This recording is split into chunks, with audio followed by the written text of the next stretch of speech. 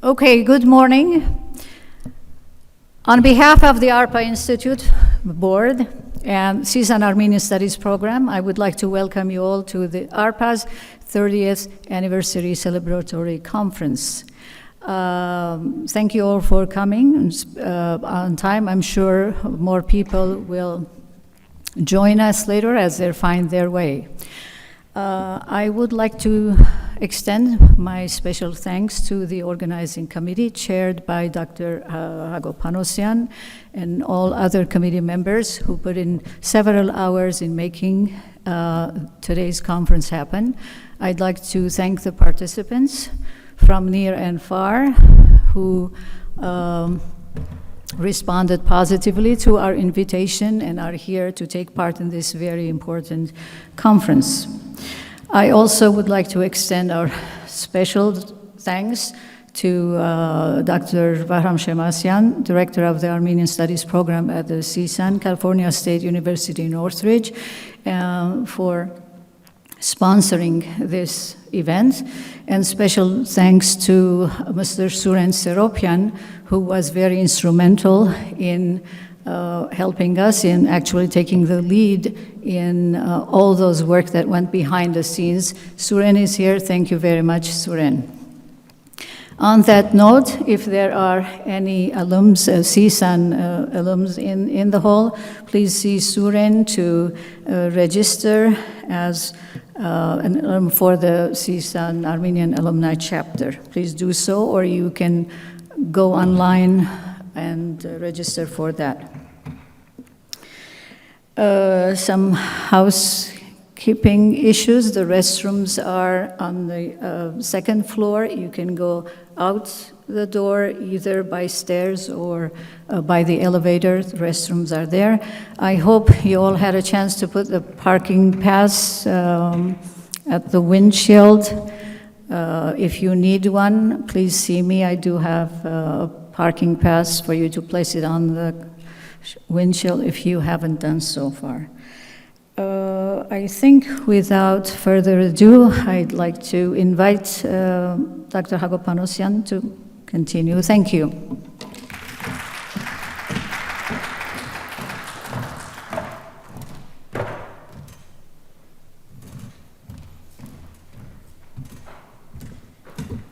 Thank you very much, Hasmik, and good morning, everybody, and welcome. And I would like to make a special thank you to Hasmik because she's put thousands of hours in organizing this whole event, not only the conference, but also the banquet tonight. And also our board members, they all put in their time and effort and even financially. So I'd like to thank everybody for doing that. And of course, I would like to thank also the speakers. Many of them have come just for this event, and I appreciate that very much. And I think we're going to have a very good conference, very informative and also, I think, exciting. So I don't know if we still are connected to Zoom. Martin, we're not yet. We're trying, our technical person is unfortunately in the hospital, and we're trying to connect with his account, and we seem to have some problem. Maybe we will try something else later, we'll see. So, in the meantime, if there are any questions or suggestions, please see me or Hasmik, or if there are any criticism for what we are doing in any, if we have made any mistakes. So, today, the general chairman, I'm very happy to say, is Professor Ara Apkaryan from UC Irvine. He's a distinguished professor of chemical physics, and he's very well known in the scientific world. With his advanced research, he has so many awards that I don't want to mention, but his biography is already in the booklet. The booklets are on the table over there. You can pick one up to follow the program and also to read about ARPA Institute, its activities, both in Los Angeles and also in Armenia especially. For those of you who are new to ARPA Institute, go to our website, arpainstitute.org, and you can read about our activities and our programs. As many of you know, we organize special panel discussions or presentations online these days. Since the COVID problem, we have been doing it online, and we are having quite a few participants internationally, which is also beneficial, I guess. And so you can read about what we have upcoming. We have one actually for June 26, a good presentation that you may want to also participate. So Professor Ara Apkaryan is the General Chair, as I said, and I would like him to take over and continue the program. Thank you very much.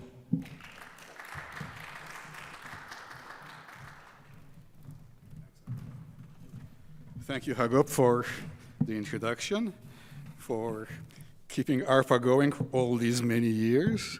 I'm absolutely delighted to participate as chairman, even though a chairman's job is to keep things on time, but it's Armenian time.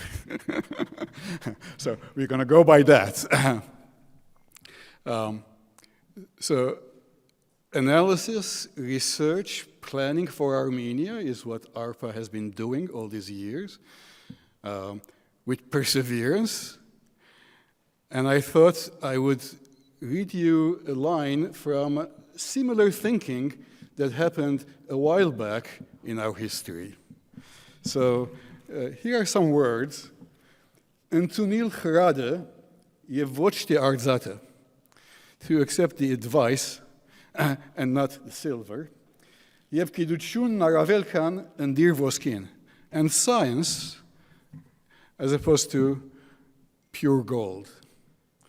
So this was essentially the principle that guides ARPA, except this statement was made by Anania Shiragatsi in the 7th century. The first real professor, probably in Armenian science.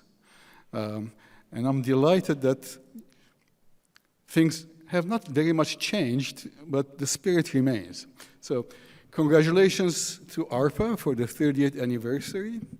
And we're going to just kick off the program. I hope you all have the program in hand. We're going to try to follow it as closely as possible. So my first task will be to introduce the keynote speaker, Mary Papazian. Professor Papazian is an educator par excellence, the same tradition as Anania, perhaps.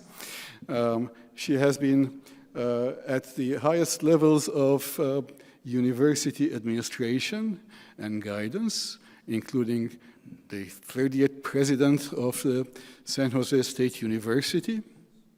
And under her leadership, the university had made major transformative advances. So it's not just a matter of occupying an administrative chair, but actually making things happen. She's done that, and for that and her involvement in the Armenian education system, there is a tremendous amount of gratitude.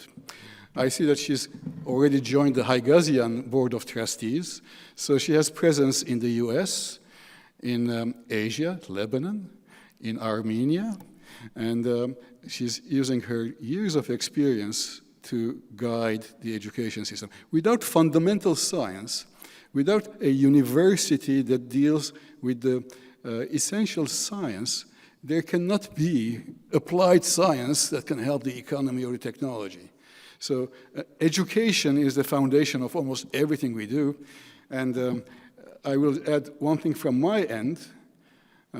As most of my generation of people, I went to Armenia for the first time at the age of 36. And I went there to visit Lazerain Technica, which was one of the institutes that had advanced science. Yeah? And I was interviewed. And I said, Առանց գիտության չի գա հայոց փրկություն. Right? Without science, there is no salvation for Armenia. That remains. And so leaders like Mary Papazian are people that we should have tremendous gratitude for contributing to our education system and moving forward. Mary, please join us.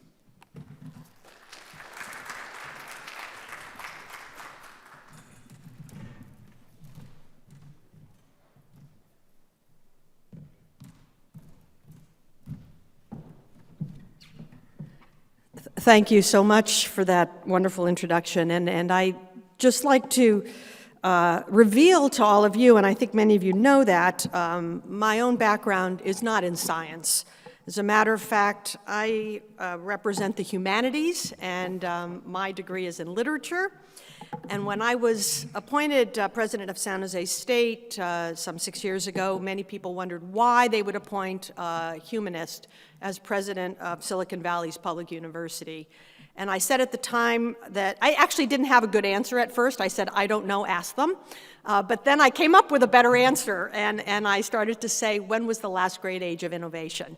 Right? That innovation really does require the marriage of the humanities and science as we really think about not just what is, but what perhaps can be. And that's, we're here today to reflect backwards, but also to think about how we look forward. And so first, my congratulations to ARPA on its 30th year, Hagop, Hasmik, and for the entire board, extraordinary work over some very difficult years. And I think we owe you a debt of gratitude. And also to the California State University Northridge Armenian Studies Association, and of course, their program led by Dr. Vadam Shamasyan.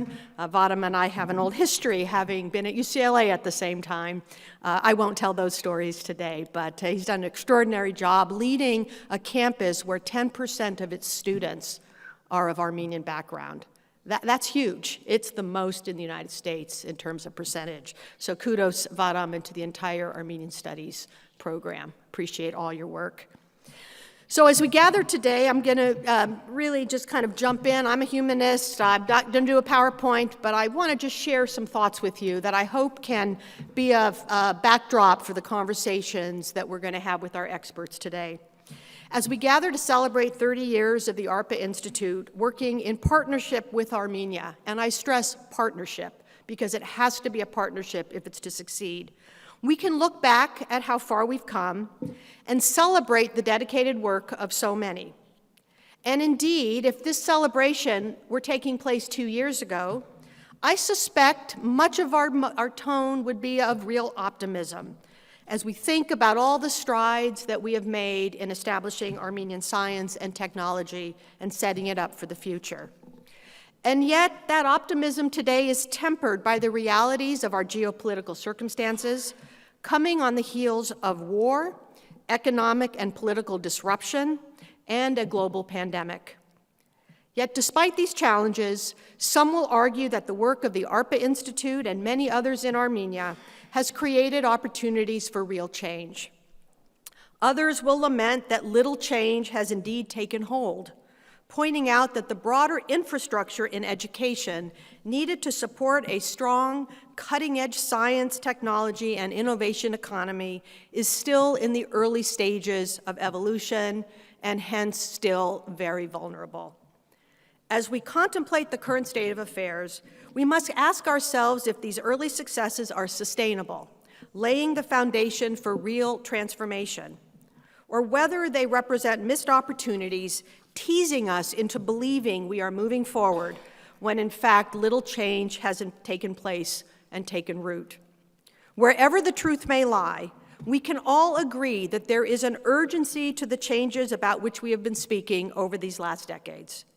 It is no understatement to say that how we respond today will be critical to the future and how it will unfold for us. So let me take us back to the year ARPA was founded, 1992, and the challenges and hopes facing the newly established Republic of Armenia.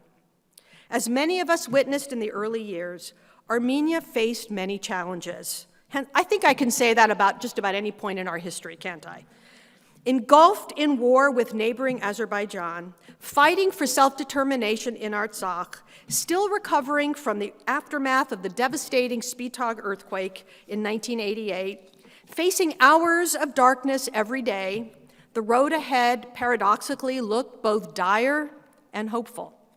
Armenia's newly established independence was a dream come true for many of us in the diaspora, and a call to do all we could to honor the martyrs, now saints, of the Armenian genocide by ensuring that our first independent homeland in over 500 years had a chance at peace and prosperity. And despite these many challenges, or indeed perhaps because of them, forward-looking Armenians established impactful institutions like ARPA. And what made ARPA special was its targeted, clearly focused mission on science, technology, energy, and healthcare, all critical to the health and well-being of the new nation. As just a few examples, and you can read about these on the website, and many of you were actually involved in developing these initiatives, ARPA organized the first energy conference in Armenia in 1992, and that led to the decision to restart the Medzamor power plant, and of course, that enabled more light to come to Armenia. Now, of course, the attention is on green, energy, and sustainability, but ARPA has always been there. It established the Sarko-Tilkian Blood Bank at Erebuni Hospital and spent a great deal of time on health education, really looking at issues around smoking and heart disease. And if you remember walking the streets of Yerevan in 1992 versus today, there really is a significant difference, and the impact is real. They have also made significant contributions in the areas of foundational science, technology, education, and innovation. And as part of its commitment to the development of competitive and cutting-edge science, technology, and innovation, ARPA recognized early on the importance of educating and creating opportunities for the next generation of Armenian scientists and innovators. While we are all aware of Armenia's strength in science and technology during the Soviet era, and indeed going back to Anania of Shiraz, as we were reminded, many rightfully recognize the importance of building on that legacy. A legacy is only as strong as what we do to continue to build on what it allows us and brings to us, and understood that without intentional investment and support, Armenia's young talent would leave Armenia to find a better environment in which to develop their potential. Indeed, some have called that generation that came of age during the immediate post-independence period of the 1990s the lost generation, that is, lost to Armenia, because so many left Armenia to seek their fortunes elsewhere.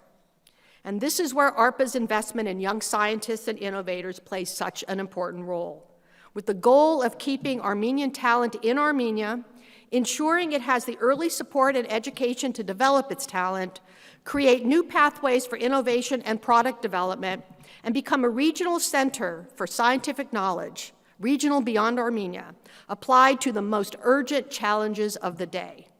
Nothing less than this is to what we should aspire. In this context, I draw your attention to the annual invention competition ARPA established for young scientists and its promotion of tech transfer, which is really about building the knowledge economy. This is an important foundation for the future. Now, ARPA hasn't done this alone. Many others have been working and investing in Armenia over the last 3 decades, from the establishment of the American University of Armenia, which similarly has just held its 30th year, the Tumos Center for Creative Technologies, really addressing some of the younger learners, Armenian Wellness Center, the Children of Armenian Fund, the Foundation for Armenian Science and Technology, Enterprise Incubator Foundation, and so many more. And indeed, the development of science and technology and a robust educational pipeline in these fields is central to successive Armenian government strategy for economic development, capacity building, and strategic growth, even when they disagreed on much, much more. As the recent 44-day war made painfully clear, a strong technology strategy and capacity building initiative also is critical to Armenia's defense and territorial integrity. There are numerous significant efforts underway, both within Armenia and throughout the diaspora, that defines Armenia's economic and, by extension, democratic future through the lens of science and technology. I'll highlight just a couple of these, but you know them all very, very well. Certainly, previous leaders of the Republic of Armenia, presidents and prime ministers, have recognized that the opportunity of restoring Armenian national home is a once-in-a-lifetime for us and critical part of our destiny. And for Armenian leaders such as these, and many whom we have criticized for other reasons, they recognize that this mastery of our own destiny must mean leaning into the science and technology strength and potential. And this led, of course, to the establishment of the Ministry of High-Tech Industry and a real shifting in the way that the government itself was organized to promote and ensure that there were people thinking clearly about these essential questions. Like-minded strategists also recognize that such an approach needed to involve multiple sectors. It can't just be basic science or technology. It must involve economics and innovations. Finance, is the money there, and how are we investing it? Government, what do the policies look like? Civic life, how are we engaging in our civic institutions? And education, which is at the core. Armenia certainly is making gains in each of these areas, but with every step forward, it seems we are taking at least half a step back. And at times, like the 44-day war, we were knocked back even more. And let's take them one by one. Economic and innovation. Clearly, there is a healthy technology ecosystem developing in Armenia, which is becoming known in some circles, or at least we are talking about it as the next smart nation. And some of you may recall the blueprint for a smart nation that came out some years ago. The arrival of hundreds, and I hear perhaps even thousands, of talented scientists, engineers, creators, and innovators from Russia in particular, as a result of the recent Russian-Ukrainian war, has the potential to build expertise and capacity in these high-demand fields. Indeed, if these technologists and innovators are integrated into Armenian life and industry, they have the potential to jumpstart Armenia as a scientific, financial, and technological center in a way similar to the impact of the Jewish refugees from Russia back in the early 1990s to Israel, which is really where Israel grew in leaps and bounds and became the epitome, the model of a smart nation and a global leader. Educational reform. Some good work has been done in this arena, but there is still much more to do if Armenia is to build the pipeline of talent needed to fulfill its strategic, economic, and national goals. Clearly, the establishment of the American University of Armenia has had a significant impact on building academic excellence and standards, especially with the launch of the undergraduate degree programs. But there is much more to do to engage and integrate the work of AUA with its sister institutions of higher education. Yerevan State University, the premier research university in Armenia, certainly needs to be one of those. But also the Polytechnic, the French university, Slavonic universities, the Pedagogical University, which is where the teachers are trained.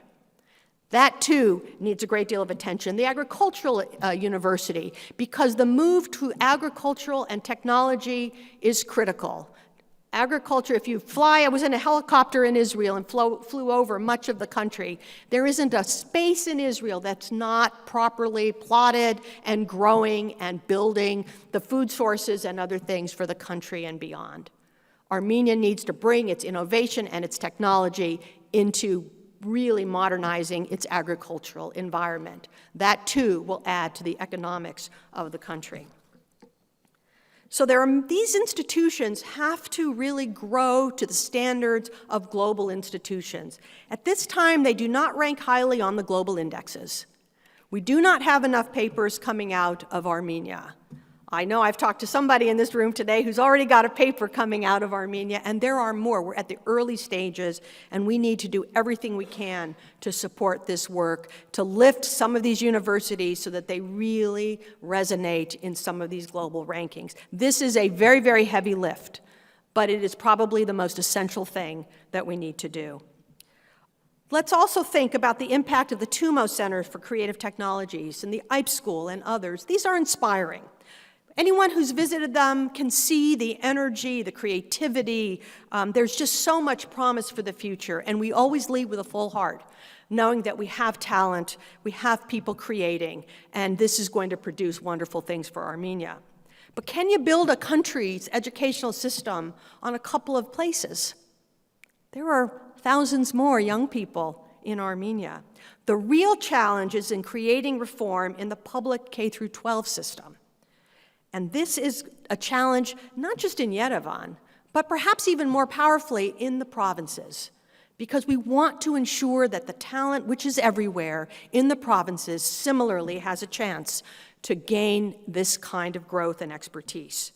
Now, Teach for Armenia is doing remarkable work in this way, and so are others. We see it in the Gyumri area, and there are other areas where they're starting to build out regional centers to address this need. Plans for a science and technology high school and specializing in really producing a pipeline of talent into our universities is going to be critical. This is underway. This is important, but fundamental transformation is still a ways off, and it will only be possible with government support and a willingness to rethink structures, policies, and infrastructure. It will also take, and this is sometimes hard for us as Armenians, it'll also mean letting go of some of our territorialness, our ownership of certain areas. We have to have secondary teachers, for example, in science and technology, taught and experts in the science that they're teaching. And so they have to be involved in some of the advanced research at Yerevan State University or at the American University of Armenia or at the Polytechnic or the Slavonic. It can't just be about learning how to teach. And so we need to really rethink the partnerships here and the research infrastructure that we create so that we bring these sectors together to create real change. Government and civic life. While Armenia has long valued education and science, technology, and entrepreneurship, it remains challenged, I venture I can say this, in the areas of civic life, diplomacy, and building the institutions of governance. And there's a good reason for that, if you think about the history and the recent history. Good work is underway, but there is still much to be done. The attention on corruption and reducing corruption is critical, because when you have a society built on corruption, you have undermined all standards and commitment to excellence. And so the moves in this direction are difficult and painful, but I think they're important, and the focus on integrity, ethics, and high quality are critical to Armenia's future success. I see this as an existential and urgent challenge that must be addressed head-on. And each of us has a role to play in holding those standards to the highest levels.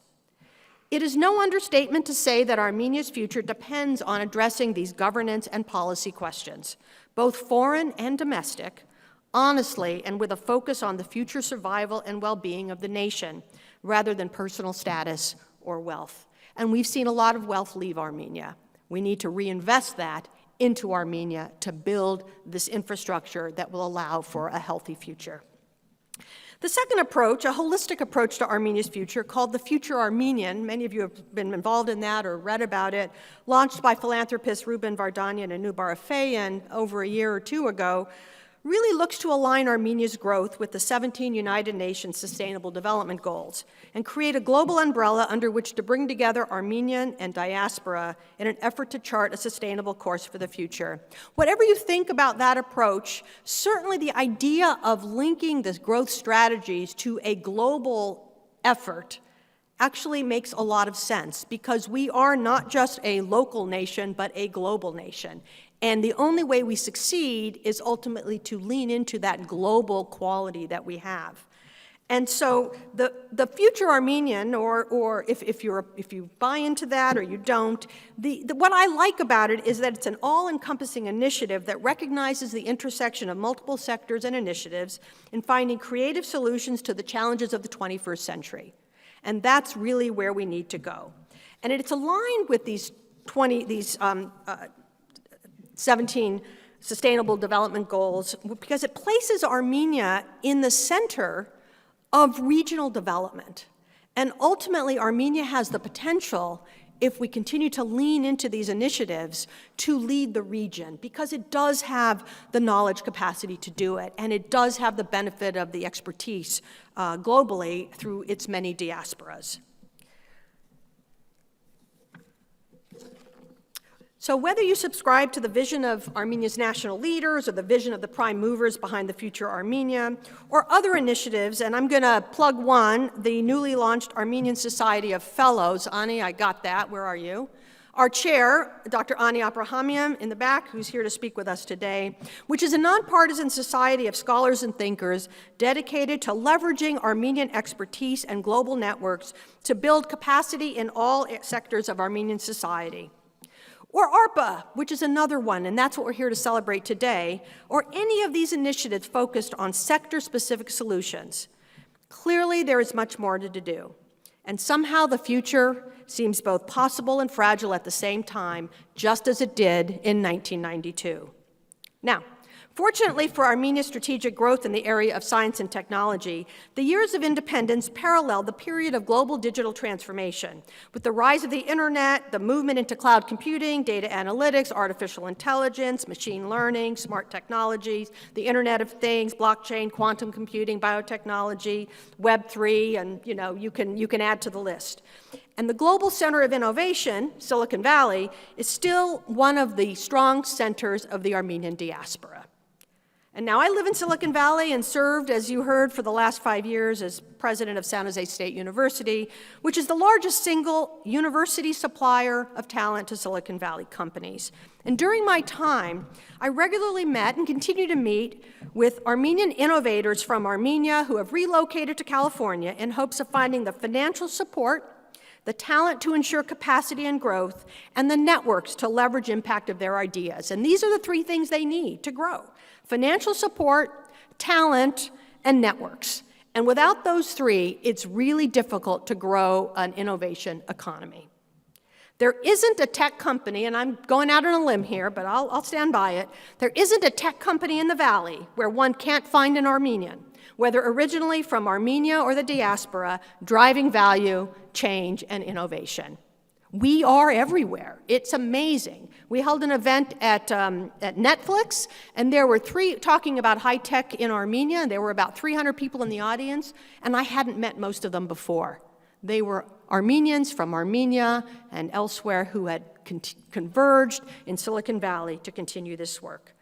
At the same time, innovators globally are discovering Armenia. And my last trip to Armenia was sadly before the pandemic, and it was at the 2019 World Innovation Forum. There were thousands of people there. It was a robust meeting with lots of attention to the developing changes and seeing Armenia as a center for global innovation. And I venture these folks were there not just because Kim Kardashian came. And of course, fast global innovation summits and other kinds of meetings in Armenia that showcases Armenia for the global talent. And this is really important because, again, we can't build the financial networks, the capacity building, the partnerships without bringing global talent, non-Armenian talent, to Armenia to help chart the priorities and the course for the future. Well, all of this brings innovators to Armenia and showcases Armenia's talent to a global audience. It's only important if the networks and talent development and cutting-edge science and technology follow with good government policy, financial support, educational reform, and strong business practices. So engaging our faculty, engaging our innovators, and engaging our emerging students at the graduate and the undergraduate level in every activity where we bring the world to Armenia is critical, because we need to create those partnerships to help lift up these aspiring students. Perhaps even more important for ensuring these opportunities are not missed is the role of innovation and technology as a bridge between Armenia and its diaspora. And it's probably one of the most powerful bridges. Pioneers, of course, have been doing this for a long time, and I'll just shout out here to Yervant Zorian of Synopsys, who was one of the first to bring a global company to Armenia and build an infrastructure in Armenia to actually develop talent. But there are other good signs, and I'll just highlight the recent example that made a lot of news, and that is with NVIDIA, a well-known tech company, announcing it's locating an R&D arm focusing on computer graphics in Armenia. And of course, who's the driver of this decision? A diasporan Armenian, Rev Liberidian, who's been going back and forth for quite a number of years, waiting to see if Armenia was ready to really embrace and be a site where he can move part of his company there. Lots of good things happened and lots of troubling things happened that made it difficult, but finally the stars aligned and he was able to do so. And when asked why, he said, finally the talent was there. to move Armenia, part of NVIDIA to Armenia, and allow it to grow and thrive. At the end of the day, it's a business decision for these companies. And if they can't see a business return, they're not going to do it, right? And so we're starting, again, very new, and again, a consequence of the Russian-Ukrainian war in part and the talent that's come there. And then there are many examples of inspiring early-stage innovators looking to solve problems in creative ways. And I'm going to put a plug for another one here, and this is Armenian PhD in computer engineering who has developed a new product called InSpace. Now, Nadine, her name's Nadine, and she was born in Armenia. Some of you may know her. And she participated in the Lycos Armenia. Some may remember what that was. It was an information technology portal company that operated in Armenia from 2000 to 2008 before it closed. And as she explained to me recently, she gained hands-on experience in web design and IT through Lycos. Without that experience, she never would have ventured to come to the United States to a program, do a PhD in computer engineering, and ultimately look to actually address a current problem that we all face, Zoom fatigue. How many of you have felt Zoom fatigue? I think we all have. And so she developed a product that actually addresses this. And where is her engineering team located? In Armenia. And she is drawing on Armenian talent to build out this product, which she is now talking to major universities in the United States about adopting. So this is a product that has some great potential. And there are many more of these kinds of companies where the talent is moving back and forth between Armenia and the diaspora. This is going to be critical for the future, and I have confidence that with in the emergence of the IT ecosystem, I think we need to think about this moment with the consequences of the Ukraine war, the way it has led to relocation of science and technology talent from Russia as a place and an opportunity to actually build for the future. The question for us is whether or not we are willing to make the changes in educational reform and investment in talent to make it possible. So, let me end with this. The investment in innovation, education, and scientific development is central to Armenia's defense, and hence its very existence. We can all remember the impact of cutting-edge drone and other technologies on Armenia during the 44-day war. The efforts by AUA and FAST and others to educate the military with the highest cutting-edge technology is really critical to our future. And building the pipeline to allow that to happen is part of the mission of ARPA and our other institutions focused on science and technology. So let me end where I began. Is this change fundamental or fleeting? Will the commitment of institutions like ARPA and so many more continue to bring about fundamental reform in education so that we can actually have a future? I'm very optimistic. While the 44-day war was a wake-up, an existential wake-up call for the global Armenian nation, and it will take this global Armenian nation, the diaspora and Armenia proper, to ensure our collective future. We must be honest about the challenges, continue to work together to find solutions, not care who gets credit, be prepared to invest our time, expertise, and resources strategically, and recognize that progress is uneven. If we do all of this, then I'm confident we will leave to our children an Armenia of which we can all be proud. Thank you.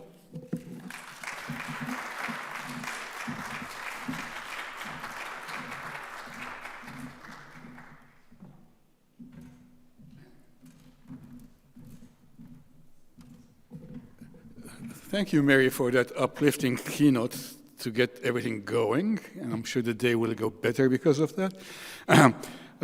There will be an opportunity to ask questions to all of the speakers during the panel discussion that will come after the presentations that Arthur is going to take over from here. So a few words about Arthur Davoyan. He is an assistant professor of mechanical and aerospace engineering at UCLA. You all heard about the recent launching of the Armenian satellite and celebrated it probably. Arthur is working on the next generation of satellites. These are the extraplanetary satellites, the size of a cell phone. That's not here yet, but will be. That's the kind of leadership we have in the diaspora, and that's the kind of leadership that is connecting with Armenia. So, without further ado, Arthur, take over.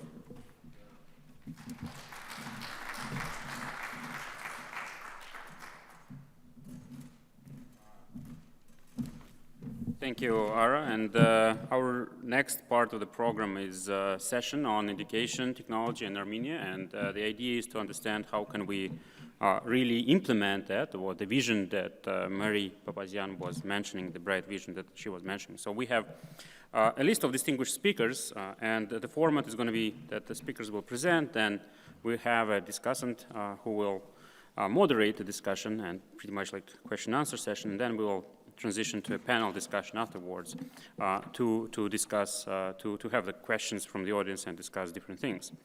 And our first speaker in the list of distinguished speakers is Ani Abrahamian.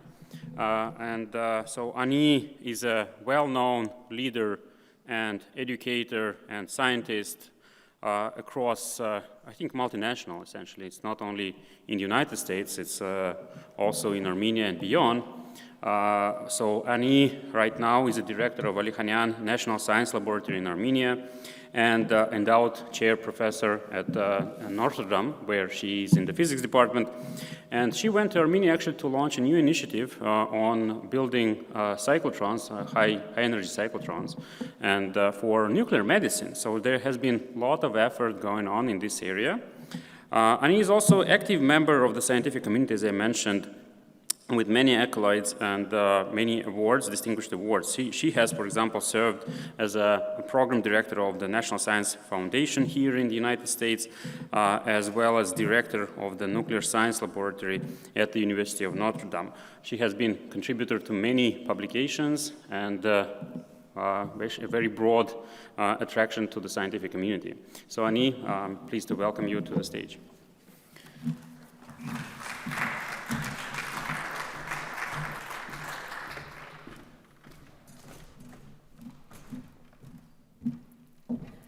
Thank you very much, Artur.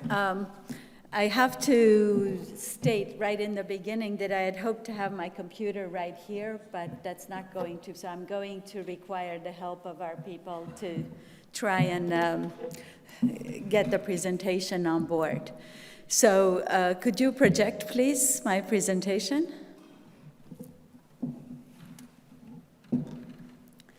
Right. So you see that I've chosen this very daring title, Armenia Marching Forward, but it has a subtitle of transforming Alikhanyan into an innovation and technology hub. Next, please. So before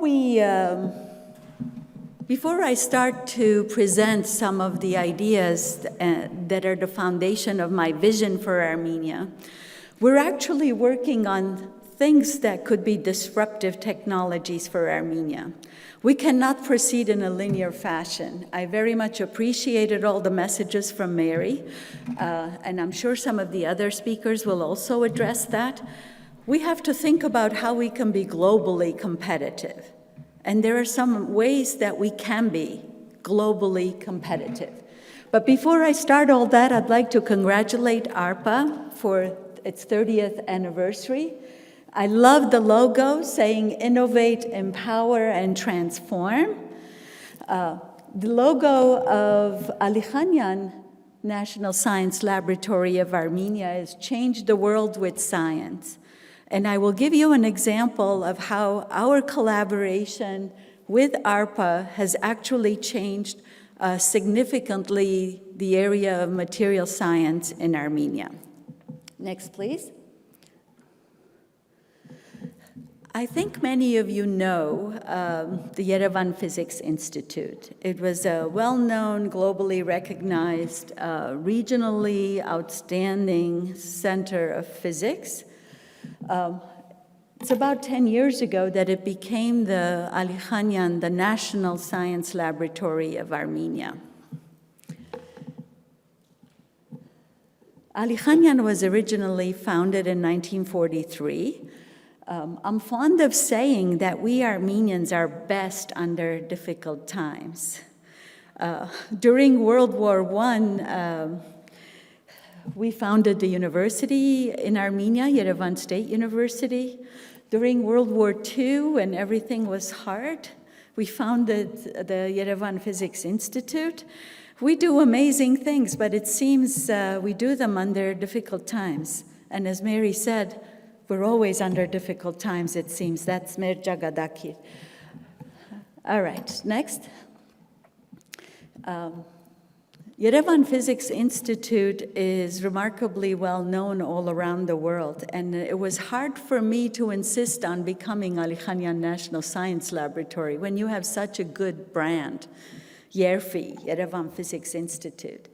They were amazing. They were the first to bring internet to the region, first example of 2-neutrino double beta decay was discovered there, and had a 6 GeV electron in the 70s when the US only built one 6 GeV electron accelerator with the help of Armenian scientists from Armenia in the 90s, 20 years later.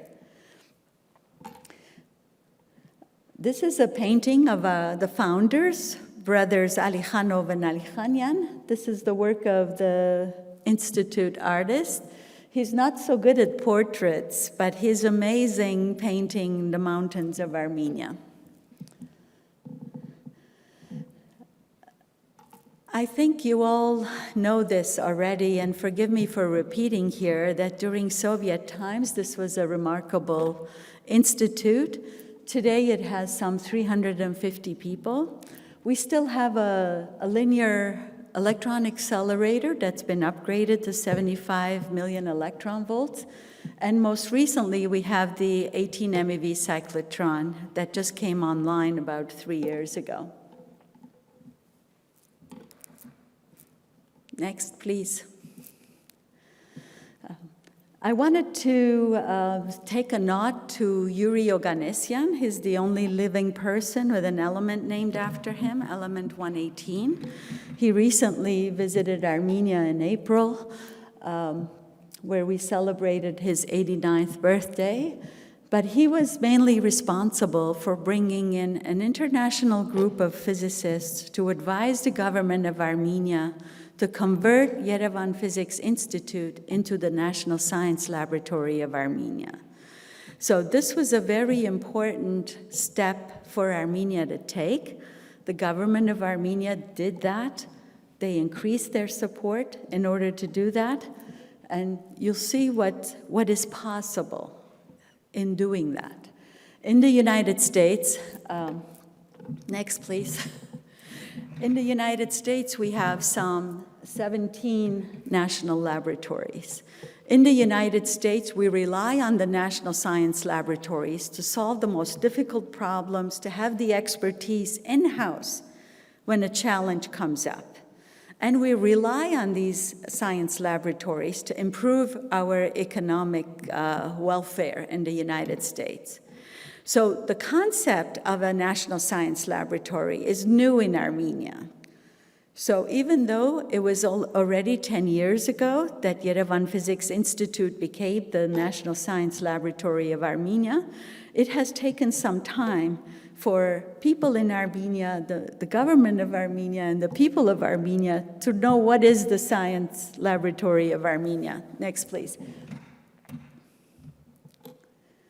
And as both Mary and Ara said, science and innovation and technology in Armenia is not just important to advancing the fundamental sciences, but it's also crucially important for the defense of Armenia and the health of the people of Armenia and the welfare of the economic welfare of the people of Armenia. I think the solution is to create those opportunities so people don't want to leave. Life in Armenia is fantastic. I always say, Harashaliye Yanka Hayastani Mej. So the National Science Laboratory concept I have been emphasizing and pushing, but it has taken some development, and I'll give you some examples of how it's worked. Next, please. So what's the plan? The plan is to take the strengths that exist at Ali Khanyan. We have amazing strengths. Ali Khanyan is today the most highly published scientific institute in the region, published on the order of 500 papers a year, which is amazing in international journals. And then to build on what science expertise exists to do better. So we can't start from zero. You have to build the talent that you have to start with what we've got, and then create new areas that can improve that situation. Next, please.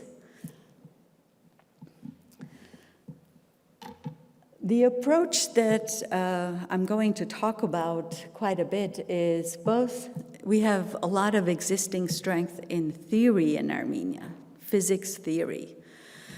The reason is obvious, because doing theoretical research is less expensive than doing experimental work. And through the last 30 years, it's been very difficult to come up with the funding to do that.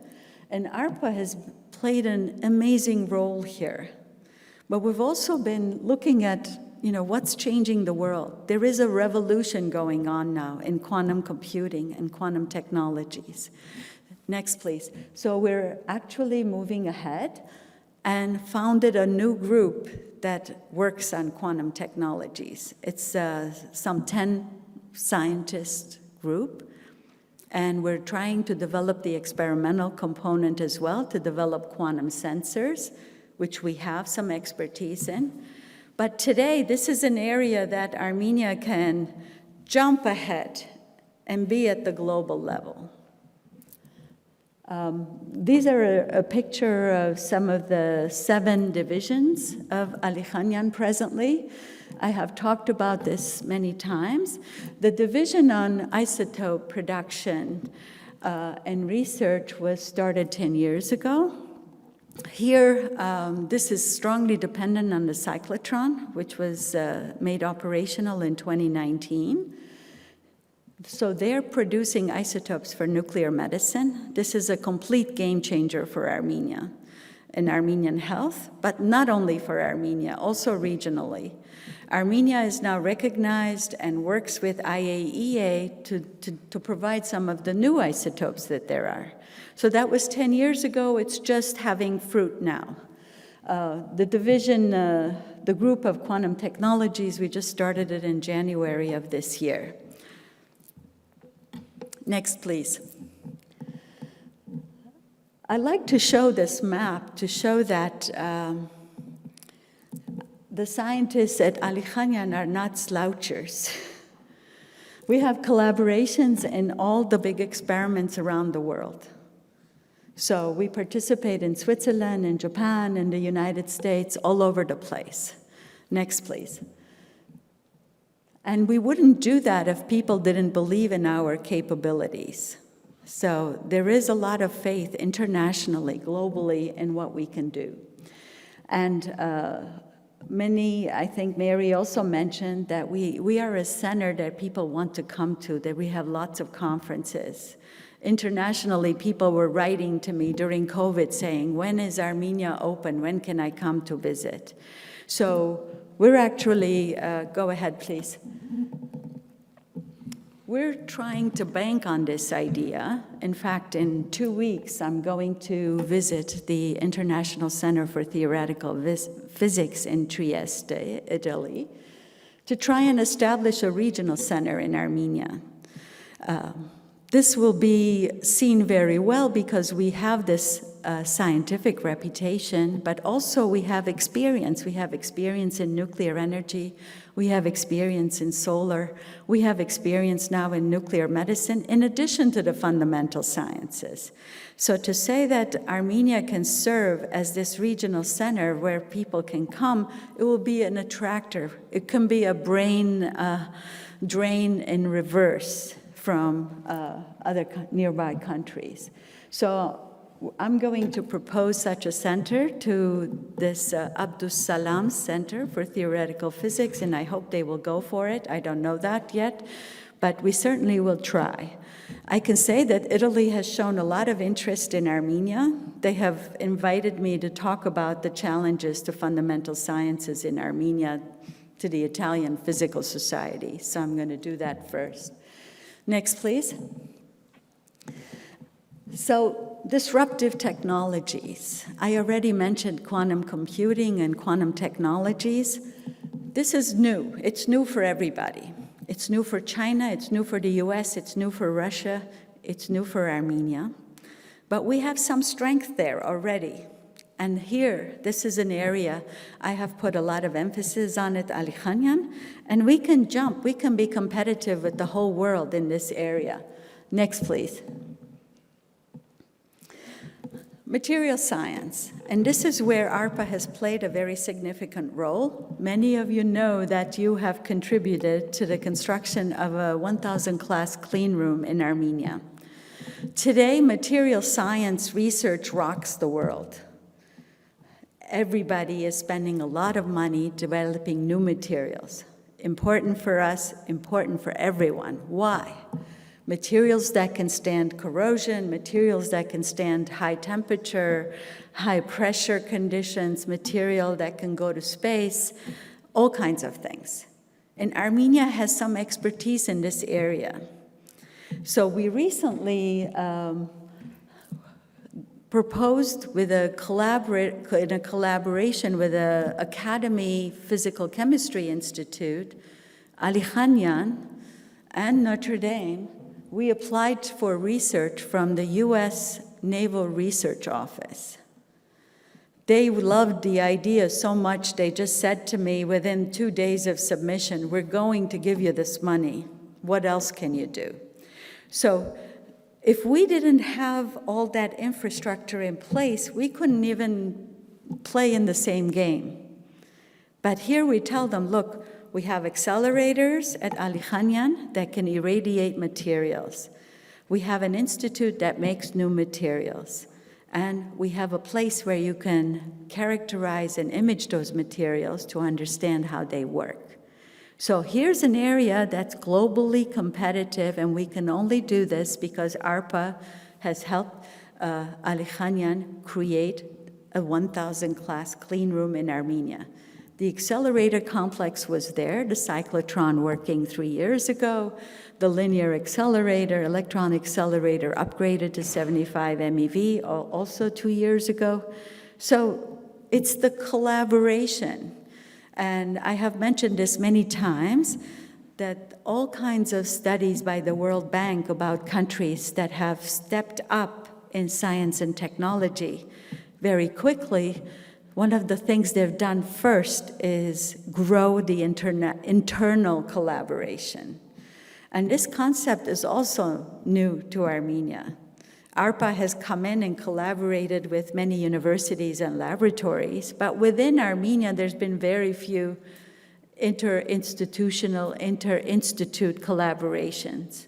And now we have at least done 2 of them, and everyone gets it. Mary's right. We have to stop saying, this is me doing it. It's my credit. It's my work. Next, please.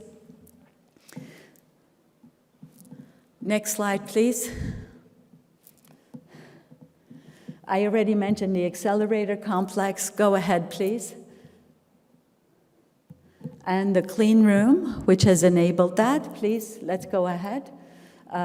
I wanted especially to thank Hagop here for staying on top of this clean room effort, and Aram Tanyelian, who has just followed us and given us a lot of equipment and guidance and invaluable assistance. And Nareg is a young scientist that is going to now spend 2 months at Notre Dame to make best use of how to use a clean room. And our new proposal actually will have an exchange of many students and scientists coming to the US and working with Armenia. Next, please. Let's go ahead. These are some pictures of the clean room, which are amazing and in place already. Many of you were asking me, is it done? Is it working? So it's done. These are some older pictures. Let's go ahead, please. One more.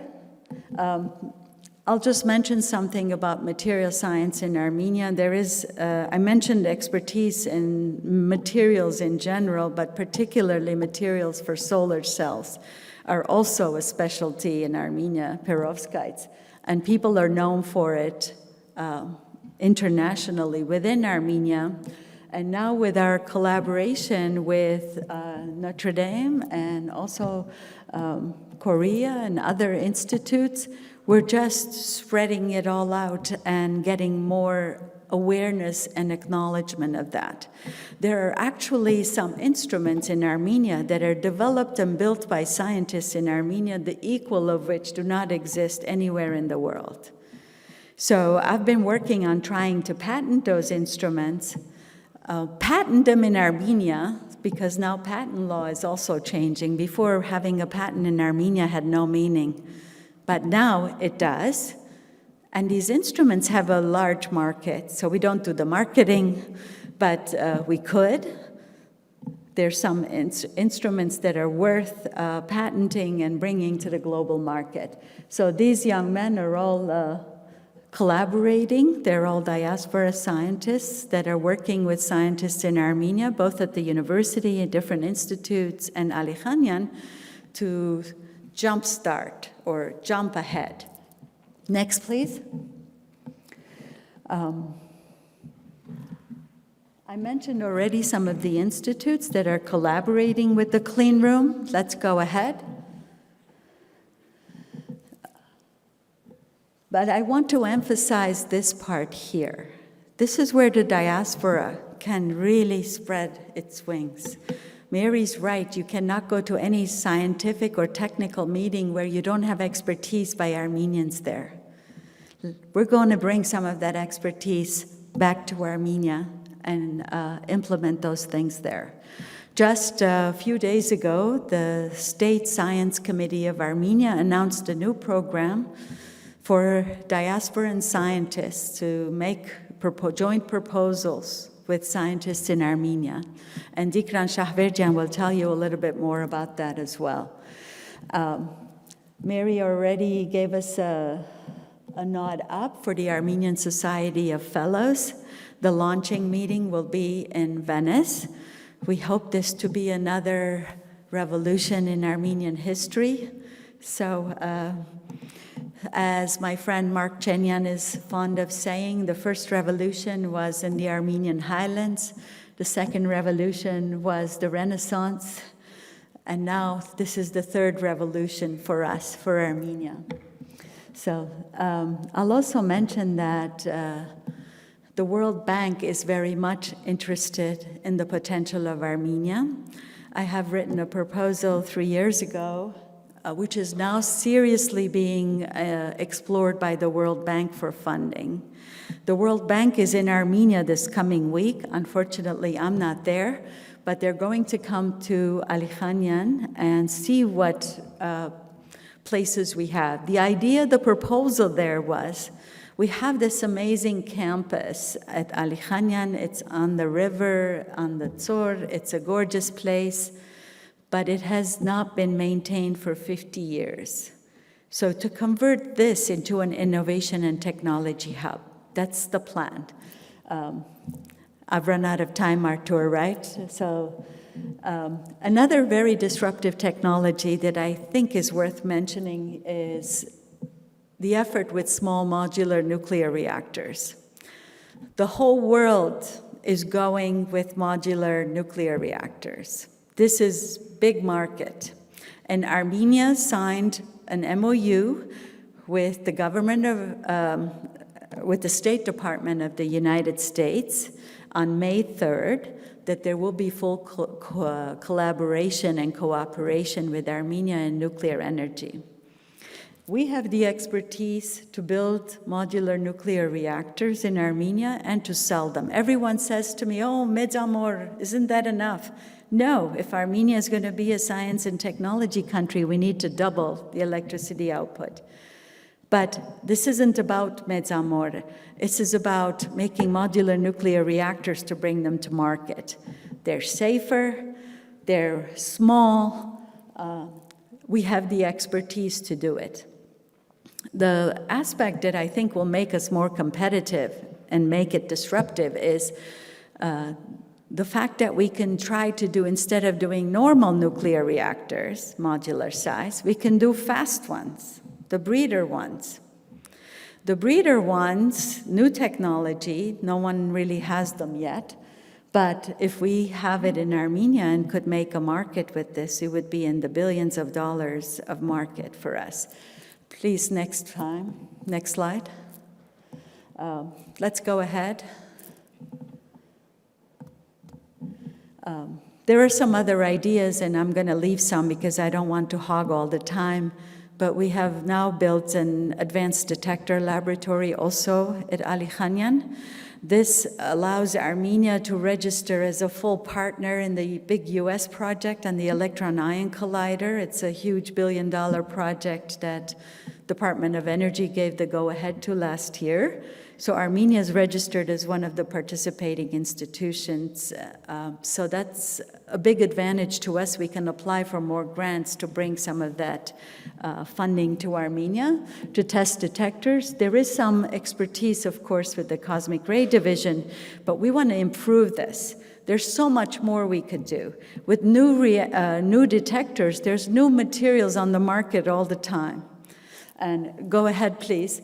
An area that I think we could play is, also the next one, please, that we could play a big role in is in medical devices. The positron emission tomography detectors are huge. That's shown here on the top there. They cost $1 million or more. But we don't have to have those big detectors. We can make smaller ones. And there's lots of new ideas, new materials, especially for small animal PET. It would jumpstart the pharmaceutical industry in Armenia. To date, there's a lot of drugs developed in Armenia, but because they don't do the PET testing or imaging, they cannot market it to the whole world. But if they could do lots of things. Okay, I would like to just end. Please, let's just go ahead with the slides. Next one again, please. There's new possibilities with the cyclotron that enables Armenia to get into the cultural heritage business, because the cyclotron with a proton beam allows you to do that. We just need to train people to do that. Please, let's go ahead. One more. One more. So this idea for this innovation and technology hub in Armenia, I'll just show you some of the figures. The idea was to make 3 institutes, one on complex systems, one on applied physics, and one for translational life sciences. And with Armenian Society of Fellows, we're actually making a lot of progress on the Applied Physics Institute. I would like to hope that within a year we'll have a realization of such an institute, but this is a World Bank proposal that was 50 million euros. The World Bank, as I said, is interested. They're talking to us. They just needed to know what we wanted to spend 50 million euros. They said to me, Ani, can you spend 50 million euros in Armenia? I said I could. Next. So these are some of the designs. We worked with this Harvard University architect who made some designs for us to build right on the Ali Khanyan campus, to sort of maintain the cultural scientific heritage of the lab and then build a modern structure on top of it. Let's go ahead, please. What it might look like. Go ahead. We envision it to be in the central part of Ali Khanyan. That's where the designs were made for. One more. The idea was to go in phases. Go ahead. So that's basically the message I would like to end with, is that Ali Khanyan is the place to do some of these disruptive ideas, to bring these disruptive ideas to market. So now is the time, and we must have the courage to do it. So let's go ahead and thank you for your attention.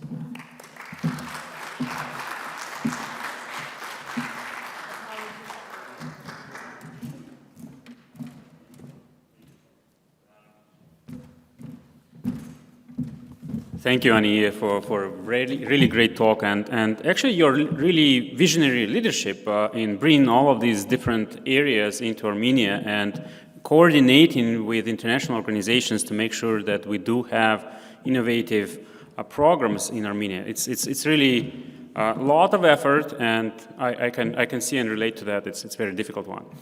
Thanks for the survey and overview of that, and I hope we can discuss it during the panel discussion as well as together with Al later on. Moving on with our program, so we talked a little bit about science, and then he covered a lot in terms of the initiatives that we can have in Armenia on that. So the next topic that we would love to cover is a little bit about new initiatives in terms of education, bringing technology, education, and science together. And that's where I would love to introduce another distinguished speaker that we have, Tigran Shahverdian. And Tigran is a co-founder and chief technology officer at RoboMart and co-founder and vice president of engineering at RoboCV. He has graduated from Armenia Institute for Physical Research and also Moscow Institute of Physics and Technology. He's entrepreneurial minded, and he has been actually involved in companies as well as educational initiatives, and he's going to tell us a little bit about Gitush. Thank you.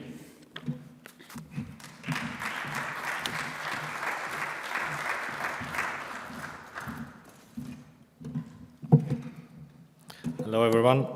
Thank you for inviting. First of all, I would like to congratulate ARPA one more time with the 30th anniversary. And can we put on the slides?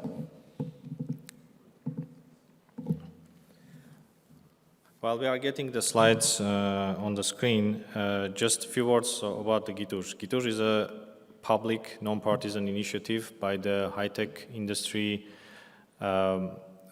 leaders, founders, and top managers.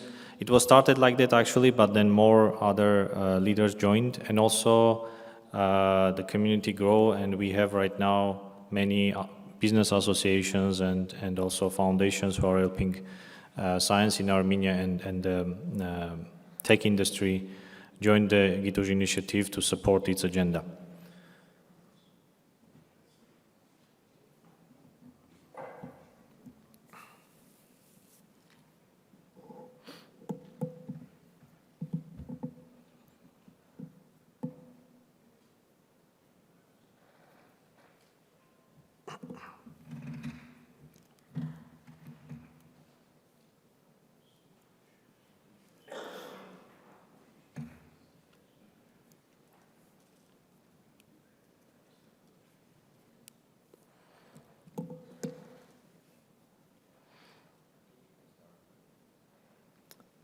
Okay, thanks.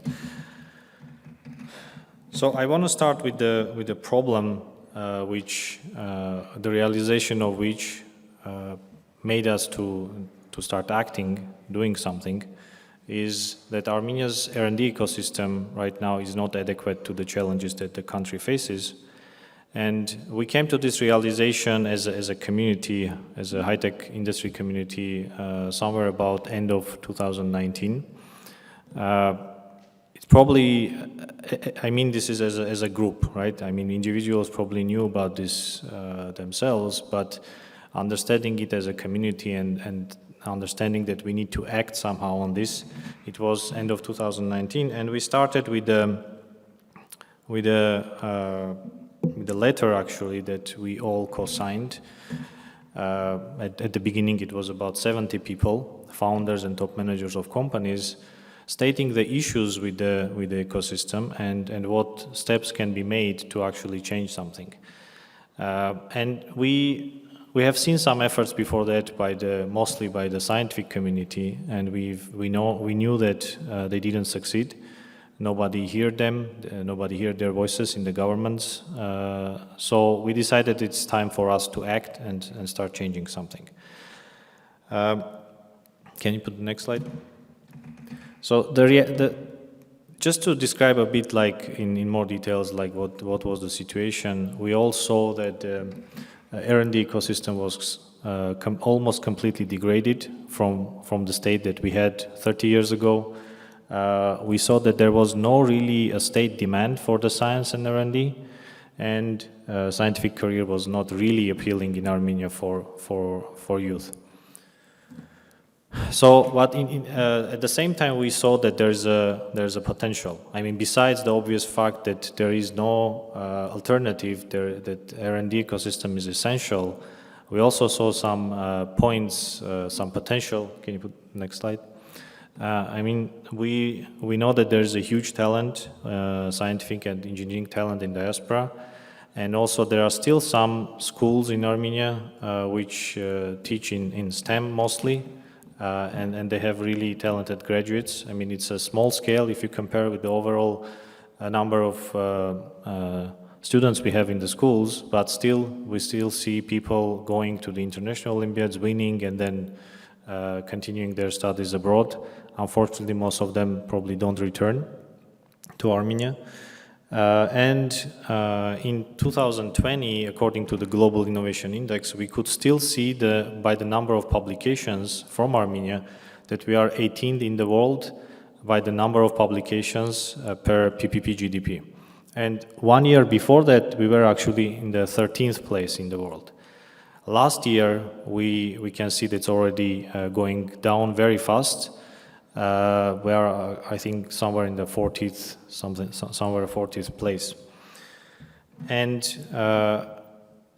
looking at the numbers that we saw, what's happening to the scientific and R&D ecosystem, just to give you a few numbers, I'm not going to go into much details, but at that moment we knew that there are about 3,600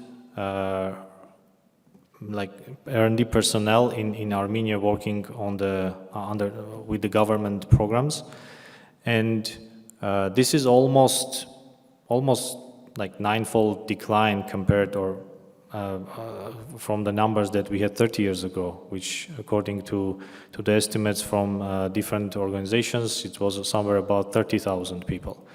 And if you look like the number of people per million population, you can see that right now 3,600 goes into 1,200, right? If we assume that there are 3 million population in Armenia, and if you compare it to the average in the Europe, it's 4,000. So if we are more than 3 times less with the researchers' density than the average in Europe.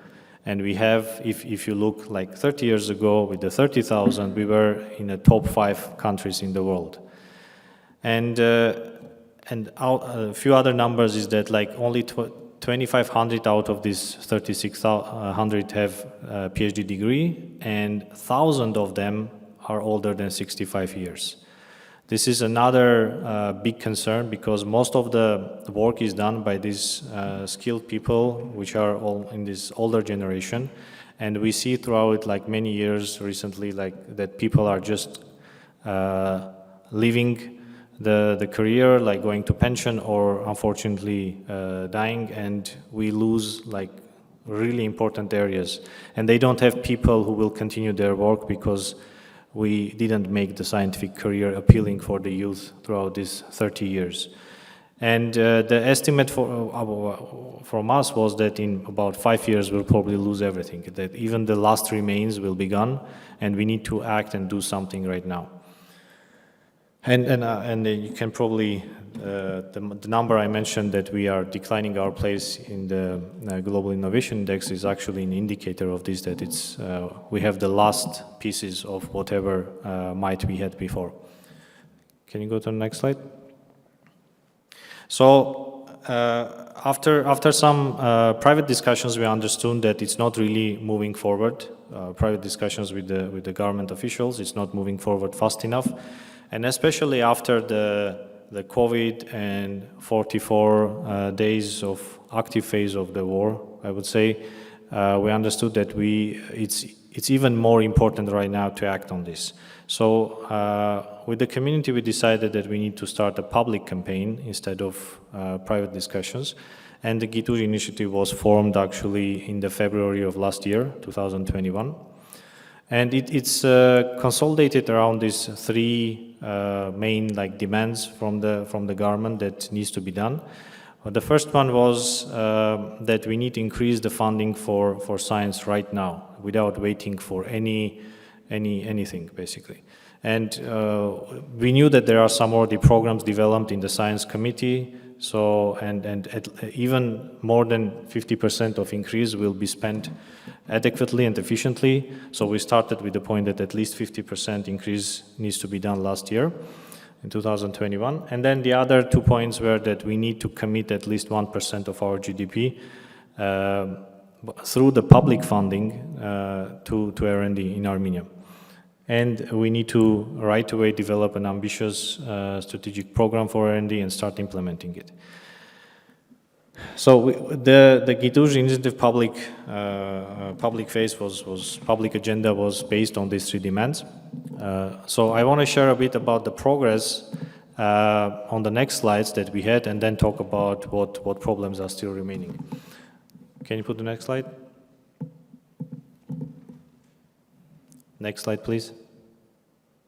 Yeah, so just a few words about the community that already gathered around Gituj. We have more than 18 unions and organizations in the community, and ARPA is one of them, and many other, you can see the logos here, but also more than 170 community members, individuals who are founders or top managers of companies. And throughout this year, we were able and really lucky to find some good partners in the media and expand the network. And there are some programs talking about science, popularizing science.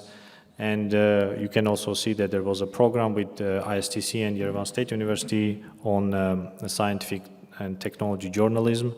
And there are few alumni that are already out there working in the media and the companies. And it's going to be repeating this year. It's also planned. So it's very important to work with the media so that they understand how they need to treat the scientists when they are taking the interviews, or they need to understand their role in popularizing science for the public, so that there is a bigger demand from the public, and we can start seeing the change. Because in the end, the governments really react to the public demand. And yeah, can you change the slide? So, talking about what actually changed in the situation. So before going into a few details here, I wanna just say that there are actually 2 agencies in Armenia that are funding government agencies that are funding R&D.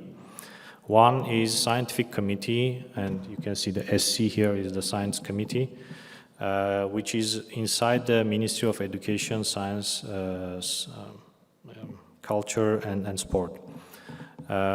So they have the biggest share of the funding for the R&D, and there is the second one is the called Ministry Industry Complex, which is inside the High-Tech Industry Ministry. So talking about the Science Committee, what we can see that after all the campaign and talking and advocating, we got really some good results, and you can see this. The purple is the funding of the R&D through Science Committee.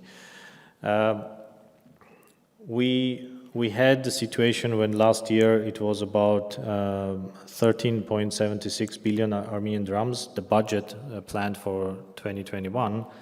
But after some activities and campaign that Gituj started, it got increased by 2 billion drams last year, which is about 15%. And then this year it's planned to increase another 60%, and it's going to about 25 billion drams.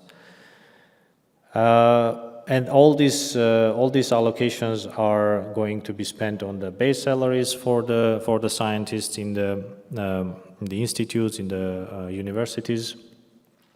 First time in Armenia, they announced longer-term grants. Longer term, I mean 5 years. Last year was the first year in Armenia that scientists had an opportunity to apply for grants, which are 5 years. Before that, it was almost exclusively 2 years. And only one time, 2 years ago, they announced a program for 3-year grants.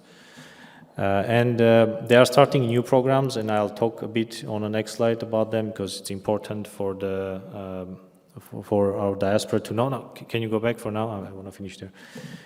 The Science Committee is changing the attestation policy, how they are going to evaluate the scientists and according to which their salary is going to be changed. And it's coming very strict actually, and a lot of even successful scientists are criticizing. So it's still in a discussion, but it's actually great to see that they are putting some metrics there.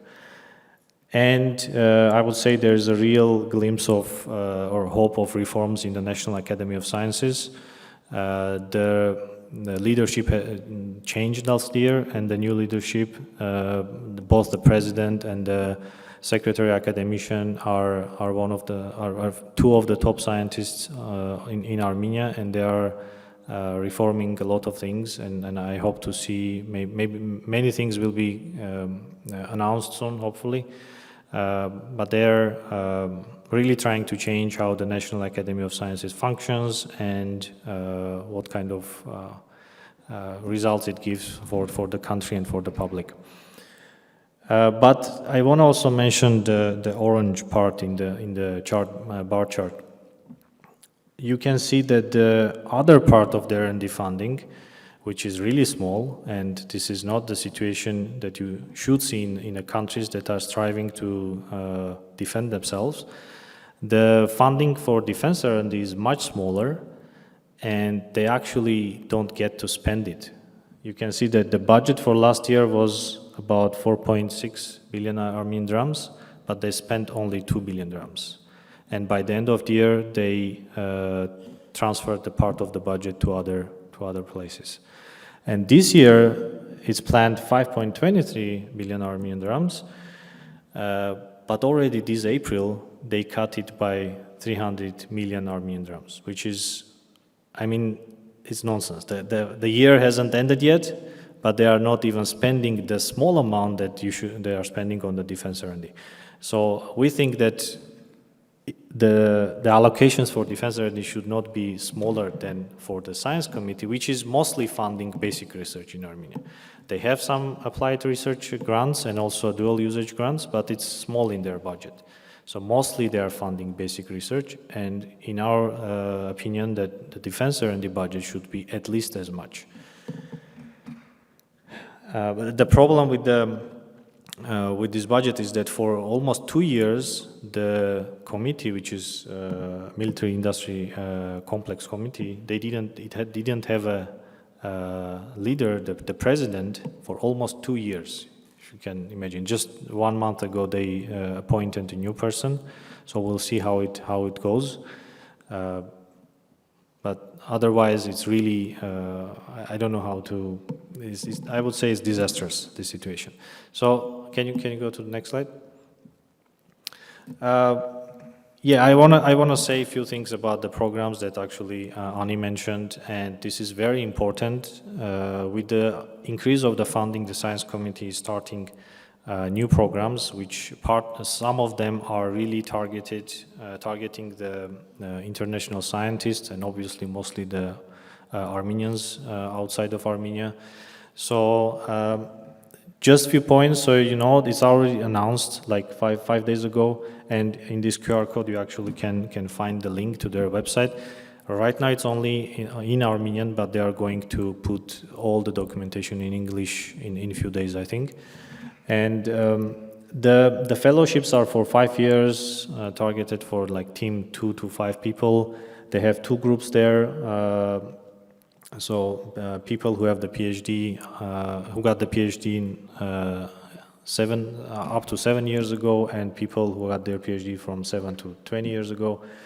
And you can see the numbers for the overall funding, the maximum amount for these 2 groups.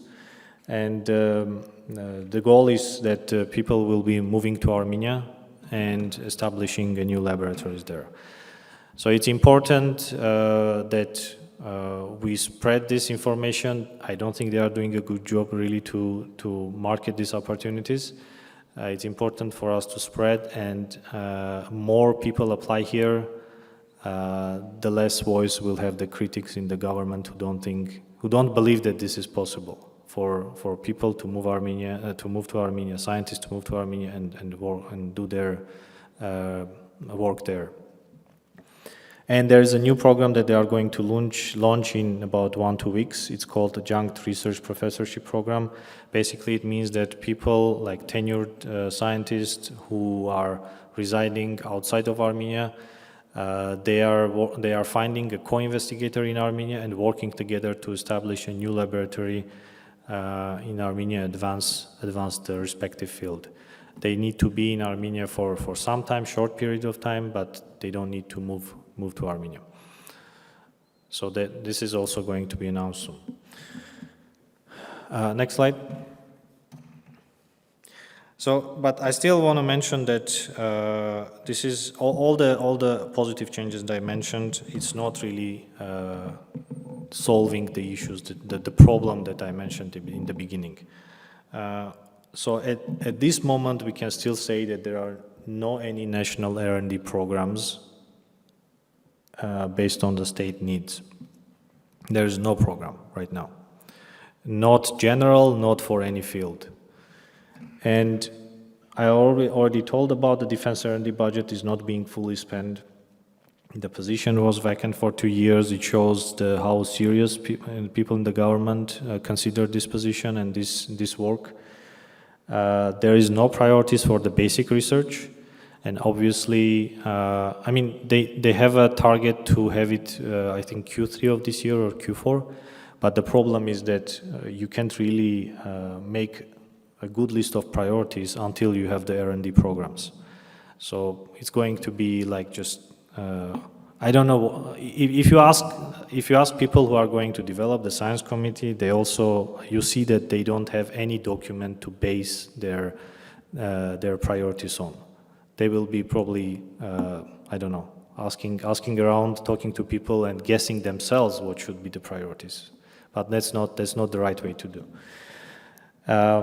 The state-funded PhD scholarships it's a very small number. Just to give you a comparison, we have the state-funded PhD scholarships are 200 each year in Armenia, and we are losing probably about 200 people in the science community every year.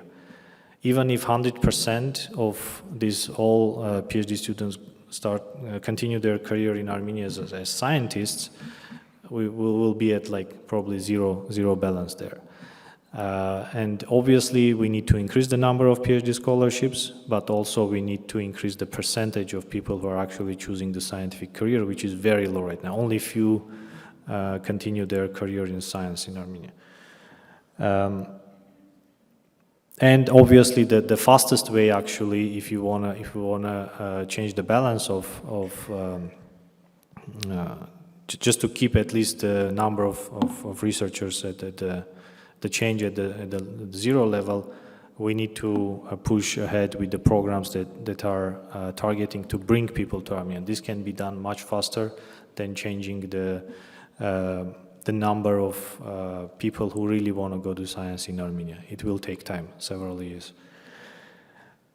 There has been talks about tech transfer office in Armenia. If we are talking about how we are going to use the knowledge that we are generating and applying in the economy or for the state needs, we need some kind of linking organization. And more than a year, there's a talks that the tech transfer office should be created under the Ministry of Economy, but until now it's been delaying and delaying. It's still not done. And there is no commitment from the government for the R&D expenditures.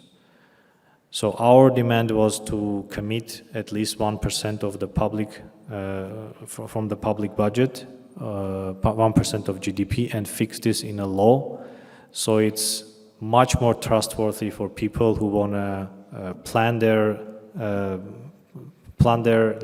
moving to Armenia and doing their scientific career there, because people are very sensitive to these things. Science, if you know that the government will change or the government, I don't know, opinion will change and they will just cut the budget, if you see this risk, and for many years we have seen how the science was treated in Armenia, nobody is going to risk their career to actually come. So but if it's fixed in a law, then it's going to be much harder to change and it will be much more trustworthy.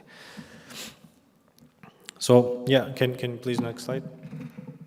I just want to give few points how we think anyone can be helpful. There are obviously different ways.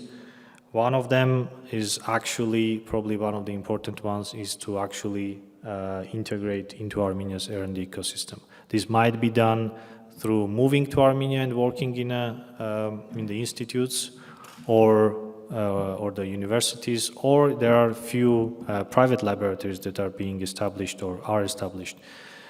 And other option is to work through the formats, the so-called like remote PI formats, which the Science Committee is launching now, the second program that I mentioned, and also there's a similar program that FAST is doing for already a few years, and this year they actually fundraised to do even more of these projects. So it's very important to actually somehow find a way to integrate, because there's a lot of naysayers in the government. They don't believe that it's possible. We need to show them that this is less risky than they think. There's a need really to help develop the R&D programs and the policies there. There are many organizations who are trying to do this, and I know that ARPA is helping there, FAST is proposing some programs, Armenian Society of Fellows is working on some, and we are also trying to facilitate inside our community. I would say that Gitush does not have the mandate to really develop programs, but inside our community we'll try to facilitate some groups who are specific in, who are experts in different topics, that they can suggest programs in different fields like space or AI. And I mean, if you are thinking how you can invest any resources that you have, funding science is really important through different organizations, or you can establish your own. Actually, we have experience that we helped a person in this sense. In this case, one of the founders of CRISP, David, who established his own fellowship recently in one of the laboratories, private laboratories for space research. So we can even help you establish your own if necessary. But you can also consider the organizations which are in our community or outside to fund the R&D and science in Armenia. Last slide, please. Yeah, this is a link to Gitush if you want to follow what's happening in the science field in Armenia. We are very active in our Facebook page, and you can see a lot of news about what's happening and actually what agenda Gitush is pushing ahead. Thank you.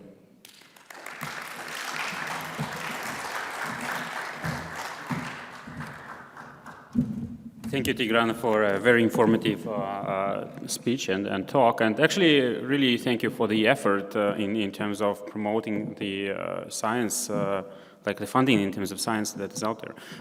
So the 1% is interesting because the world average, we checked it with Atskik Kuzanyan, who is right now in the audience, is about 2%, 2.2%. And Israel, I think, is about 4% of GDP. And what I was also impressed with the budgetary distributions, like the Science Committee, was much more than the military budget. Giving an idea here, so in NSF budget here in America is about 8 billion. NIH budget is about 20 billion. Apple research budget is about 20 billion as well, which is much more than that. And then I think DOD research and development budget is about 70 billion. So it's much more than that. So it's like completely different strategy in there. Anyway, in the interest of time, let's move to our next distinguished speaker, who is Yervant Zorian. And Yervant Zorian is a very well-known figure in semiconductor industry. I think it's one of the leaders in the semiconductor industry. He is currently president of Synapse in Armenia, as well as chief architect and fellow of Synapse Corporation here in the United States. He has been a distinguished member in many different areas, and specifically he has worked, he has been vice president, chief scientist of Varigate Logic Incorporated and distinguished member of technical staff at AT&T Bell Laboratories. He has published 350 scientific papers, 42 patents, and this tells you that he is very active in terms of research as well as business area and development and so on. And he has been also a very active member of Armenian community, and he's going to tell us a little bit about how we can advance the technology and integrate it together with Armenia being like the world leader of that. So I'd pass it to Yervant. I think he's online. Thank you again. Sorry for the trouble. I wish I was with you so that we didn't have this trouble, but unfortunately, I am on the road. In fact, I'm in Yerevan, so my best greetings from Yerevan, and my congratulations for the 30th anniversary of ARPA. I wish you many more 30s and lots of more achievements, as you're doing a great job for 30 years already. Today, as we heard, I'll be talking about the advancements of technology and how we, as Armenians, can benefit from it from a couple of angles. So first, I wanted to say a few things about where we're going. The only constant thing that we have today is the change in the technology world. And ARPA, being a technology-oriented organization, knows that very well, that we are seeing the change in every single field that we are. And every decade, there is a big change that we go through. 4 decades ago was the PC, then was the internet, then were the tablets and the mobility, and now it's AI and 5G that we all are benefiting from. But as we benefit from those, each sector that we work in is being impacted. Education being there, data centers being there, automotive as well. So in every domain, without really specifying where it is, we are dealing with a lot more data, and a lot more data is helping us do better decisions in every aspect. But lots of data puts additional constraints on us. We have to store them, we have to transport them, we have to analyze them, we have to retrieve them, and so on. And the backbone of all these domains of technology, for me, is the semiconductor technology. And for you as well, I assume, because the backbone of anything that we develop is because the semiconductor technology is becoming smaller, faster, denser, and allowing us to squeeze in as many transistors as possible. Without going through any details, you know that the first chip was designed a few decades ago with single transistor. Today, we do have over 100 billion transistors, in a single chip. That allows us to do lots of operations, very fast, very dense, and achieve lots of results. Now, as we're moving to those results, we are able to see many advancements. And if we look at it today, AI is the core of those advancements. Why? Because semiconductor technology allows us to speed up the AI process. AI is not new, was there in the 70s. We have seen all the algorithms at the time. We have seen lots of big data 2 decades ago. But what has changed now is the speed of processing this. That's why whether we are in the data centers or whether at the edge, at the different devices that we use, now we are able to benefit from the AI because we have the speed that allows us to operate. And this happened back in 2014-15, where we moved to the depth of learning, right? Before that, we had shallow learning. Now we have deep learning. And this deep learning is allowing us to have better results than the human error. If I look at visual recognition and on image recognition, today, if the human error is 4%, our AI engines with depth of 100 and more can do much better than 4%. Today, we are close to 2% error versus the human error is 4%. That allows us to have lots of reliance on AI, and we know that we'll be dealing with many more engines that have AI in them. And AI is not only in the self-driving cars anymore, it's in many, many small operations, many IoTs, as you see some of them here on the Internet of Things. And AI is giving us a lot more flexibility these days. So it's not recognizing just a pattern. It's not just recognizing whether it's a male or a female, or it's an animal or a traffic light. It gives us multiplicity of recognitions from a given picture. Here it can recognize that this man has a hat, he plays a guitar, and he's smiling at the same time. So I can do multiple recognitions at the same time. The same thing with that lady that's having breakfast while she's working. Why I'm saying all of this? Because this will allow us to trust AI much more and to develop technologies that can help us move forward with it. The totally self-driving cars are not too far from us. Some of you are already dealing with it. I know Tigran's company is dealing with self-driving as well. We're going to see much more than that in the future. Why? Because we rely a lot more on the hardware and the software inside each one of our equipments that we deal with. Today, more than half of the cost of the car is in the technology side, is in the hundreds of millions of lines of software and hundreds of chips that sit inside the car. Now, the car is not everything. We have a lot more autonomous equipment around us, and we will see more of them in the future. We will deal with them as creators of technology and as users of technology. So today in the Armenian world, what I wanted to do is touch on both aspects, on the technology creation side and on the technology usage side. And as Armenians, of course, we are in both camps. We have to do both. On the creation of technology, we'll start from the end of the pipeline, which is the companies. Then we'll go backwards to education. If I look at the back of the pipeline, we had few companies only after the independence. When we started working with Armenia in 92, 93, there were less than a dozen companies available. Then started to take companies from different parts of the world, mostly from Silicon Valley, and we started growing that. And many companies started to bring up, especially after 2000. We see a good increase of companies. This graph that I found today stops at 2018, where we had 800 companies. Today we have close to 1,100 companies, okay? A lot more small companies coming in, and these numbers are increasing constantly. Now, number of companies doesn't mean much. The reason we are seeing lots of companies are because of certain aspects. In Armenia, we do have very fast way of creating companies, starting and registering companies. You see the first column in Armenia, and then you see Europe, and you see other countries as well. So we are much faster in terms of the ability to create new companies. We are much faster to do starting the business side of it, and also better in terms of taxation at the initial stage at least. So this allows us to do much faster work. That's what attracts foreign companies and local companies. While many of the companies in the early 90s were companies that came from outside, the startups that we brought from outside, but today we have a lot more companies locally. The ratio is today 13 to 87%, okay? And most of what we create in Armenia today is not meant for the Armenian local market, right?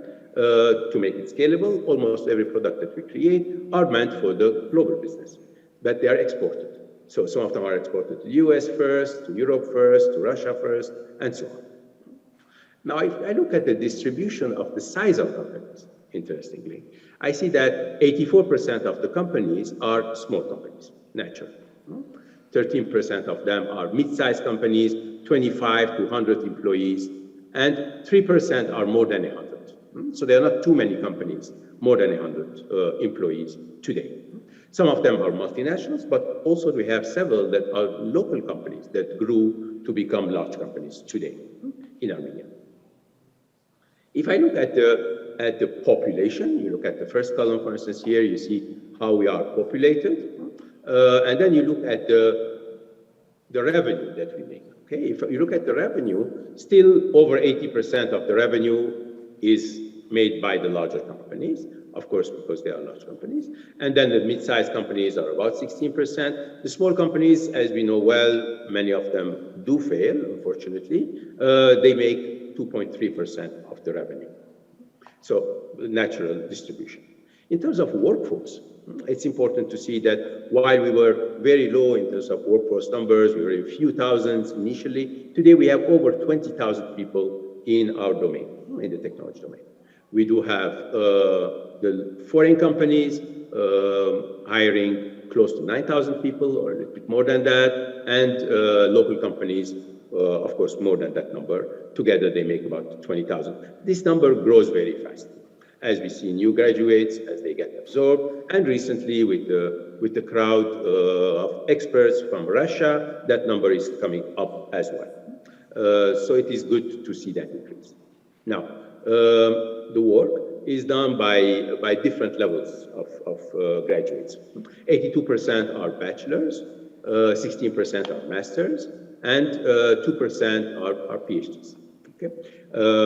When we speak about R&D, when we speak about true R&D in the future, in terms of innovation, in terms of inventions and so on, we'll see that directly relates to the level of study as well. Here you see that, I don't know, unfortunately or fortunately, for me it's unfortunate that only a small fraction of the graduates are in the field of mathematics, informatics, engineering, and that's 13%. 87% of our graduates are coming from different fields, from history and business and language and otherwise, okay?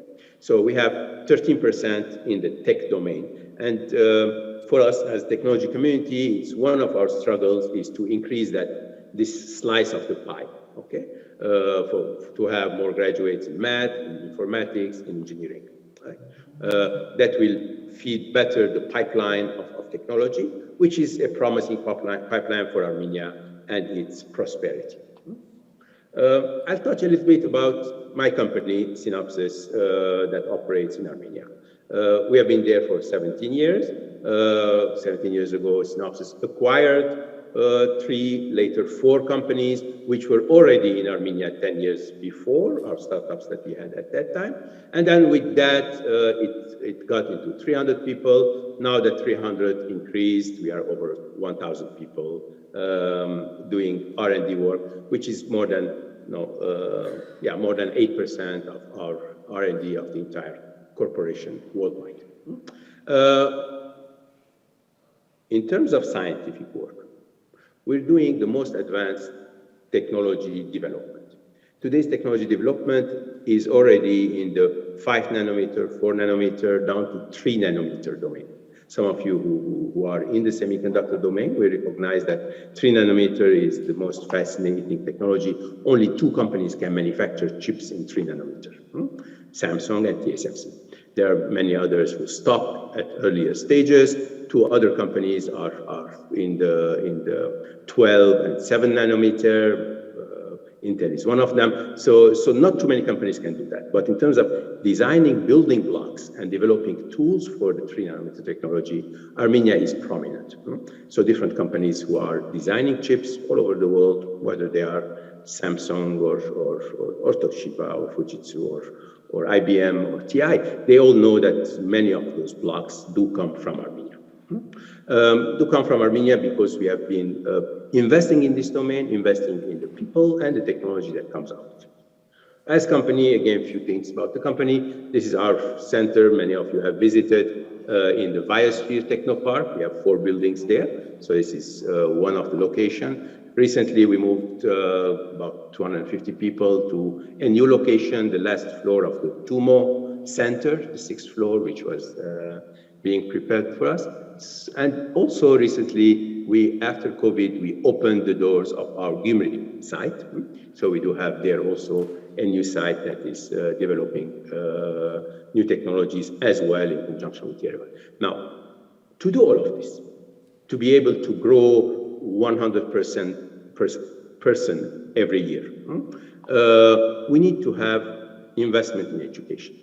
As we heard from multiple speakers in the past, Mary, Annie, Dikran, education is very important to be able to become a productive member of the technology family, to be able to do true R&D. So we have established something called the Synopsys Armenia Education Department back in 2005. And with that department, we have helped create capacity building, if you want, pool of talents of a large number of people. And we hire some of them, and the rest is hired by the rest of the country, of the companies in Armenia, without any contractual obligations. We go through this nice educational program, working with 5 universities, 4 in Yerevan and 1 in Gümrük. It's a collaborative effort, doing bachelor's degree, master's degree, and PhDs. Okay. On the average, we have today close to 130, 140 graduates every year, and we hire about 55% of them today. Today in our population, 75% of the population is hired by this university program. The reason I'm mentioning this is that in order to have the best collaboration with the university, the industries have to bridge and collaborate. It can be individually as companies, it can be as group of companies, it can be as associations, and we have few of them there, but we should do our best in order to create that integration between the educational program, the research program, as well as the actual R&D work for advanced products. This shows, for instance, our Gyumri educational program, which started 2 years ago prior to COVID. We have already hired there 35 people or so who are full-time employees, and many more are coming through the education program. But another point to make is that if we concentrate only on the university program, we will not succeed. We have to go back one step as well and to work with the high schools, to work with the educational system in schools. They're also in partnership with a few other companies. This is one of the initiatives. There are many others. We work on having part of the curriculum of the high schools.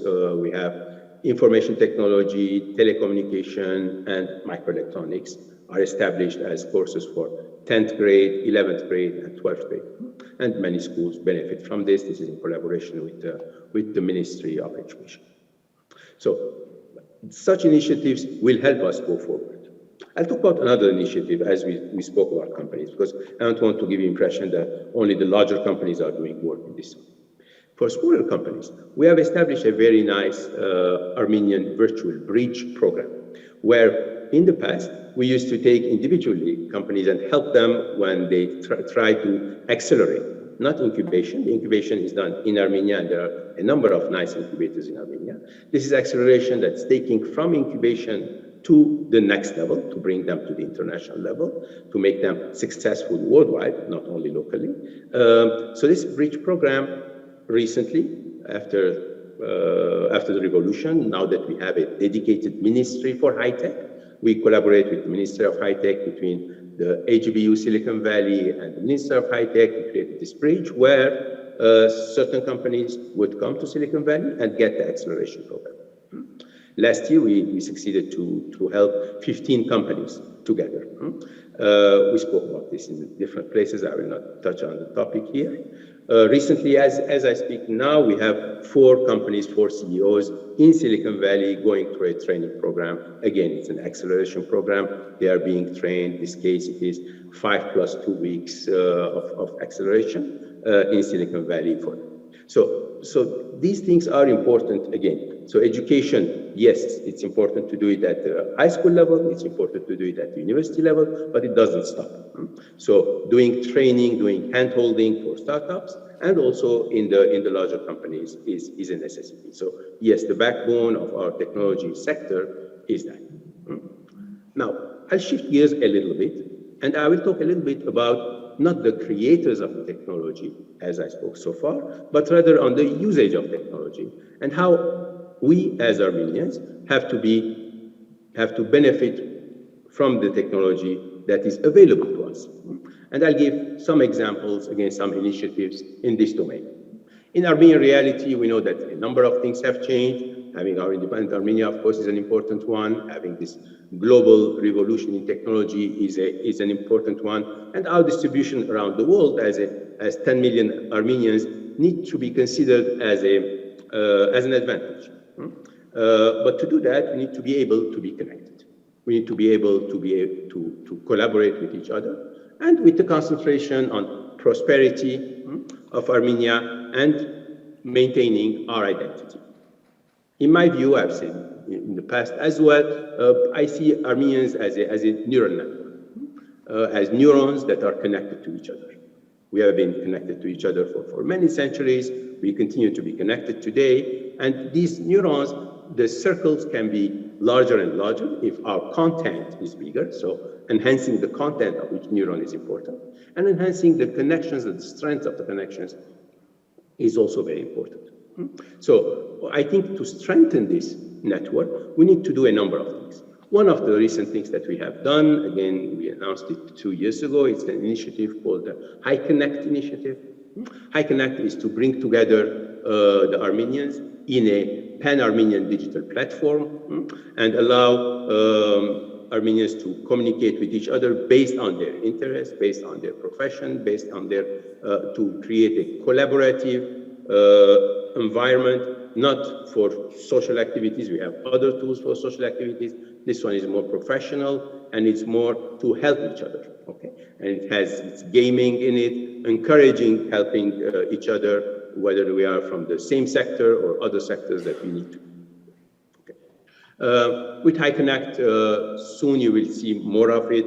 Currently, it is in an initial mode where we have a limited set of audience by invitation. Any one of you, if interested, let me know. We have a few hundred people who are experimenting it. We'll be opening it to the larger audience to do discussions, to do projects, to do events, and so on. So it's a professional HiConnect solution for that purpose, okay?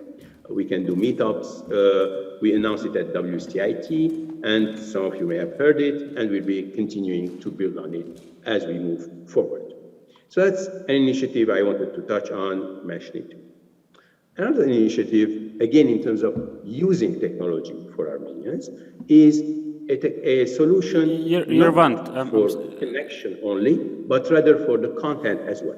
You remember when I mentioned the neural network, I said there are content we have to enhance and connections we have to enhance.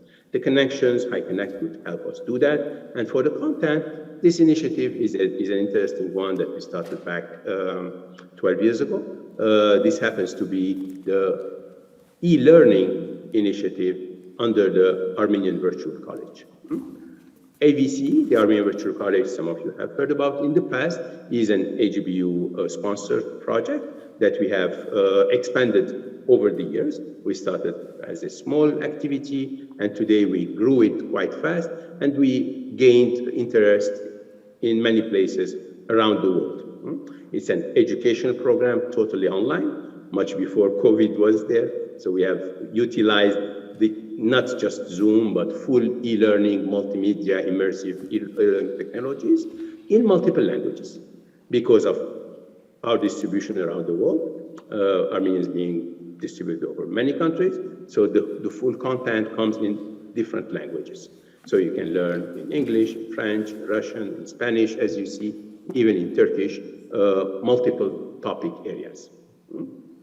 That's a really amazing. Yes? That he hears us, right? Okay, sorry, I thought it was a question. So today, just a status update, we have over 29,000. Yervant, that's a really fantastic vision that you are presenting, and I think we can like leave the rest to the panel discussion. Okay, so we do that in multiple departments, culture, history, and so on. And today you see that the learners are mostly in English, but we have a good chunk in Spanish, in Russian, and so on, and in different topic domains. And here is just a feel about the age distribution. Of course, we have much more e-learners below 20 years old and much less e-learners over 70 years old, but still it is quite distributed age-wise in terms of learning. And lots of modern technologies of e-learning are being used there. This is from the language course, where you can do it on a browser or via the mobile app as well. So an initiative that's worth looking at. There are many schools that are using this as well, in addition to the individual students. We have over 45 schools and universities these days that are using hybrid model. Hybrid means physical classroom with e-learning units, meaning the e-learning courses with the physical classrooms, as you see here, some of the schools around the world, in Bulgaria, in Spain, in Syria, elsewhere. And they have lots of live events, visiting different sites in Armenia, experiencing Armenia while sitting in your classroom, going to museums, doing feasts, preparing wine, preparing food, and elsewhere. Also, a series of ebooks are helping in this initiative case. So there are multiple ebooks that are there for different aspects, and again in 7 languages. Okay. And we keep increasing. Recently, we published with the Smithsonian Institute jointly an ebook about Gumayri. Gumayri is the center of Gyumri. Again, it's culture, historical, combined ebook. You can search for it and enjoy visiting Gumayri there. Okay. So this is just to say that, yes, we are benefiting from the technology again and disseminating it. So as Armenians, we need to do both, to develop technology and also to enjoy seeing this technology in our lives. And as we move forward, whether in education or in other fields, we'll see that the technology will keep going on. Therefore, what we just heard from the previous speakers as well, we need to continue investing our efforts in learning new technologies and leveraging them. So leveraging new technologies will be an important thing because the world is not constant, as we know. It keeps changing. With every single decade, we have a lot more technologies in front of us. So we have to be open to adopt, to adapt, and move forward. Shragan. Thank you, Yervant. That's a fantastic vision, and our program is so exciting that we are, shifting. I want to remind everyone that we're going to have a banquet today in the evening. I personally want to make to it. I don't know about you, right? So anyway, so the next part of our program is discussion. So I would love to invite all speakers on stage: Tigran, Ani, Ara, and Mary Papazian. So please get on stage. And the discussion will be led by discussant. Yes, yeah, I know. So please come on stage. Don't be shy. And the discussant who will lead pretty much like kind of trying to pinpoint some key takeaways from the talks that were before. That will be led by Al Isayan, who is a serial entrepreneur, essentially, multiple exit tech serial entrepreneur, passionate technologist, outspoken humanist, and environmentalist, and committed Armenian. He has done a lot for our community and for the technology, and he has co-founded at least 2 prominent companies, and many more than that, Interlayer and a corporation for health and technology intelligence company. And as well as he's trying to transform the global agriculture, right? So please come here and so on. No, you speak and you tell us what we are doing wrong. Very cool. Well, thanks for the invitation, and congratulations to ARPA for your 30th anniversary. That's a big deal. Most organizations don't last 5 years, and you guys have been around for 30 years. I thought maybe I'll kind of summarize some of the key messages that I heard from the different speakers. From Dr. Papazian, we heard that the key thing here is about connection. The key thing is about collaboration, that technology is produced everywhere, and that we have an opportunity to tap into that technology being produced everywhere. And that Armenians are a major player, as we have been over the centuries. Wherever there's cutting-edge commerce or cutting-edge business or science, you will find Armenians participating in that. That's a natural thing. From Dr. Abrahamian, we heard about the incredible ambition of the Ali Khanian Institute, both the legacy, the history, and then also its ambition for the future. I think there's a little bit of an echo, sorry. And that we Armenians do not have a shortage of vision, ambition, and guts.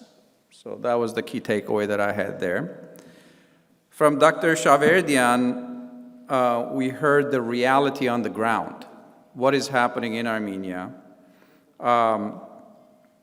Why are we, sorry, is that better? Okay. even after we advocate and create the funding, it seems like we have a hard time using the funding for the intentions that we have in mind. From Dr. Zorian, we heard that it is actually possible to create world-class products in Armenia.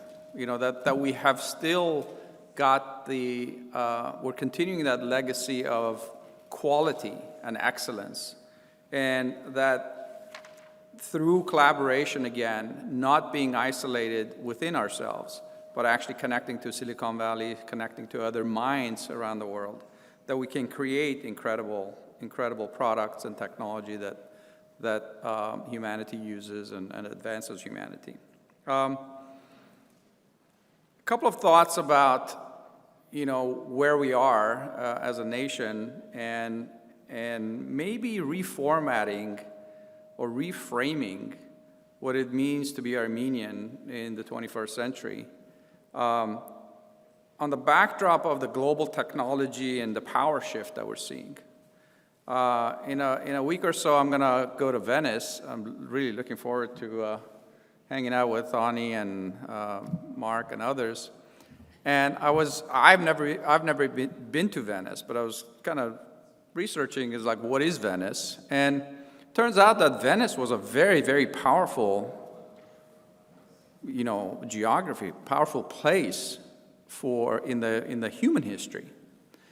And oftentimes this, as we're sort of, viewing the world from a, very limited scope of our own lifetimes and our own sort of personal histories, we tend to lose the perspective that humanity keeps going forward. And sometimes those geographies and those places of power and creativity shift. And oftentimes those things shift by actual humans that get up and leave and go someplace else. And sort of that's kind of the, history of Armenians, right? Wherever we go. The essence of what I heard from Dr. Zorian is that we can actually harness that essence of identity and that essence of power and that essence of creativity no matter where we're at.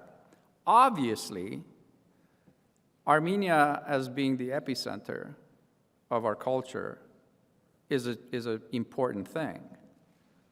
And obviously, just by going there, one person, I would say Dr. Zorian and other people like Adam Kablani and others that actually had the courage to step out in 1990. I went to Armenia in 1996 for the first time, and I thought it was a basket case. Don't take it the wrong way. I love Armenia. I've been there 59 times since. But it was a basket case, because the center of Armenia, even right in front of Armenia Hotel and the National Museum, there was potholes everywhere.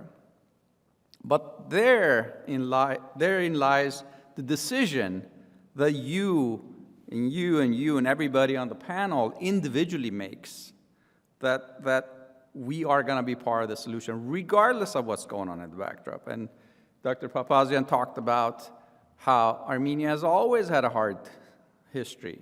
But what do we focus on, right? We also kind of tend to like to talk about the misery a lot versus all the amazing things that also happened during that misery, right?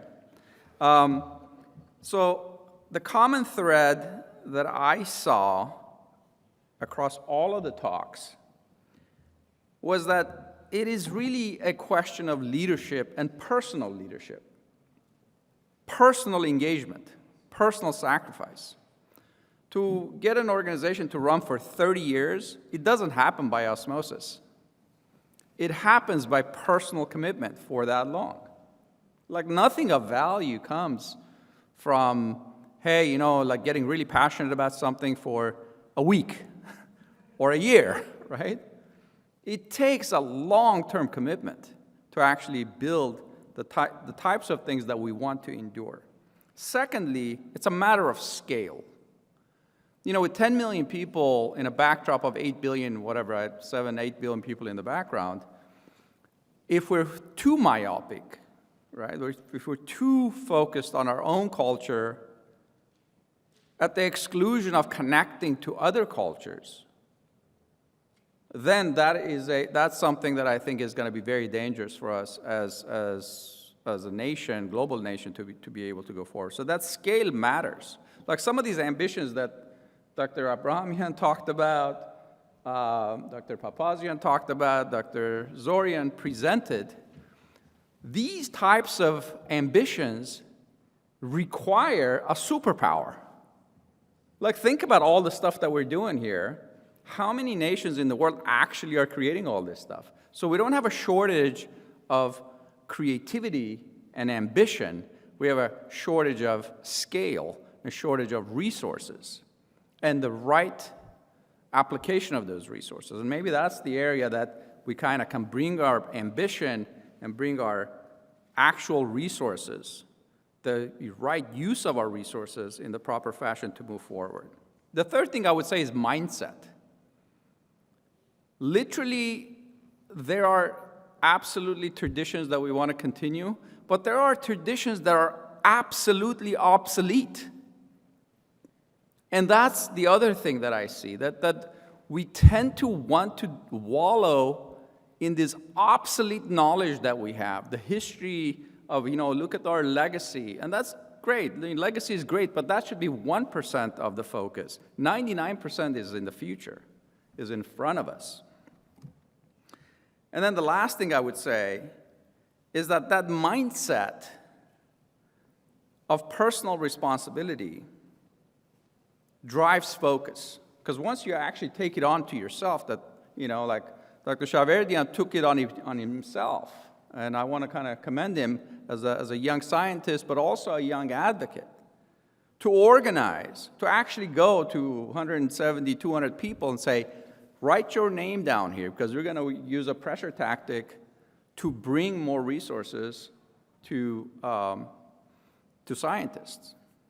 So I'm going to wrap up there, and I'm going to go back. And do you want me to pose questions, or would you like me to sit on the panel now? Thank you very much. Thank you, Al, and thanks to all the speakers. And now we go into the next phase, which is a panel discussion, and it will be led by our general chair, which is Ara Apkarian. So, Ara, I think the floor is yours. Okay, we'll do it by sharing the microphone here on the panel. Before we start our discussion, I'd like to open for questions from the public, from the attendees. Any questions? Please. Yes, go ahead. Thank you to everyone. This was an eye-opening experience and very educational for me. I'm not a scientist. I know that Armenia is going in that direction, has been going in that direction. As you just said, we have a legacy of that, and that's amazing. My question, and I'm not even sure how to present this question because it's more of an open-ended concern that I have, but it seems like the undercurrent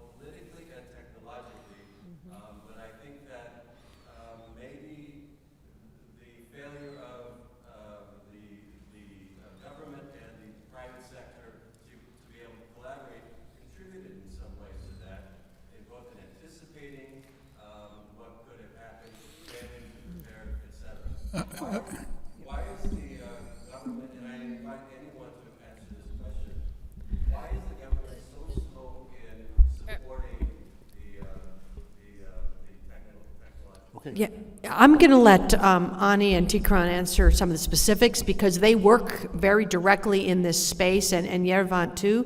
But I want to offer maybe a kind of a meta perspective on it.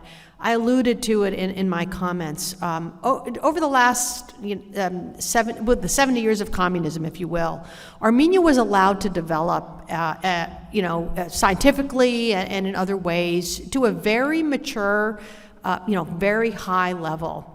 But the governance piece was a very different one because it was part, if you will, of an empire. And so we didn't have that historical maturity in the governance area.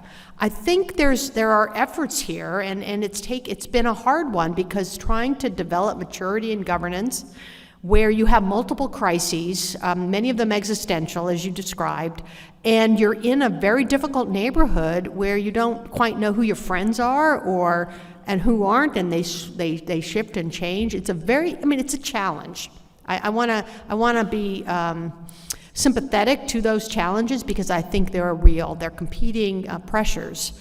At the same time, there is a glimmer of hope for Armenia's future, and it lies on the investment in science and technology. Without that investment, that glimmer, is squashed, and I don't see where Armenia grows to the level that we all want to see it happening. It's going to take the kind of pressure. Clearly the vision is there, the pressure is there. Outside investments matter because they say to the leadership that the rest of the world sees this and is willing to invest. But at the same time, you need the advocates that Tikran talked about that are really holding the government, right, to the fire and showing those win-wins.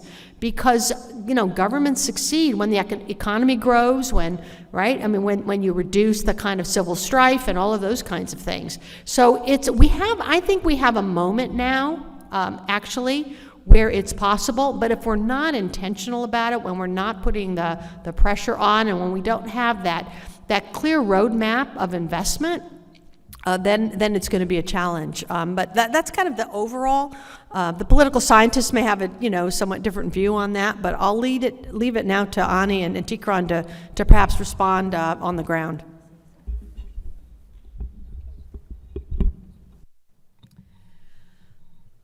Let me try to answer this and do it kindly. The war, it unmasked us. It unmasked the corruption. It unmasked the treason. It unmasked a lot of things. But that doesn't take away from the potential that's there, too. I think the government is saying the right words. They understand that we lost the war technologically, we lost the war in science, we lost the war militarily. And as Armenians through history have been known for their strategic thinking, it was absent in this case. So I'm hoping that with this new engagement that the diaspora will be viewed with a better eye with our colleagues in Armenia. We've always been a little bit suspect. Send us your money and you go away. This is a very serious topic and very emotional for all of us. The government is saying the words, but they don't understand how science translates to technology, translates to the economy. I'm not saying this viciously, but I think they want to believe that that's the case. But they don't really know it at the gut level that that's how it works. And that's why they need us. They need diaspora now. And they need what this new organization, Armenian Society of Fellows, will provide. They need ARPA. They need Armenian engineers and scientists, but not just surface, serious.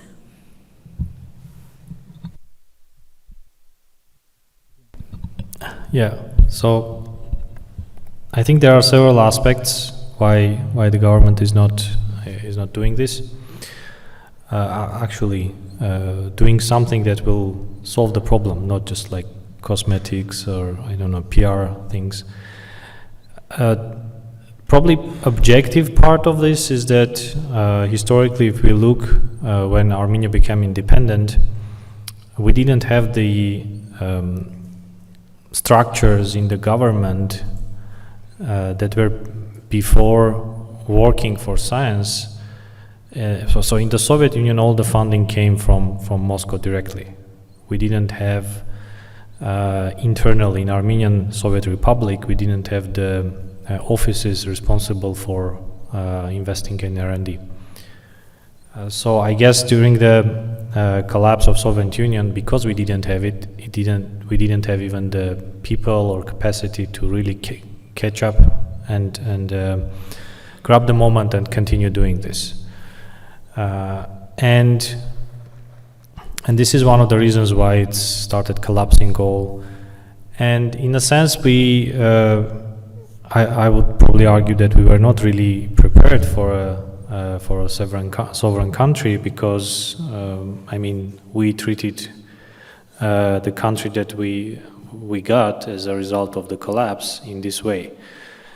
And part of the reason is also that during the Soviet times, humanities and social sciences were so much politicized and under propaganda that we don't right now see even the results of, we don't see that the humanities and social sciences are giving any result in Armenia as a science, but also I think that's the reason why our society is in such a condition right now.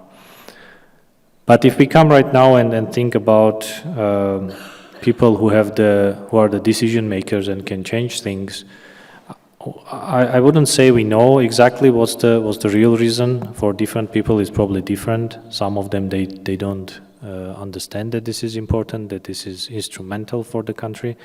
Some of them maybe they get it, but they don't know what to do.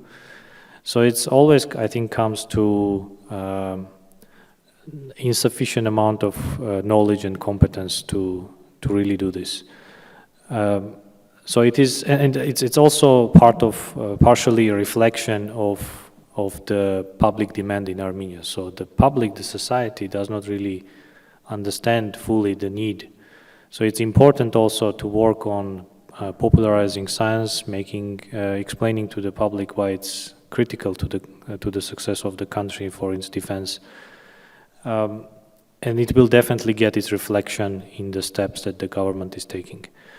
So it's, I would say there are two things we need to really do. The part of the popularization is very important, but also in a private sector, would be industry or non-profits, like really come together and develop the programs, the policies, and push it forward so that they can act on it. And also, as I think Marie said, that we need to be ready, not claim the authority, the authorship of these programs.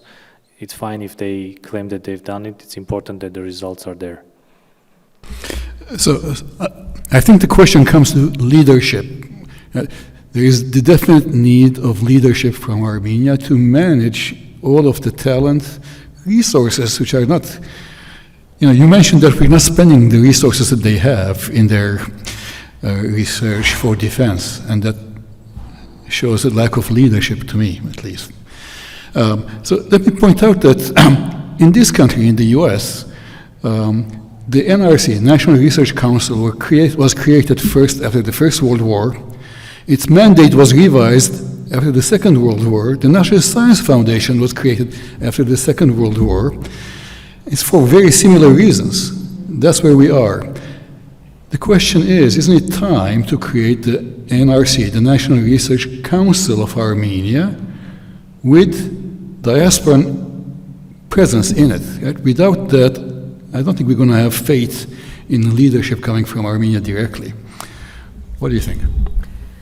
Well, I think it has to be partnership, and I thank you, Al, for picking that up, because I think that really is true, and Ani alluded to it as well. It's not about diasporans sending money and then getting out of the way, but it's also not about diasporans telling Armenia how to do it. I mean, people are living there, they have expertise, and they have their own experiences. It's about coming together as partners and leveraging those dollars. I mean, we live in a global world. I mean, this is true, and we have the benefit of being that global nation.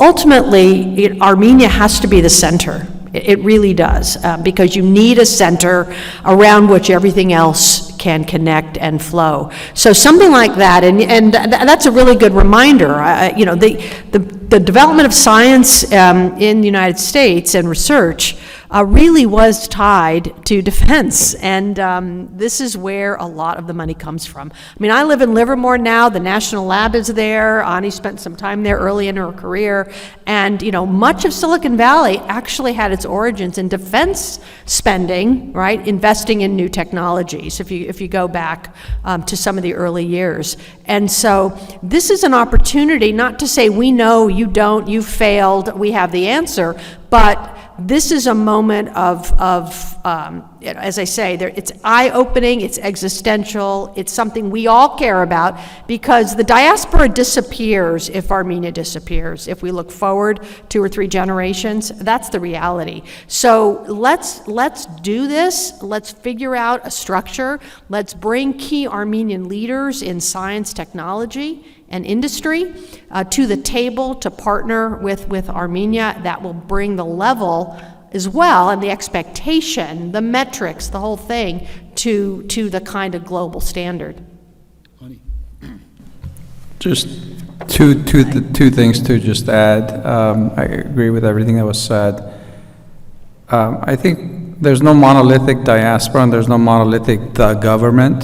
There are individuals in both camps, and I think it's okay to demand better outcomes, but at the same time we have to roll up our sleeves and own the process as well. In 23 years of going to Armenia and committing, I was committed for 40 years. The war changed my mind and I increased my commitment to 60 years. You have to get engaged. Anybody that is demanding any other outcomes than what we have, roll up your sleeves, get engaged. And getting engaged is multi-layered, right? Some people, one of the best advices that I got was very early on in my journey with Armenia. And a gentleman told me, keep your money. We don't want you to send money. Bring yourself. And that was a great advice, because we underestimate in the diaspora, especially American Armenians, we completely underestimate the hundreds of thousands of dollars of investments that our companies have made in us, teaching us about leadership and working cross-culturally and being focused, delivering results. And we just then, out of nowhere, we want those same types of results from a country that hasn't gone through all those trainings. So do not underestimate, my message is really, do not underestimate your own personal capability to engage at whatever level. If governance is the issue, there's many ways to get engaged with the governance area. If academics is your passion, there's many ways to get involved with academics. If business is your shtick, there's many ways to get involved there. So I think that's the message that I would say, that when we say the government, what are they doing? We're mostly as diasporans, we reserve the right to demand better outcomes. But yet, are we actually doing our best to engage and then to be worthy of the demand for better outcomes? Excellent point, Alfred. I'm going to give the podium to Ani to continue on the topic before. I'm just going to make a number of perhaps disjointed, unrelated comments. One is that Armenia is a young nation. We have to give it a break. And I want to resonate what Ara and Mary said. We learned it's over 200 years in the US, and the US is a young nation and making mistakes. So Armenia is learning too. The second part is that my father is always reminding me, "Աղջիկս, tun politician chess, politics mi khosir." So I'll say that in English. My dad has no faith in my political skills. He's always telling me not to talk politics. But our reality is that during Soviet existence of Armenia, our politics was different. And now, just as humans started to walk on 2 feet, and now we start to look into the stars and try to study ourselves, we have to make this progress. Our political reality has changed. We have all realized it together. Armenians in Armenia, diaspora, we're all in this together. So we're a little bit advanced form of life trying to address the present political situation, not the government, just the global political situation of Armenia. I think with that, we're going to take a break. We're going to do lunch and then come back, because the afternoon is going to be dedicated to more social issues. And there is an adage that says, all science is social science. So we're going to see the effect of that this afternoon. And we'll have all of the members of the panel present still. Thank you.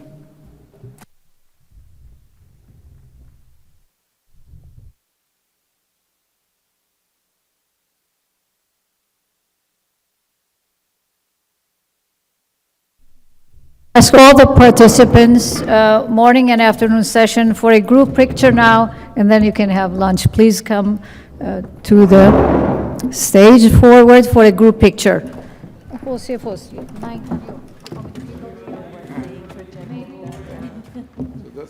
Synopsis participate with you, Ani?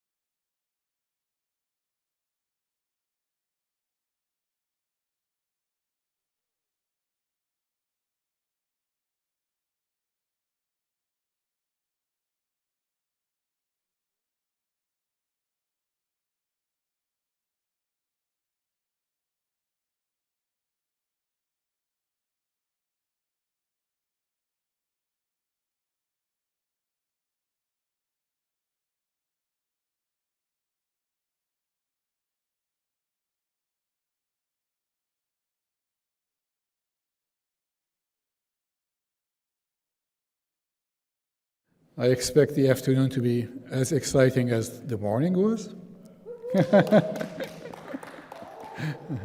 And we're going to try to keep time again. That's my duty according to Hagop.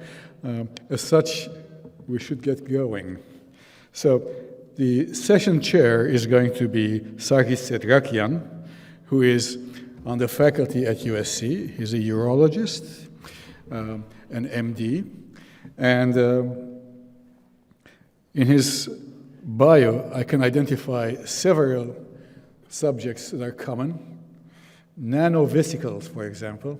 I know what that is. Sarkis, as many of the members of this group, has been active in Armenia and projects in Armenia, but he is de facto a professor of medicine at USC.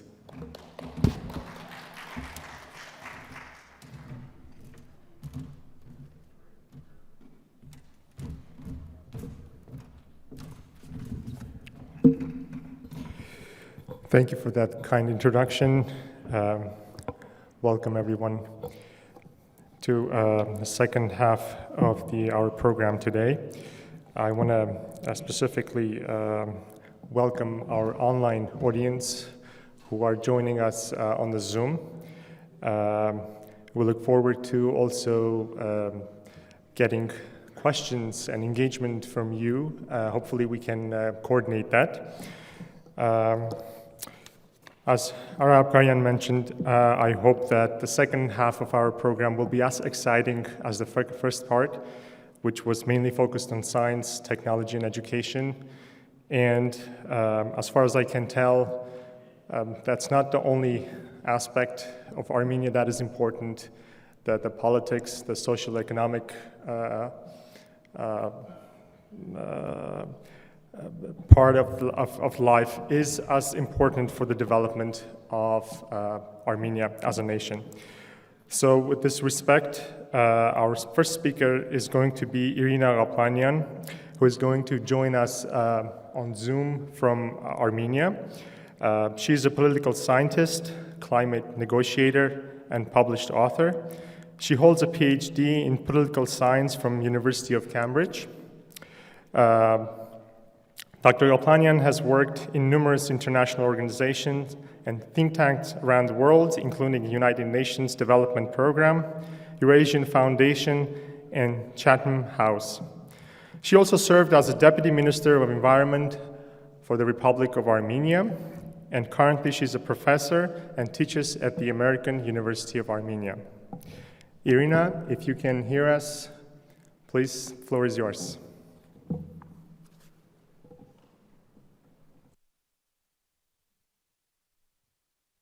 Progress.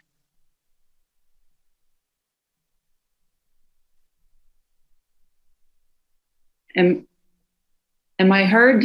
Just wanted to make sure. Can you hear me? Yes? Yes, we can hear you. Thank you. Thank you.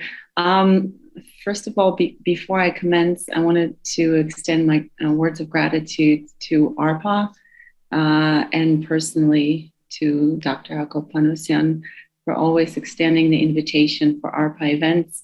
I'm always delighted to participate, even if it is 2 a.m., 12 a.m., or 4 a.m. in the morning in Armenia. And of course, my sincere congratulations to ARPA on 30th anniversary. It's certainly a very serious milestone, and I hope for 30 more to go in with more achievements. I would like to talk today about modernizing governance and government in Armenia and thus improving the social contract. And with that, I would like to share some slides, if possible. I'm not sure. Oh, yes, I do have the opportunity to share my screen, which I'll go ahead and do now. Is my screen visible? I'm assuming that is positive, so I'm going to go ahead and start. The answer is yes. Great, thank you. Thank you very much. So, we discussed with Dr. Panosyan a few possible options for my today's intervention. And given that there's so much happening in terms of the need to, in terms of the political will, the focus, and the need to improve the governance in the Republic of Armenia, and having myself had the opportunity to work in the government and being myself a political analyst and political scientist, I thought it would be very expedient to talk about this topic today. Also because there has been a milestone in the government of Armenia with adoption of a serious reform, serious package of reforms, which I do hope will see fruition and implementation. So with that, I want to focus my today's talk on modernizing government in Armenia, and of course with that, improving the social contract and thus the engagement of every citizen and citizenry at large in demanding more accountability and more engagement with governance of the country. So the need for modernization is increasingly, governments find themselves operating in complex, rapidly changing contexts, requiring more collaboration and innovation than ever before. This is something that's happening across the board, both in developing and developed countries. So this is not something particular for developing countries, because we see the phenomenon that is overarching, which is slimmed down budgets across government and aging demographics, and of course the technology shifts that force public sector leaders to rethink how they manage talent, resources, and information. So to understand how modernizing and what modernizing is, we need to understand that this is an ongoing exercise. Governments must continuously adapt to emerging trends and evolving expectations. And of course, new challenges also present new opportunities to drive efficiency and effectiveness. Now, how does this occur? How does modernization occur? How do reforms occur? Where do we put our finger to? How do we start these processes? We look at how our current structures and processing meeting new demands. How can they be optimized to amplify impact, and what tools and capacities are needed to support modernization efforts? So how did we do it in Armenia? That's an important question, which I'll focus on most of my talk today. What needs to be outlined certainly is that throughout the almost 30 years of Armenia's independence, essentially all administrations engaged in public administration reform, because as I mentioned, it's a continuous process. Every government engages in these processes of improving the governance. However, what has been marked across different administrations is, as we inherited the post-Soviet structure of institutions, the post-Soviet political culture of governance, etc., most of the reforms had been fragmented in their nature. So addressing one or the other institution, addressing one or the other ministry, generally speaking, institutions were extremely slow to change. And the bureaucratic class has put forth a very strong resistance, particularly from ministries that are traditionally conservative, such as Ministry of Defense, Ministry of Finance, Ministries of Foreign Affairs. What is more importantly to note is that there has been lack of political will for real reform. Over the course of three previous administrations, we've seen, here and there, commitments to certain reforms, particularly in fiscal, in budgeting, in certain improvement and streamlining of the processes. But generally speaking, there has been fundamental lack of political will on the part of various governments throughout Armenia's post-Soviet independence period to adopt an all-encompassing reform that was needed.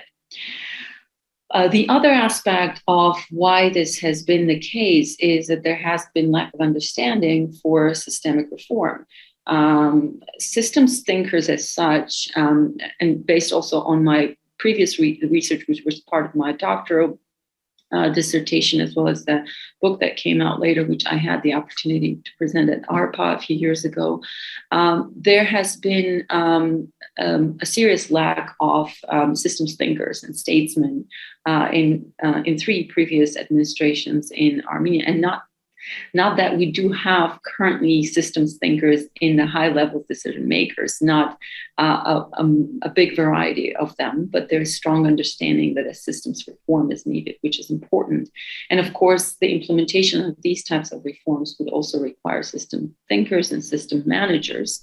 But again, to diagnose properly why we have not had effective governance for 30 years is also important in highlighting the fact that there has been a lack of understanding for systemic reform, as opposed to let's reform Ministry of Finance, let's reform Central Bank, which in fact is one of the most consolidated and strong institutions in the Armenian government in terms of a regulatory body. So why currently we need the reform? Well, we need more open government indeed. Currently, we have an administration that has been most transparent and most open since the period of Armenia's independence. However, it has still a lot of room to improve in terms of transparency of processes. There has to be a shift from process to performance.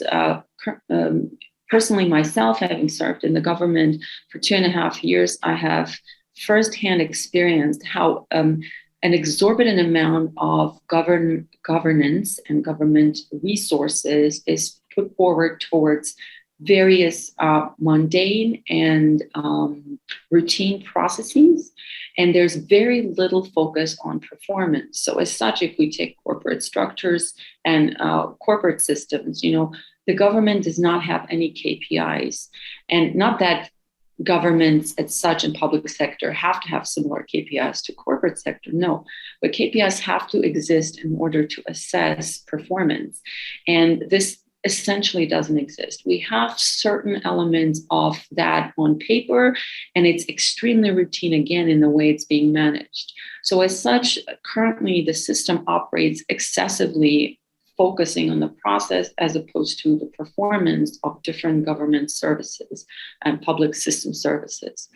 We need to focus on fiscal management, their extreme mismanagement of public resources, and that has to do with essentially every aspect of governance. We need to improve efficiency at every level, from the efficiency of human capital to efficiency of the services, of the processes, et cetera. There is very nominal public sector accountability. We have a lot of provisions in our laws, in our bylaws, as to how the government should be accountable.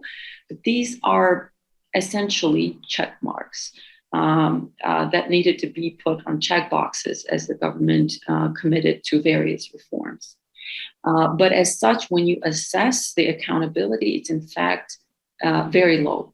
And of course, human resource planning and management, a very sore topic for improvement of governance in the country. We have serious issues related to lack of capacity, essentially in every institution, particularly within the executive. One thing we need to be constantly reminded of is that Armenia's government is indeed the country's largest employer. Yet, cumulatively assessed, it is one of the most inefficient, obsolete, and slow to reform entity. Public administration reforms have been sporadic, fragmented, as I already noted, and situational, as well as limited. So current problems within the government of Armenia is low management efficiency, insufficient institutional capacity, low quality of services provided by the government agencies, imperfection of the public service system. And when we talk about systemic failures, I think it's important to underline a few very critical aspects. there's deficit of strategic thinking and planning. Now that, you think that this is something that has to do only within the higher level of the hierarchy within the government institutions, but unfortunately, that should not be the case, and that's not the case. In order to ensure effective and efficient governance, you have to have strategic thinking and planning at every level of governance. Let alone at your highest decision-making body. This is something that is deficient across every sector. And of course, this is further exacerbated by the fact that our government system is extremely vertical.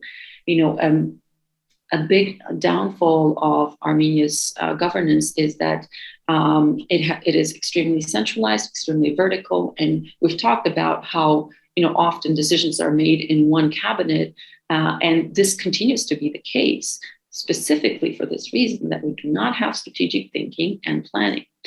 There's non-evidence-based decision-making, which is extremely problematic. And personally, myself, I was part of the Ministry of Environment, and I led a very big portfolio related to climate, related to air pollution, and other aspects of environmental and natural resource management. And there, we actually were operating in the blind because most of the data that we have had was either as far back and as obsolete and old as 1980s, late 1980s, early 1990s. If that wasn't the case, then we had the issues that methodologies by which we would gather this type of data were also devised in 1980s and 1990s. I'll give you one very concrete example. Armenia is in one of the biodiversity hotspots. There are 32 biodiversity hotspots globally. Armenia is in top 25 of those. In fact, we have 4 climatic zones. We are extremely rich in biodiversity. And the last account of our biodiversity, that is the flora and fauna account of our red book species, which are nearly extinct, or other levels of their population in the country, was done in 1987. And after that, whatever has been done has been extremely sporadic, fragmented.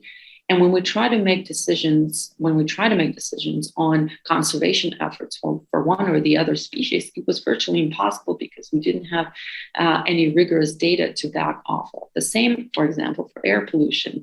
The methodologies and current technical capacity in Armenia for assessing air pollution the methodology goes back to 1994, and the technological capacity is so low that we don't even have the equipment to assess, for example, PM 2.5 and PM 10, which are the highest critical pollutants, air pollutants in the air that assess air pollution. So this is just I digress a little bit, but I wanted to give you a clear example of how lack of robust data prevents policymakers to make robust decisions and thus devise policy. Ineffective mechanisms of accountability, I already mentioned about that. The reactive response policies is unfortunately something we see across the government, and I hope my colleagues in this panel will reflect more on that, because we certainly see that in foreign policy, because when you look at the Ministry of Foreign Affairs, one of the least capacitated department within the Ministry of Foreign Affairs is actually policymaking division and department. So hence we do not strategize, we don't plan, we don't devise scenarios, we react to events, and thus we devise policies. Weak capacity for policy development, a low technological capacity, has already brought example, for example, with understanding how do we manage air pollution. And of course, non-modern functions, instruments, and procedures, as already I provided the example.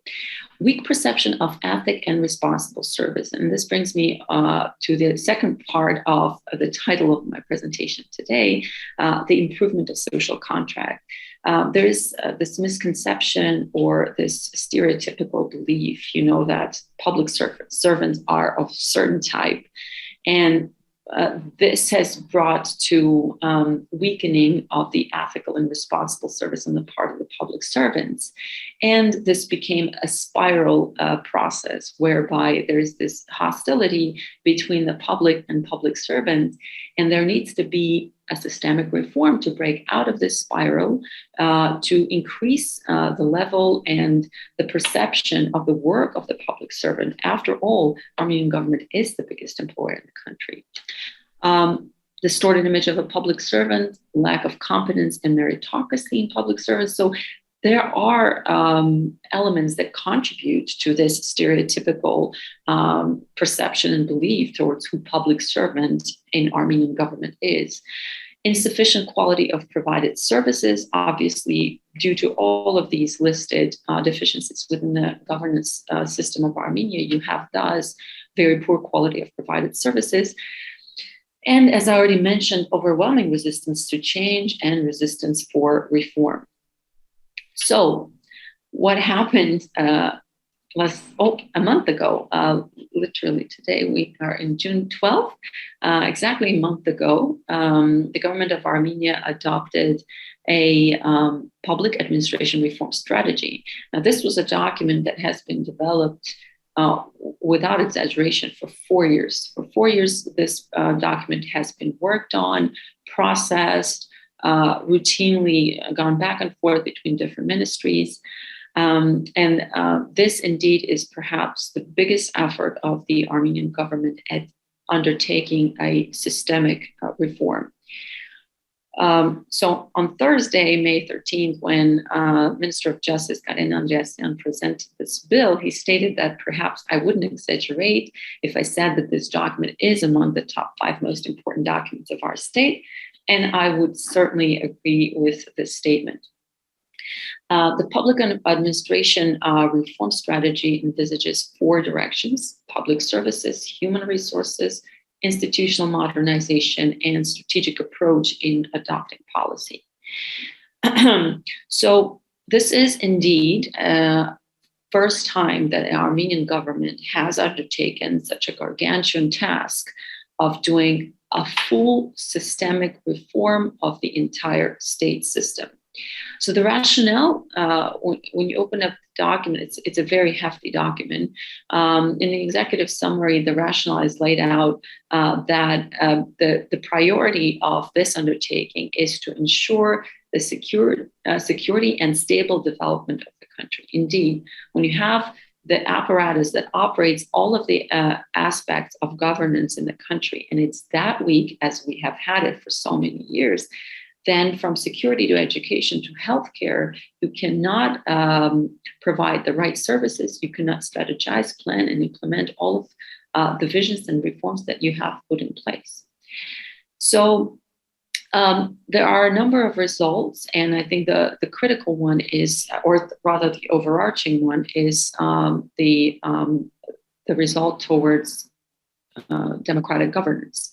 And to achieve this strategic goal, a sequence of steps has been developed, creating a realistic, efficient, predictable reporting system for strategic planning and policy implementation, provision of public services to citizens based on modern technological platforms, the formation of professional civil service, independent of changes in the balance of political forces, with awareness of public interest as well as with a decent salary. I specifically bolded this and underlined because, you know, this is something that is actually very big pain point in Armenia's governance, because you continuously see a brain drain within the government structures of Armenia, and that has to do with both your highest decision makers and political appointees, as well as your mid to high level and low level bureaucrats.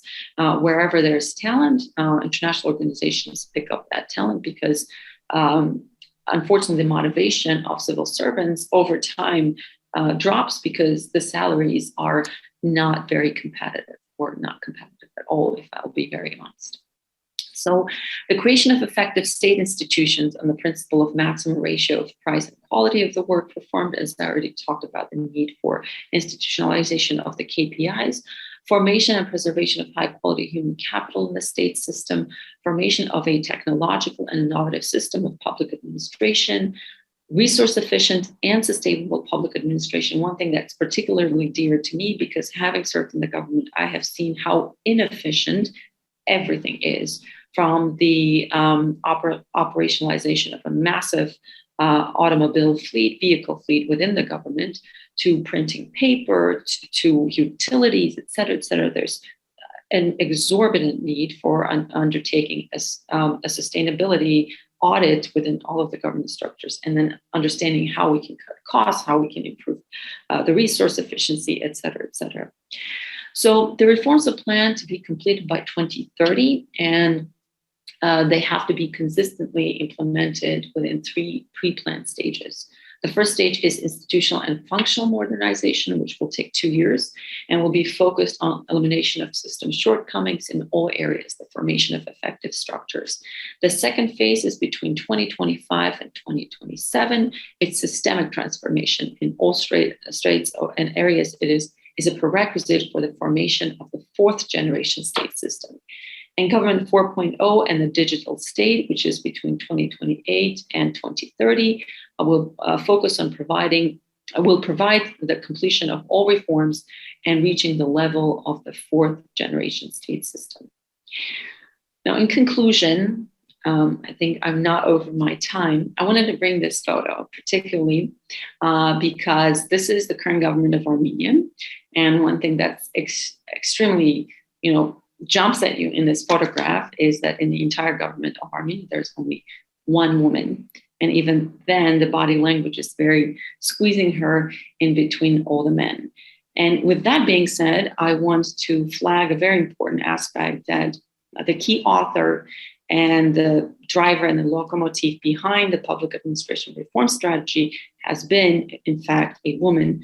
And I hope that we will not see this image moving forward with government of Armenia. We'll see a lot more women in executive decision-making positions. And with that, thank you very much.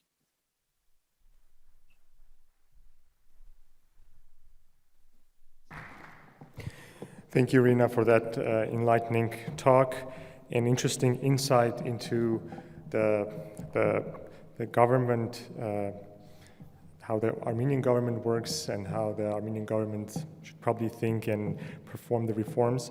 I think it's important that we all are engaged in some way, here in Diaspora by discussing and being involved and understanding and providing those who are experts to be engaged and support these efforts. So, and it's interesting you pointed out the connection between the science and the governance, that data is required with the example of surveying the fauna and flora of Armenia the latest was 1987. I think that's just a perfect example of where we stand. And so thank you again, and thank you for staying with us. I know it's the wee hours of the morning in Armenia. Moving along with our program, we have three more distinguished speakers for this afternoon. Our next speaker is Eric Hakopian. He's an American political consultant who has been leading a democratic consulting firm here in Southern California for the past 22 years. He moved to Armenia in 2017, and since then he's been hosting the Insight Show on CivilNet, a weekly commentary show on politics in Armenia and region. Today he will be talking about the economy, the politics and national security issues of Armenia. Mr. Hakopian, please take us away.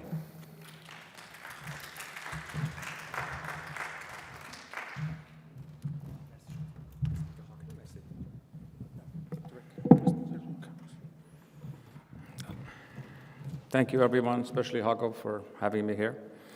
I appreciate to be part of such a distinguished panel of people that have spoken on all of these different panels that you've had. I'm going to start sort of giving an overview of where we're at in the country, both on the economic front, on geopolitical issues.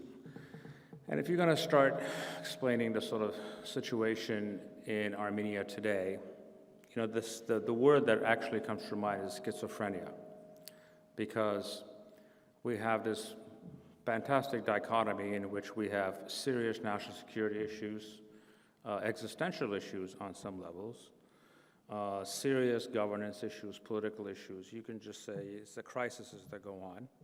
While at the same time, it's becoming very clear that we have actually turned a corner in our economic development and the economic development of the country, with a few sectors that are leading the way. Obviously, it's not perfection on those sectors or in those front, but overall, it's very hard not to notice the dramatic changes that are happening to the country economically, as far as opportunities and other things that are happening.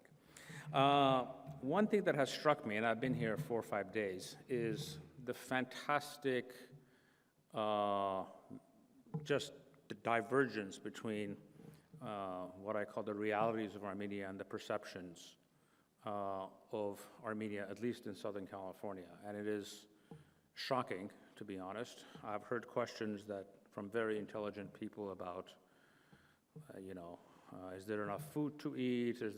There's just such a fantastic disconnect. Or people have these perceptions where the country is on the verge of revolution because whatever's happening is greatly exaggerated as far as political protests and things. And there's just a complete, I've never seen a disconnect this wide as we have today. When you're looking at going over the sort of the political structure of the country, you're looking at the current government. And the current government, its primary successes has always been, for the last 3 years, is in dismantling bad systems, in the sense that they demonopolized the economy to a great extent. They've opened up opportunities. It's a more clear system of governance. However, when it comes to systematic change, when it comes to systematic reforms, they have actually failed, for the most part, in actually carrying them forward, except in a few exceptions here or there, and most of those are really driven by quality individuals or ministers here or there. Overall, domestically, it's a government that is a net plus when it comes to domestic politics, when it comes to international politics, because of circumstances that some of it was beyond its control, has been a net negative. Obviously, the country is a far more precarious position than it was a few years ago or before the war started. When we're looking at the opposition, it's very hard to say anything useful about them or positive about them, is because there are actually two oppositions in the country. There's what I call the real one, which is not in parliament, which is everybody who really supported the revolution but opposes this government, mostly on competence issues or on specific policy issues. And what we have, this sort of orphaned opposition in the parliament now, which is essentially it's the elements of the old regime trying to come back with different excuses. And for the most part, they're not getting anywhere because, in truth, their popularity is quite limited. And even today, with all of the geopolitical issues and things, if there was an election today, you would have similar results to what we had in June, with the government performing a little bit less and having a real opposition, what I call the third force, coming into force. And one of the most interesting things is, in the current demonstrations, they never ask for new elections. They just ask for regime change, which is rather interesting because we just had elections. And if you can actually win an election, you'll ask for new elections. You just won't ask for regime change. The big 800-pound gorilla in the room, obviously, is what's going on in Artsakh, or essentially Artsakh's future. And obviously today's demonstrations, or at least the primary reasons or excuses for them, are actually, and the discomfort about this issue, frankly, goes way beyond the opposition.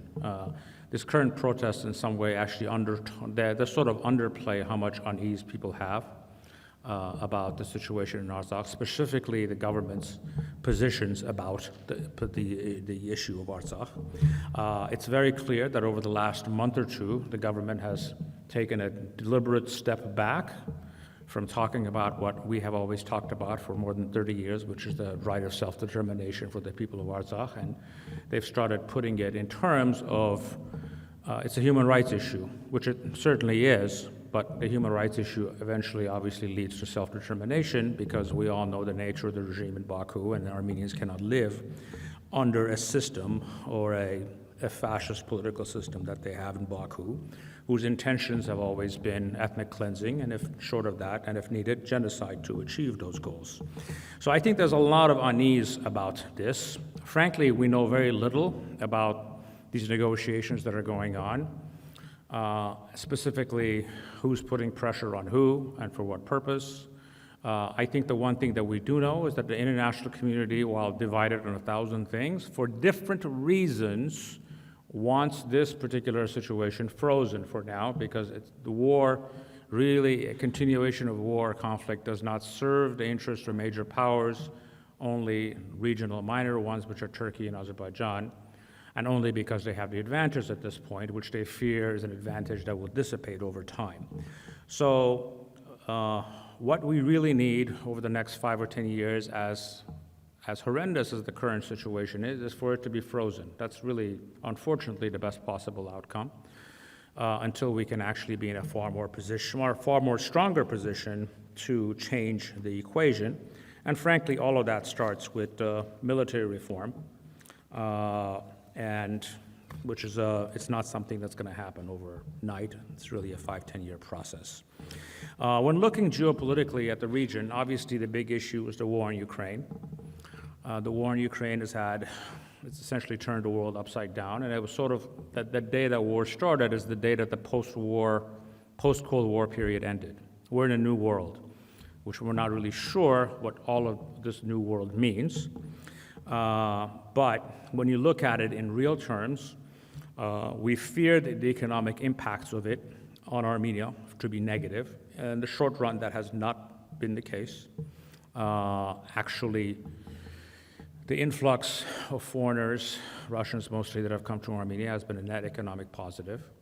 The country's economic growth and activity is still very strong and moving forward. And the dram is one of the strongest gainers against the dollar this year, as all over the world the dollar is actually gaining against most currencies, which is one of the fun statistical facts that you can look at. On a national security stage, obviously, what we have noticed and seen is that the stronger, and this is to say that I support the Russian invasion of Ukraine. I do not support the Russian invasion of Ukraine. But that the perception of a Russia that is stronger makes the usual suspects that want to change the current status quo in Artsakh more cautious.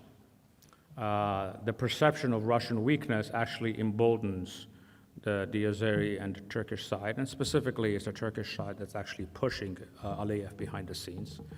Aliyev, on his own, would not challenge the Russians and Putin in ways that what happened in Artsakh a couple of months ago without encouragement from outside powers.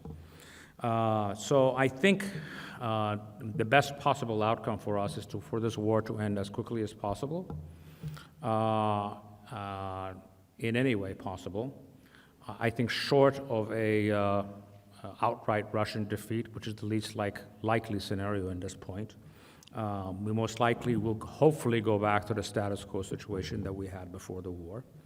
But the one thing that it does do diplomatically is we have a new Cold War, and if you're a small country that is dependent on different powers for your protection, specifically Russia in this case, you'll get caught in this diplomatic Cold War, and in fact your options get limited. However, as with any negative, there's also positives, or actually not positives, opportunities. And the primary opportunity is really to become what I call the new Finland, or the new Hong Kong. It's because these Russian sanctions are not going to go away. There are forces in the West that are hell-bent on reviving this Cold War. And Armenia, being unique in the sense that it is the only democratic country that has good relations with Russia, good relations with the EU, good relations with the United States, in fact, good relations with Iran and good relations with China. In fact, the only people we have problems with are to our neighbors to our east and west of us. We can actually use this as an opportunity, both economically, in the same way that Hong Kong was the venue, was the way that the People's Republic of China before reforms was outreaching to the world. We can become that for Russia on an economic front, and you see that by the number of entire Russian firms that are closing up and moving up to Yerevan and opening up their offices there in different parts of Armenia. But also politically, once we get our diplomatic wheels, and as you know, on state governance issues, we are, it's the weakest point of what we have in Armenia is state competence. But over time, these are systems that are going to go, these are issues that are not going away. We can actually start playing this role of being a place where East and West meet and have an opportunity to create opportunities for us by being useful to multiple sides that normally can't talk or meet in other places. I think the biggest, when you're looking over the next couple of years, the biggest issues is going to be two things geopolitically. The first one is how the Ukraine war ends. That will greatly color the kind of world or region that we'll be living in. And again, a completely weakened Russia is not something that is in Armenia's interest, no matter what we think of the Ukraine invasion. And the second big 800-pound gorilla in the room is the Turkish elections next year. The Turkish economy is unraveling. If the current economic trends continue and they follow the somewhat unorthodox, foolish policies that they're doing now, you could really end up having sort of a Lebanon-type economy in Turkey. You already have inflation, that the real inflation is probably over 120%. The lira is collapsing, which means that in order for Erdogan to win re-election, he's going to need to export his problems. Now, it really, who becomes the lucky recipient? Is it the Greeks? Is it the Kurds in northern Syria? Is it Artsakh? We don't know. Time will tell.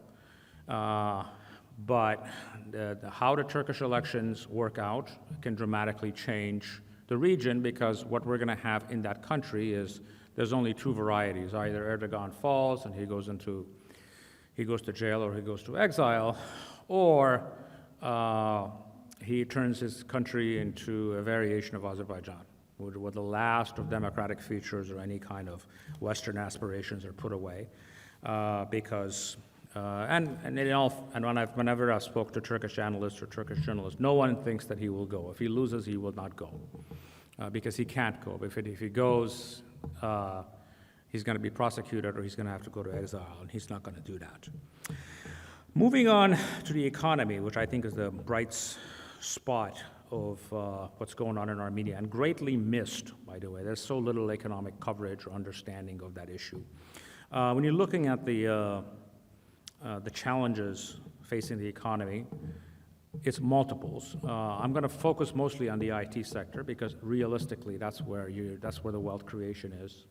And if there's any magic formula to quickly transform the fortunes of the country, it's going to come through an industry like that. It's not going to come through raspberry exports to Germany. It's going to be doing things that can make a lot of 20, 30-year-olds into millionaires and billionaires very quickly. The biggest economic issue, if you talk to any person who runs a business in Armenia, is labor shortages. Labor shortages are across the board. They're not simply in IT anymore. There's not a sector of the economy that doesn't have labor shortages. Now, there's obviously, this sounds strange to many, because you think that there's a lot of, so many unemployed people.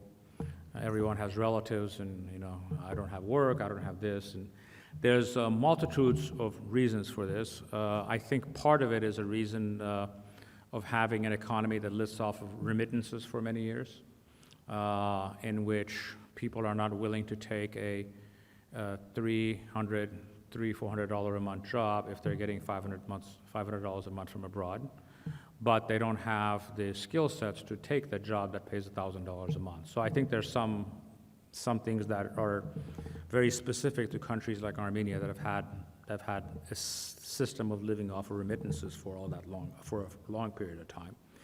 But a lot of this is actually being met by importing labor.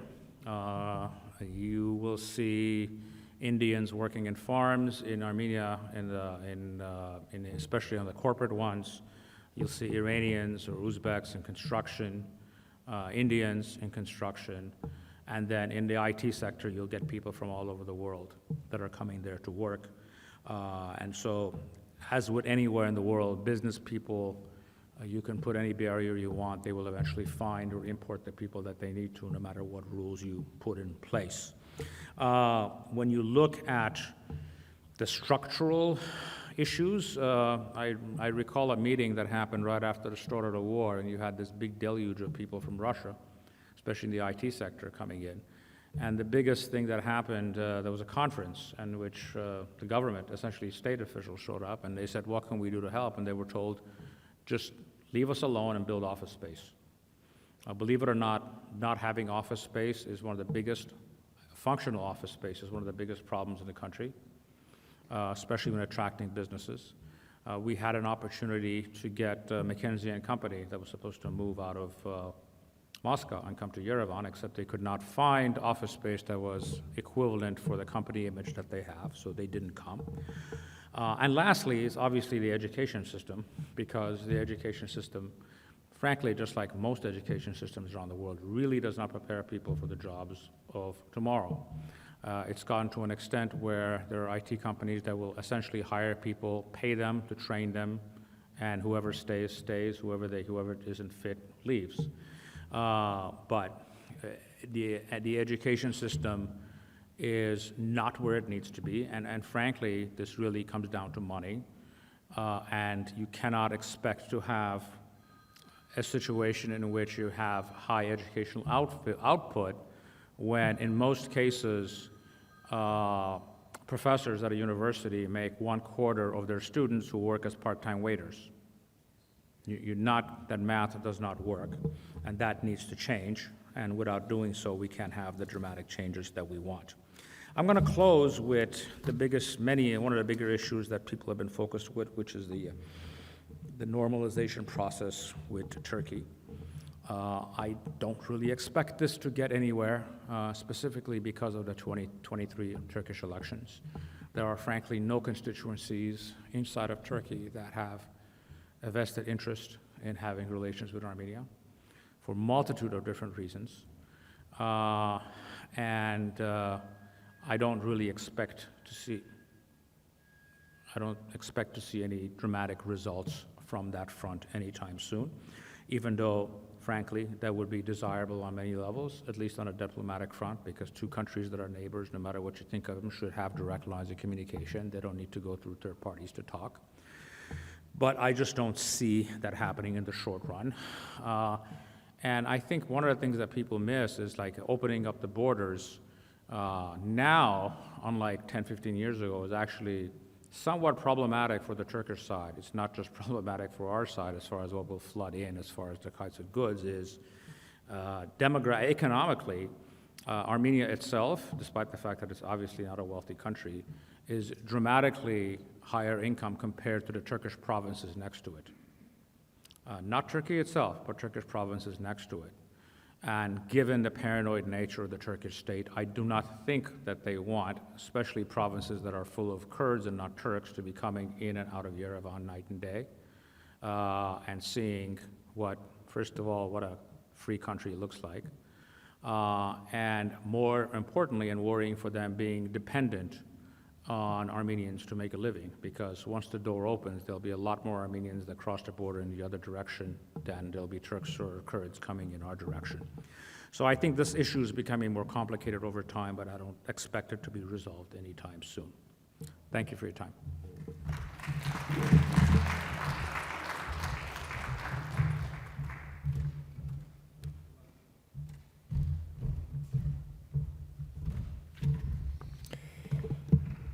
Thank you, Eric, for that interesting insight into the Armenian politics and economy. Moving forward, we're going to change gears a little bit now, and our next two speakers are going to focus on the Armenian healthcare. And I would like to introduce Shant Shikerdimian, who is a pediatric surgeon. He's an associate professor of pediatric surgery at UCLA David Geffen School of Medicine, and inaugural associate director for healthcare outreach for the Promise Armenian Institute. For many years, he has been actively involved in various projects in Armenia's healthcare sector, including efforts to improve postgraduate medical education, introducing quality improvement programs, and developing multidisciplinary care teams to improve Armenia's healthcare system. Shant also serves as an advisor to the Ministry of Health of Armenia, and today he will share his experience in developing the primary healthcare system in Armenia over the past year. Shant, welcome.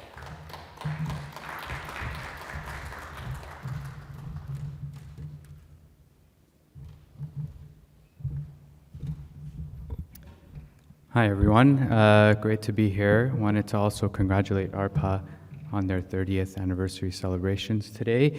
I do have some slides. Can we get those up? So I thought I'd tell everyone a little bit about healthcare in Armenia, though do that through the story of some of the projects that I've been working on over the past year since we've moved to Armenia. And actually, Irina's and Eric's talk before mine were very relevant because it talked about a lot of the issues that I face on a day-to-day basis being embedded within the Ministry of Health, issues with political will, competence, governance issues. But hopefully this story would also be able to highlight the fact that despite those challenges, there are still opportunities to do some great work and to reach small but definite successes step by step. So first off, why is a pediatric surgeon talking to you guys about primary care and primary care systems and improving those in healthcare? Let's see, here we go. So the answer is because Armenia, much like many other countries, has committed to achieving the Sustainable Development Goals. And when we look at SDG number 3 for healthcare, achieving universal health coverage is the most important milestone and the most important thing that can be done to improve the healthcare system according to the United Nations, World Health Organization, and other international organizations. But achieving universal health coverage, and it's also part of the Armenian government's program that's been stated in the Armenian, in the 2021-2026 program. But we also know from other countries that have implemented universal health coverage that doing so improves access and use, seems to provide some financial protection, but in some studies that have assessed universal health coverage implementation, meaning everyone has free access to healthcare, in this study of 31 countries, there was no impact and no changes to healthcare outcomes. So people had more access to care, but they were not healthier because of it. And if we look a little bit deeper and find out why that is, the answer almost always lies in the absence of a strong primary healthcare system. And this has been recognized to be the backbone of any healthy healthcare system in Armenia. In fact, if you look at sort of the basic foundations and pillars of a sound universal health coverage system, it's impossible to find it without good quality of healthcare being delivered and good, strong primary care to keep patients healthy and to keep the population where they need to be outside the hospitals. Let me just go back here. Can we go back one slide? Here we go.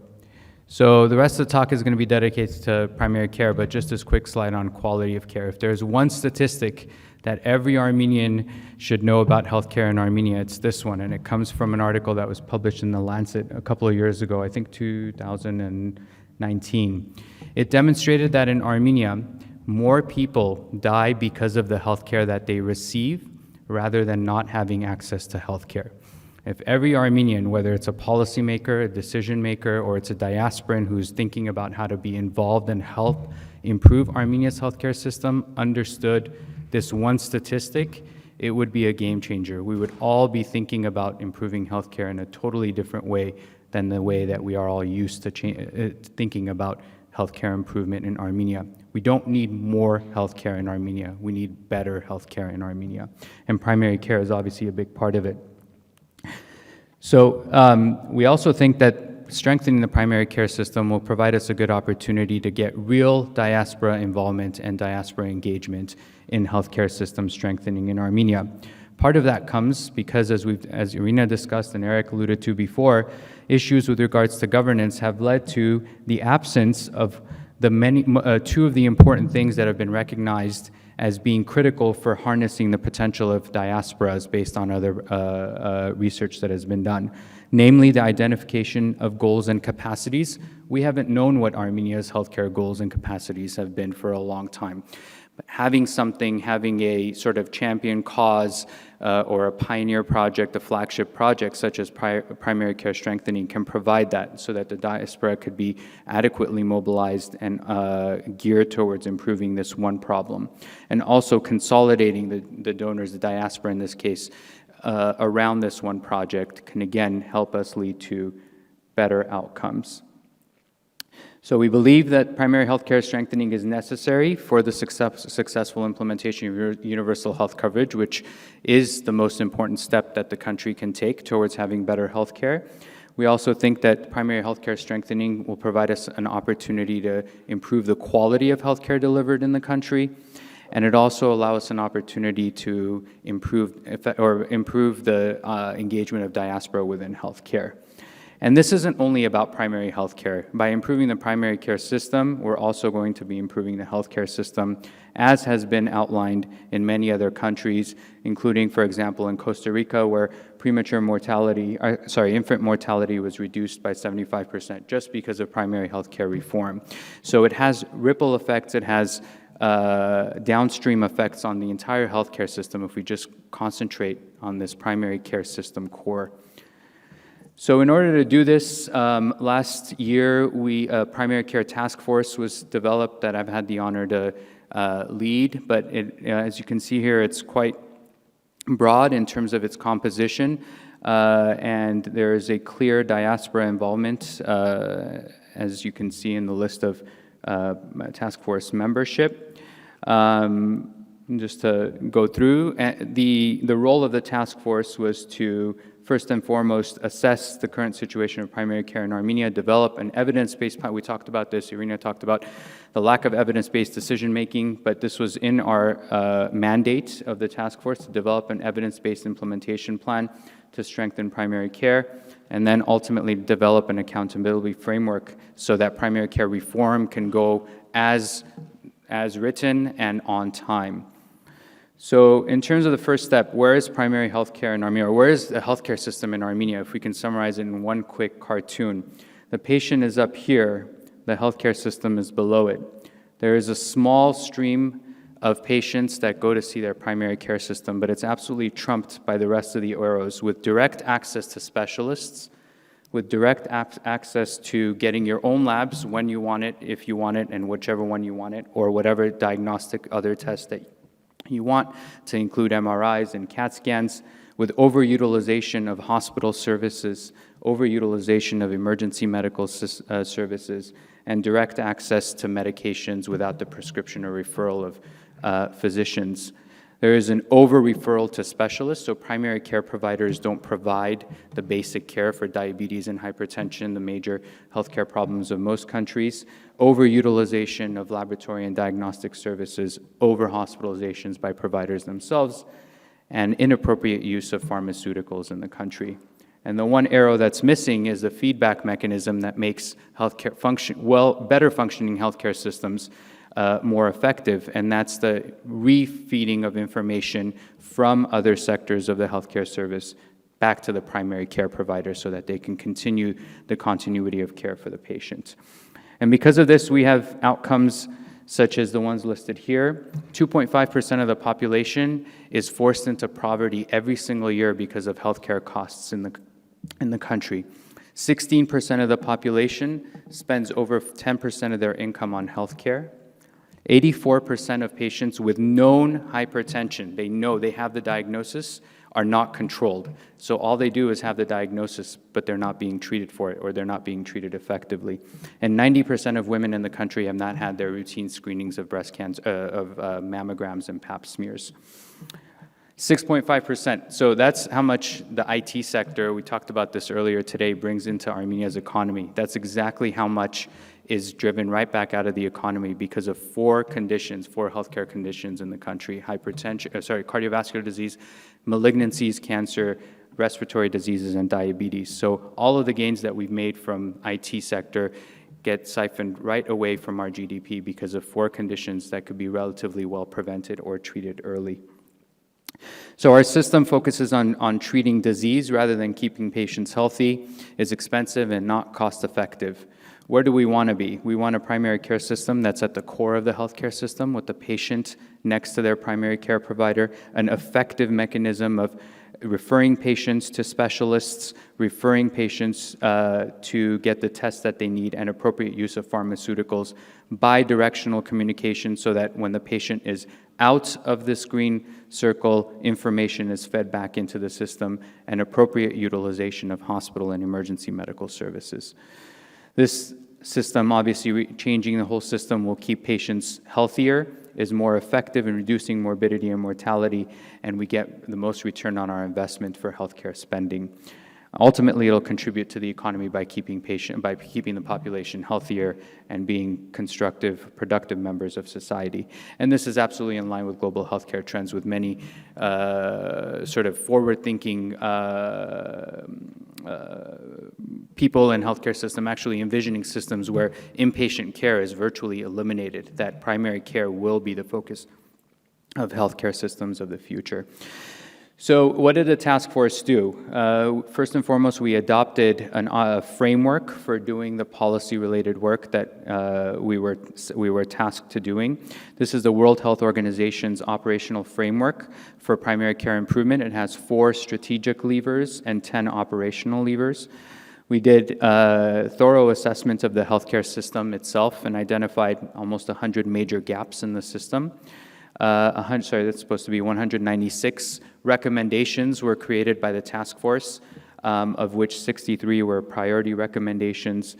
They were further put into buckets so that the government will have an idea of who needs to implement them, and ultimately put on a timeline so that we also know which ones need to be addressed first and foremost. Probably don't have time to go through these. These are each and every single one of the levers. The titles are up here. The initial slide has the vision of where we need to be, and then the gaps in our system, and then the recommendations. So I'll just quickly go through all these because we don't have time for this. And maybe just sum things up here. This, by the way, is the first time that we've sort of gone through this work of the primary care task force. But again, I think one of the important pieces of this is going to be to ultimately enlist the diaspora as a stakeholder and a participant in the primary care improvement system that we hope the government will ratify soon. So this is sort of the recommended timeline as well as the work or the classification of the work that should be done over the next 10 years to improve the primary care system, both in terms of governance and policy framework, legislation, human resources changing, which there will be a huge role for diaspora and diaspora experts in here. Next slide. Can we get next slide?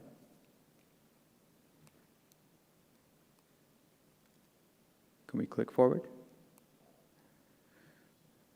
We can keep going, keep going. These are the different sort of buckets. So just to summarize, for primary care, the primary care reform, the major reforms or the major changes that need to happen is that we'll need to draft a big legislative packet that will allow for acceptable standards of care. Licensing of practitioners is a big one. Currently, doctors in Armenia are not licensed. Facilities are, but the licensing mechanisms are quite outdated. And the scope of services that primary care providers will need to be trained for and able to practice needs to be expanded. There needs to be legal protection. These are sort of really big fundamental issues that permeate the whole healthcare system. Poor medical outcome in Armenia can be a criminal offense, not a civil offense like the rest of the world. So physician can get arrested and be sent to jail for a bad medical outcome, which obviously to us that practice here is absolutely unheard of. There needs to be structures for the implementation and oversight of the primary care reform. Again, huge changes to the training and distribution of primary care, human resources, the physicians, nurses, and allied healthcare professionals. We need to figure out how to increase accessibility of primary care services, and this is where the first session of today's program comes in. This is where innovation can come in. This isn't, 40, 50 years ago where we have to build and maintain a big clinic in every single village in Armenia. This is where mobile clinics, telemedicine, and other innovative forms of practicing medicine can definitely help the situation out and actually be more cost-effective ways of improving healthcare system. Same thing with the use of digital technologies and making sure that all of these changes are done through proper engagement of stakeholders, including the patients and the providers themselves. Here's a quick slide that looks at funding. Obviously, the elephant in the room is the dollars that go into all of this. There's a statistic by the World Bank that's frequently cited. 84% of healthcare spending in Armenia is out of pocket. So for every $100 spent on healthcare, $84 of it comes from the patients, which means only $16 comes from the government. This is the highest out-of-pocket expenditure in the world in Armenia. But actually, when we did our assessment, we found out that 84% is for all healthcare spending. If we just looked at primary healthcare spending, in fact, it's actually even higher than that. 91% of primary healthcare spending comes from the pocket of the patients, which obviously leads to the economic consequences that I pointed out earlier. So of all of the healthcare expenditure that the government spends on Armenia, only 24% of it goes to the primary healthcare sector, which we obviously need to change and improve so that we can have the reforms that we all want. Huge amount of change needs to go into this. We all need to recognize that this isn't going to happen overnight. We recognize that it requires tremendous improvements in governance to be able to implement this and to have the competent people that can actually enact this. But a lot can be achieved through reallocation of resources. Even with the limited resources that we have now, we can improve the healthcare system significantly and have better health outcomes and reduce that catastrophic expenditure statistics that we have right now. And also, we don't have to go through the painful processes that other countries have gone through. We have the opportunity to learn from other places and to leapfrog and transform our system in a shorter period of time, learning from other people's mistakes. So next steps, we are in the process of sort of translating the recommendations of the task force into legislative, what are government strategy and list of interventions that need to be improved and ratified by the government. We are also in the process of engaging the appropriate stakeholders, which again will include the diaspora. And ultimately starting some pilot programs where we have a new model for primary care, both in rural areas as well as in the capital for the pilot setting. And then the task force will continue its work by continuing the monitoring and evaluation of the primary care reform that's going to be set out over the 10 years. So with that, I'll pass it to Armenia, but Sakishan, will you introduce her? Thank you very much.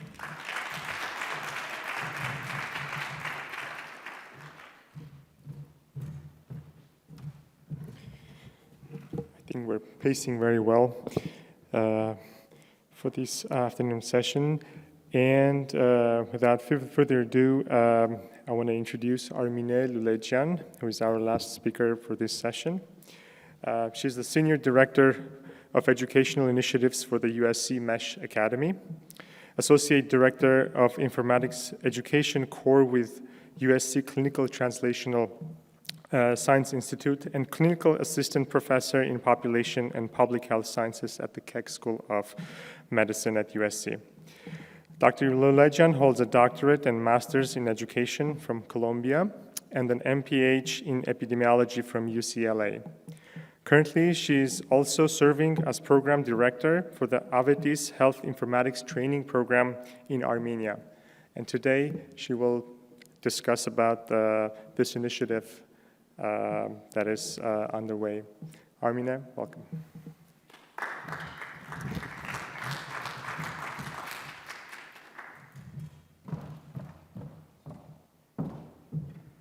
Okay, so I have the privilege and the curse to be your last speaker, so I'll try to make this as painless as possible.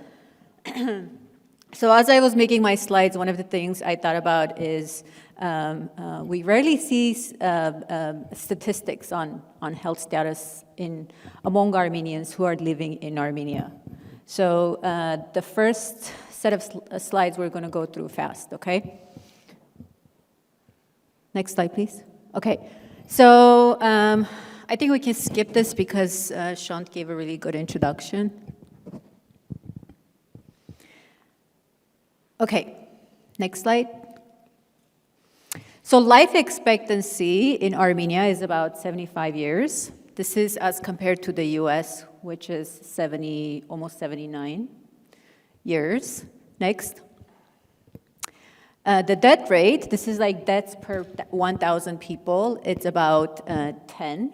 And you can see the difference from 2012 to 2019. Next slide. Birth rate in Armenia has been decreasing. This is births per 1,000 people. And, this is contributing to our population growth or negative population growth. Next.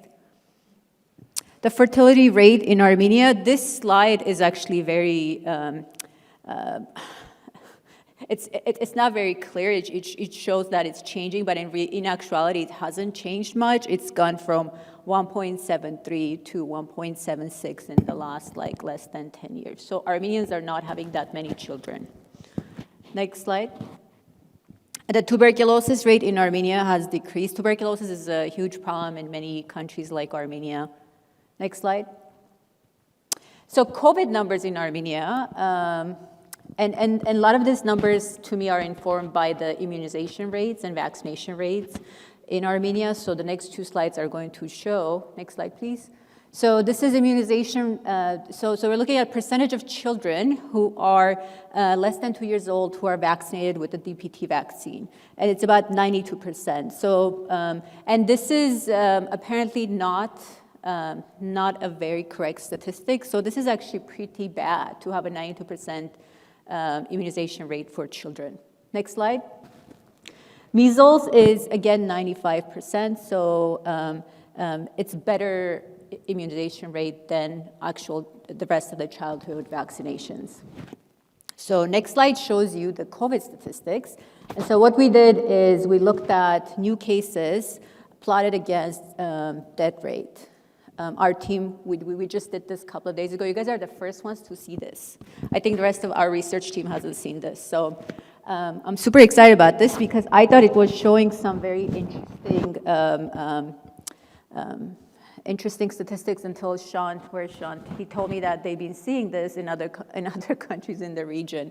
So if you can see the dips, okay, they relate to the war, if you can see October of 2020, okay, and then the dip in July 2021 coincides with the relaxation of masking in Armenia.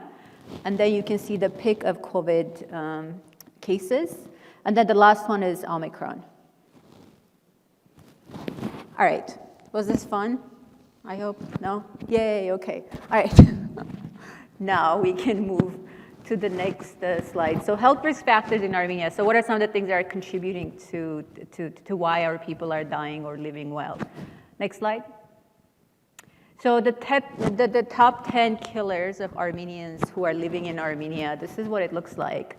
So this is basically the last 10 years. I have to say one of the things we're seeing in the US is the top 10 killers have shifted. So in the United States, in the last year, we see heart disease followed by cancer, followed by COVID as when you're looking at the top 10 killers. So I'm sure this is probably similar in Armenia. So heart diseases are huge issues. Interestingly enough, in Armenia, in the United States, we group all of our cancer diseases together. That's not what's being done in Armenia. But you can see lung cancer has moved up from being the fourth killer to the third killer of Armenians in Armenia. And if you, again, we have made major strides in lung cancer prevention in Armenia, and so hopefully we'll see this number go down. Next slide. So the risk factors obviously relate to what are why our people are dying, and not surprisingly, tobacco is number one. Okay, tobacco is also a cause for cardiovascular diseases. And then you have, a lot of these risk factors are what Sean already talked about, so we're going to move on to the next slide. So the 2 risk factors are tobacco, okay? I like the signs here, smoking kills you, or smoking is not good for your health. Next slide. And alcohol. I always say some alcohol is good for you, but it's 1 serving per day. That's the recommendation for most European countries. And it also does not mean you get to save all your drinks for the week and catch up on Saturday, because that's called binge drinking. I always have to clarify that. All right, for both Armenian and non-Armenian audiences. All right, next slide. Okay, so what is it that we can do? And without sounding like a broken record, like Diaspora's involvement needs to change. And so Sean put it beautifully, Eric and Irina put it beautifully. We have to change the focus of how Diaspora is involved in modernization of Armenia and specifically healthcare. So with that said, I'm going to talk about a project that I think is an example of sustainable involvement from the diaspora. Next slide, please. And it is the Avedis Health Informatics Fellowship. Next slide. And so, yeah, you can skip this. Skip, okay. So here's our leadership team. James DeConnor is the executive lead for this, and then Arus Harutyunyan is our program administrator. Next slide. You can skip this. Okay, so e-health is basically electronic health is a driving factor in healthcare across the globe. And electronic health records have changed how healthcare is delivered. And basically, the whole idea of this fellowship is to train health informaticians who basically turn the data from electronic health records into information that we can actually use and make actionable. Armenia has a quasi-private government partnership with ARMED, and ARMED is basically the electronic health record vendor for Armenia. How many of you have been to the doctor recently? Okay, 4 people. We're a very healthy audience. Awesome. Okay, so how many of your doctors were using paper? Please say none. Were they using computers? Your doctors? Okay, computers. Okay, so basically that's electronic health record. Okay, they were using some electronic health record depending on where you were. Next slide, please. Okay, so why is this program important in Armenia? Is because Armenia has the foundation to be this Armenia has the foundation and the centralized healthcare system, and this actually presents a great opportunity to have something like this. We have incredible talent when it comes to technical and medical care, and we have seen this recent switch or the recent move to implement electronic health record because of the pandemic. I always say one of the positive things about COVID is that now everybody appreciates or uses electronic health records. Next slide.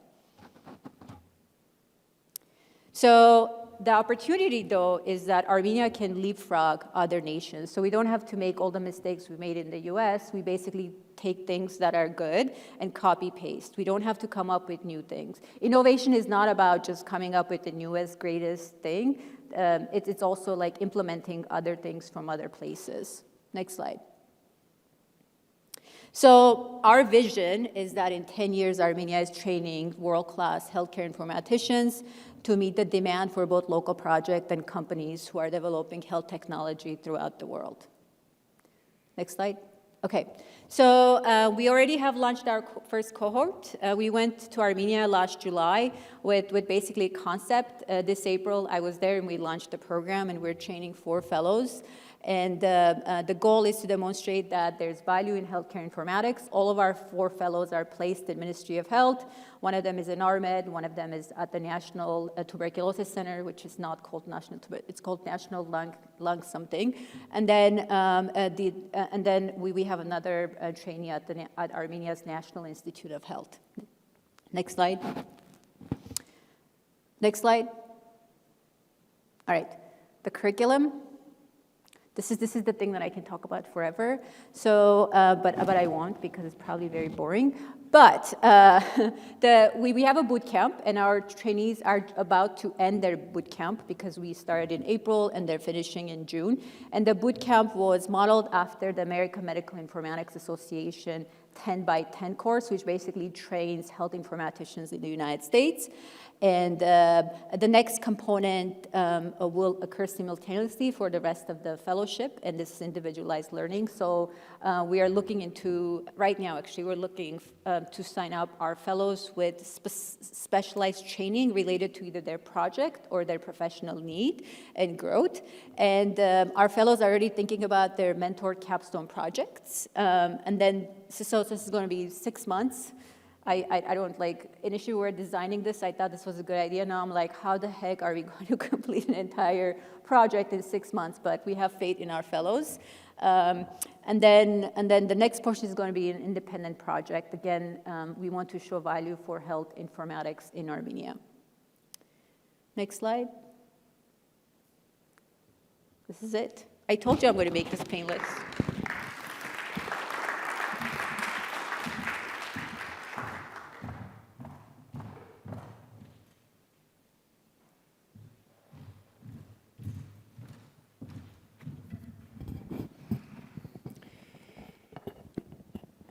We've come almost to the end of the program, and now we're going to have a discussion with all the panelists.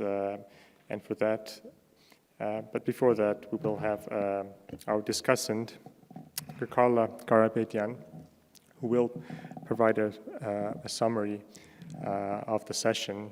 And so Carla Garabedian earned a PhD in international relations at the London School of Economics before working as a producer, director, and correspondent based in London and Los Angeles. She has received the Armin Wagner Humanitarian Award, the AGBU Generation Next Community Hero Award, and Clara Barton Medal of Gratitude from the Armenian Genocide Museum Institute in Yerevan. She's well known as the director of the film Screamers, and her other film works about various human rights issues in countries like Afghanistan, Chechnya, North Korea, and Iran. Since 2011, she has led the Armenian Film Foundation's project to digitize a rare collection of Armenian genocide survivor interviews, now part of Steven Spielberg's visual history archive at the USC Shoah Foundation. She's the writer-director of Nemesis 1921, currently in the pre-production, a film about the trial of Solomon Tehlirian in Berlin. Please welcome Carla Garabedian. Thank you very much, and I would add that I wore another hat. When the Promised Armenian Institute was being created, I was given the opportunity to interview many of the faculty at UCLA and ask them about the possibility of creating a new institute which could raise issues of interest not only to the diaspora but also to Armenia.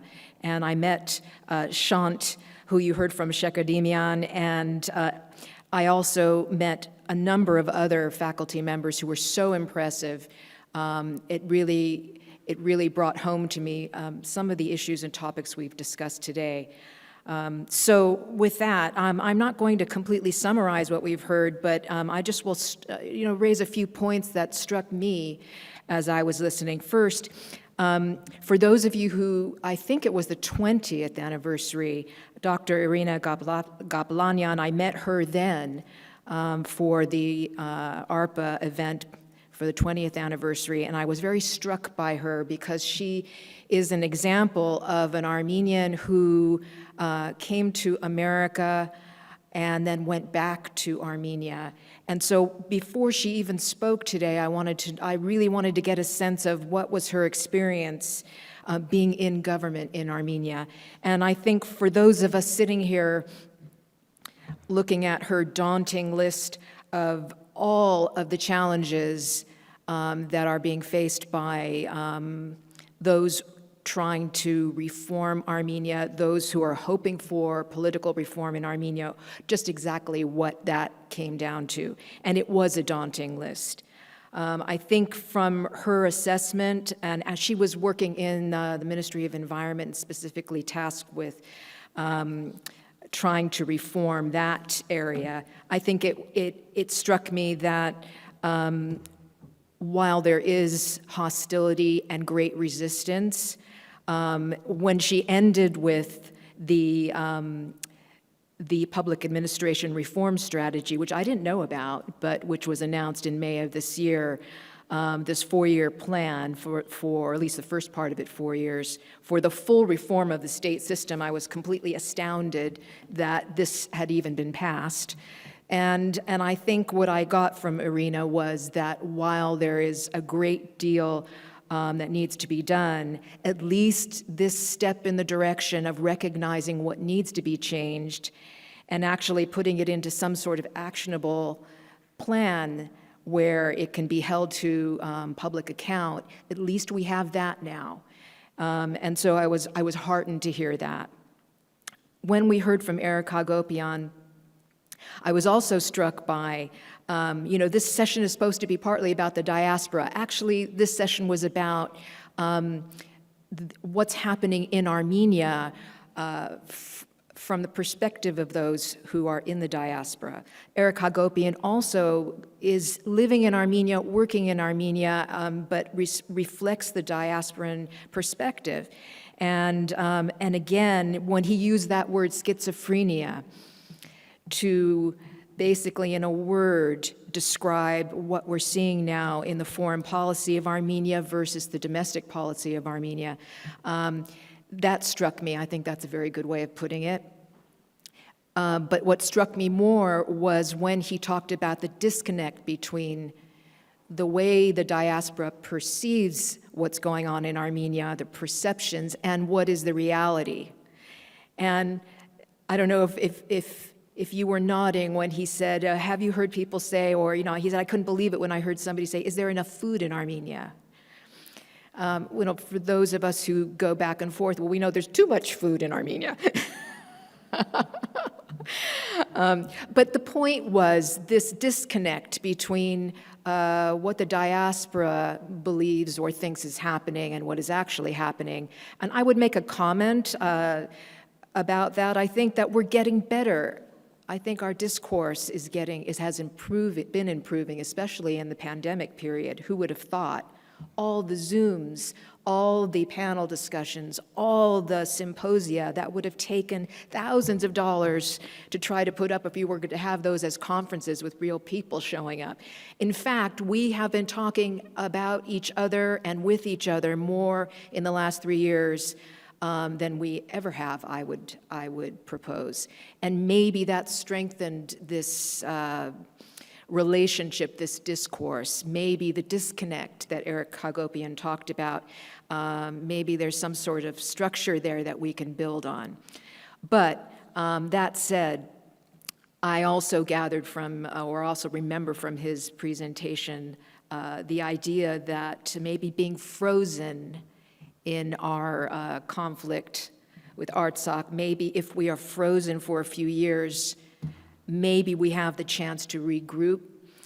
Maybe if we have 5 to 10 years to rebuild the military, maybe if we have that frozen period, there's a chance that we can survive this period.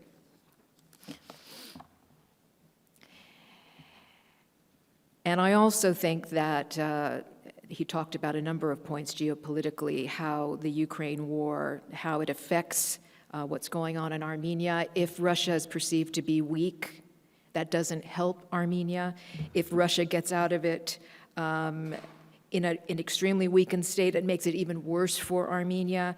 This is a perspective that we in America certainly don't even consider. And I think the diaspora considers what's going on from that point of view, but I think Americans don't even think about Armenia, let alone Artsakh. But to have that pointed out, that the relative strength of Russia will have an impact on what happens to Armenia. I think that was a fair point to make. And lastly, he raised the question of the Turkish elections and Erdogan's survival or not, whatever happens to him. Well, we certainly know it's going to have an effect on NATO, but it's certainly going to have an effect on Armenia. So that was a very sobering point to leave us with.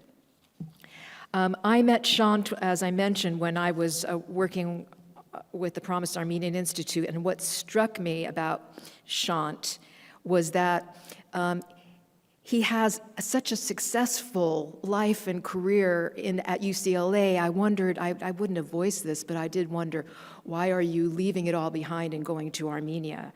And part of me was hoping I would hear what I heard today from him, which is that he is making a difference in Armenia. He is being listened to in Armenia. He is part of the government there, and insofar as he's advising the Ministry of Health. And while there is such challenges as he listed, like Irina, daunting challenges, he, like Irina, there's a plan, there's some way to assess and measure whether healthcare, especially primary care, is something that can actually be enacted and actually be strengthened in Armenia.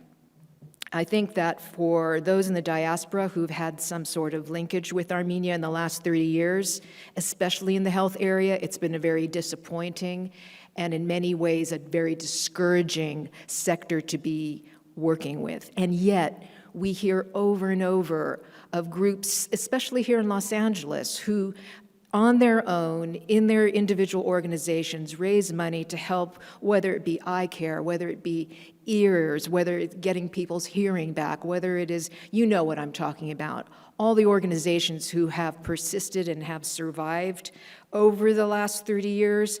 And for me, hearing what Shant was describing, having an action plan and having a plan that the government is actually invested in and seems to be, at least if it's not giving all of its resource to it, at least as he described, there at least is a way that we can measure what they are doing and how far they are progressing. And so I look forward to hearing more about how the diaspora can be involved in this effort, especially because when you think about it, primary care strengthening, whether it be in Armenia or in other countries around the world, it really makes sense, doesn't it? Isn't it what we're doing here in America, that we don't go to hospitals too much, that we don't go ourselves and sort of self-medicate, that we actually go to our primary care doctor and we start there. That's actually the way that advanced countries operate, and that's the way Armenia should go as well. So I look forward to hearing more from him. And to end with, to be able to hear about, again, another diasporan initiative from Armine Lulejan. We had UCLA, of course we have to have USC. And again, it's like, the idea that we can leapfrog, or Armenia can leapfrog, and actually move to a more modernized way of reporting. One thing that struck me when, the only time I've been to ARTSOC, it was 2011, and I went to a stroke center, which Baroness Cox from the UK had somehow been involved in creating the stroke center. And what I learned when I went there was that there is a taboo in Armenia, at least there was at that time, in ARTSOC as well, that when you have a stroke, this is something you should be ashamed of. And you don't do things to help the person. It's like the depression, all of the other things that come after a stroke occurs, the disability, that these things had to be brought out of the woodwork, and patients needed to be helped, and they needed to be given the idea that this is not something you should be ashamed of. There's a place you can go, there's help that you can get. And it struck me as being so backward, that the idea that you would try to hide somebody who's had a stroke. But part of the problem, too, is knowing, well, just exactly what is the information, what are the statistics, how do you share the statistics? And the idea that there is informatics, health informatics, and that Armenia, will not only be benefiting from this technology themselves, but could actually train others, not just in Armenia, but around the world, as a way to be innovative and to make money and to profit. That strikes me as a great idea. And again, how the diaspora can support that. As this was a panel about the role of the diaspora, that's something that I'd like to hear more about. Maybe in the panel discussion, we can push that a little bit more. How can the diaspora, how can we specifically help these initiatives? I'll leave you with an idea that came from another panel the Promise Armenian Institute had a year ago, and it was with it was a Zoom panel, of course. Rasmik Panosyan from the Gulbenkian Foundation and Vigen Shaterian, they were debating the different roles of the diaspora. And one of the ideas that they both agreed on, and maybe this is something to be discussed in the panel, is that rather than thinking of the diaspora as one unified force, maybe we should think more about the diaspora as a pluralistic force and embrace our diversity, meaning instead of trying to come through with just one message or one strategy or one way we should all be, which of course we're not going to agree on because we're Armenians, rather than trying to come up with one unified way of behaving the diaspora, maybe we should embrace our diversity and embrace our pluralism and understand that whether we're an individual or we're within an organization or a university, we can still do something and still engage with Armenia and still make a difference. I'll leave you with that thought.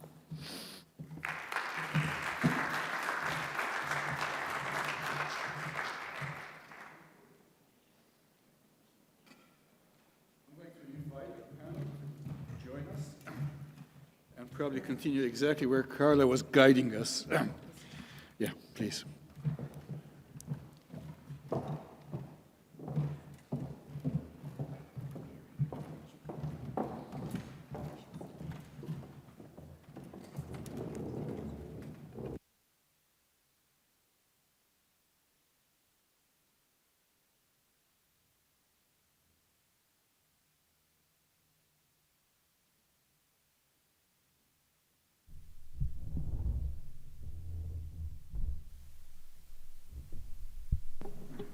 Well, I was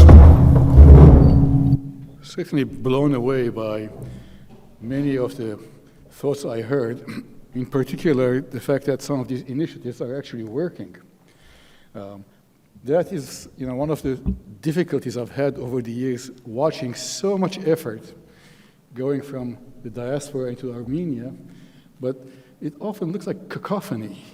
Everybody doing something or another, goodwill, good abilities, but sort of disorganized results. So every doctor I know, Armenian doctor I know, has had an effort in Armenia. But for the first time, I hear from Shant that actually there is an organized way of doing this, and that there is a Ministry of Health that accepts Shant as an advisor.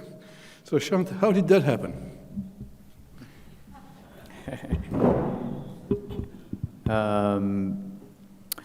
So it didn't happen overnight. It was probably a culmination of my involvement in various activities that were a part of that cacophony that you mentioned, but ultimately led to this coming to be.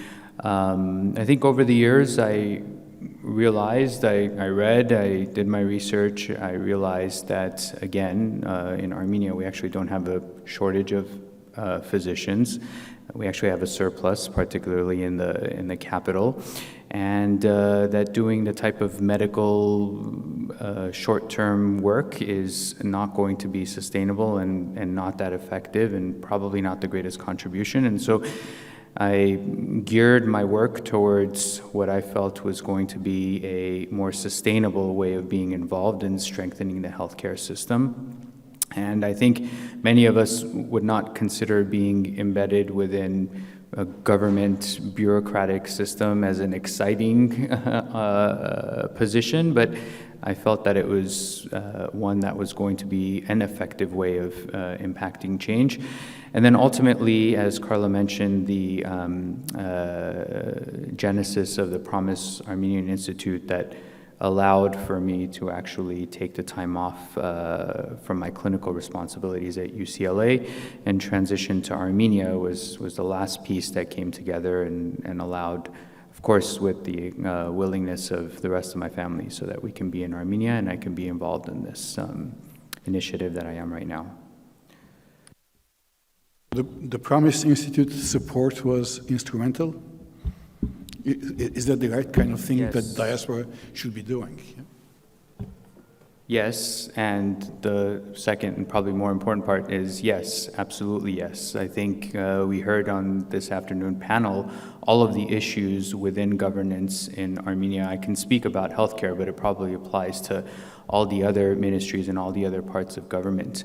As much as we'd like to believe that the diaspora or the private sector within Armenia can improve the situation or the sectors in Armenia, there simply is no country in the world that has an effective or a good healthcare system without the national, state, governmental components to that system.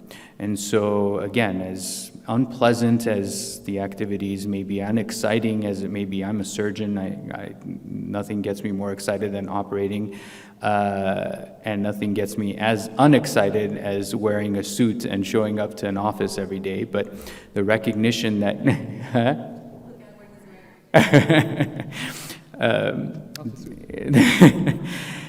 the recognition that we need a strong, competent government that is able to oversee a healthy healthcare system is what drives me, and I think is what is critically missing oftentimes from diaspora engagement, at least in the healthcare sector. So I'm going to make a jump on this subject, talking about Armenia's international politics or policies. In the early days, they actually did have in the government advisors from the diaspora. The foreign ministry of Armenia, for example, was born that way. Eric, is there a way or room for diasporas to contribute to advisory positions in the government and in their foreign policy, or are they simply not interested? Well, there certainly are. Well, there certainly are ways to contribute. I think whenever you look at the MFA, which is the foreign ministry, even in the context of traditional Armenian state structures, they're actually more conservative and more traditionalist and more least open to change, which actually isn't that untypical from around the world. However, our diplomatic corps is generally quite weak. I can count on the tip of my fingers the really good ambassadors we have. For example, the structural systems inside of the foreign ministry for research are either don't exist or are very undergraded, on a very low level. There are obviously structural legal issues that need to be changed and need to be changed immediately. And this is a great source of frustration because after all, this new government's claim is to be reformist. And we still don't have a capacity to have anything in diasporans to be ministers. And I'm not saying that they should be foreign minister, but you should be far more open in bringing people in, especially on the given the fact that we have a massive dearth in really quality diplomats. People think diplomats necessarily need to go to school or be sitting in embassies for 30 years. Not really. For example, let's take a country like the UAE or the Gulf countries. There's plenty of very successful Armenian business people working for Shell, that have relationships. They might be retired. You can essentially ask them to volunteer, because most of them don't even need financial needs, to come and become ambassadors here or there. In my experience, the ability as a diasporan to affect Armenian government policy exists, but it exists on bits and pieces. It also exists on the quality of the individual that you're dealing with. One of the most telling things about, if you look at Armenian state structures, If you look at ministries that work well, it's because they usually have a star minister. And even though that is good, that's also very bad, because at some day that star minister is going to leave, and you're going to go back to what you were, because what you need is structural reforms. And this is obviously across the board in the foreign ministry also, and in foreign policy. But we have massively underused our diaspora's expertise. This is every government for the past 30 years. Part of the reasons are the fault of the state, but part of the reasons are frankly the part of the diaspora, because I don't think diaspora institutions were ever, no diaspora institution in Armenia until the post-war period had ever focused on state building in Armenia. None, not a single one. None of them were established a world-class think tank, none of it. The Armenian state structures were left out of the purview of the, and in some ways, you know, we spent 30 years not building a state, not building a competent state, and we paid the price for it. So, and the diaspora is part of that. So do you see that changing, that the last one? You made suggestions, we have talent, and what should happen? But do you see that happening? Since the war, since the Artsakh war? I think there's far more openness. There's a, you know, one of the things that people missed and they're here, and it's no one's fault, is there are tons of activities going on fronts, some of whom we can't talk about, some of whom we can talk about, that are not discussed. And obviously, people who are not in Armenia miss it, from establishing think tanks, a military-industrial complex. That is coming along. There's many things that are happening that are not being discussed, should not be discussed. But this has been a wake-up call, not to every institution, but it's been a wake-up call to the people that matter. I made a mistake of not opening it to the public. Let me take questions from the public, from the audience. Harold.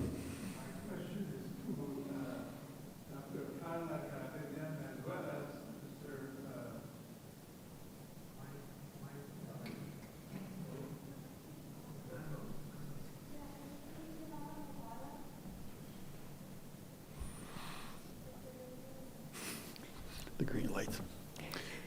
Really impressed at what you presented. That was... Just use your Armenian voice.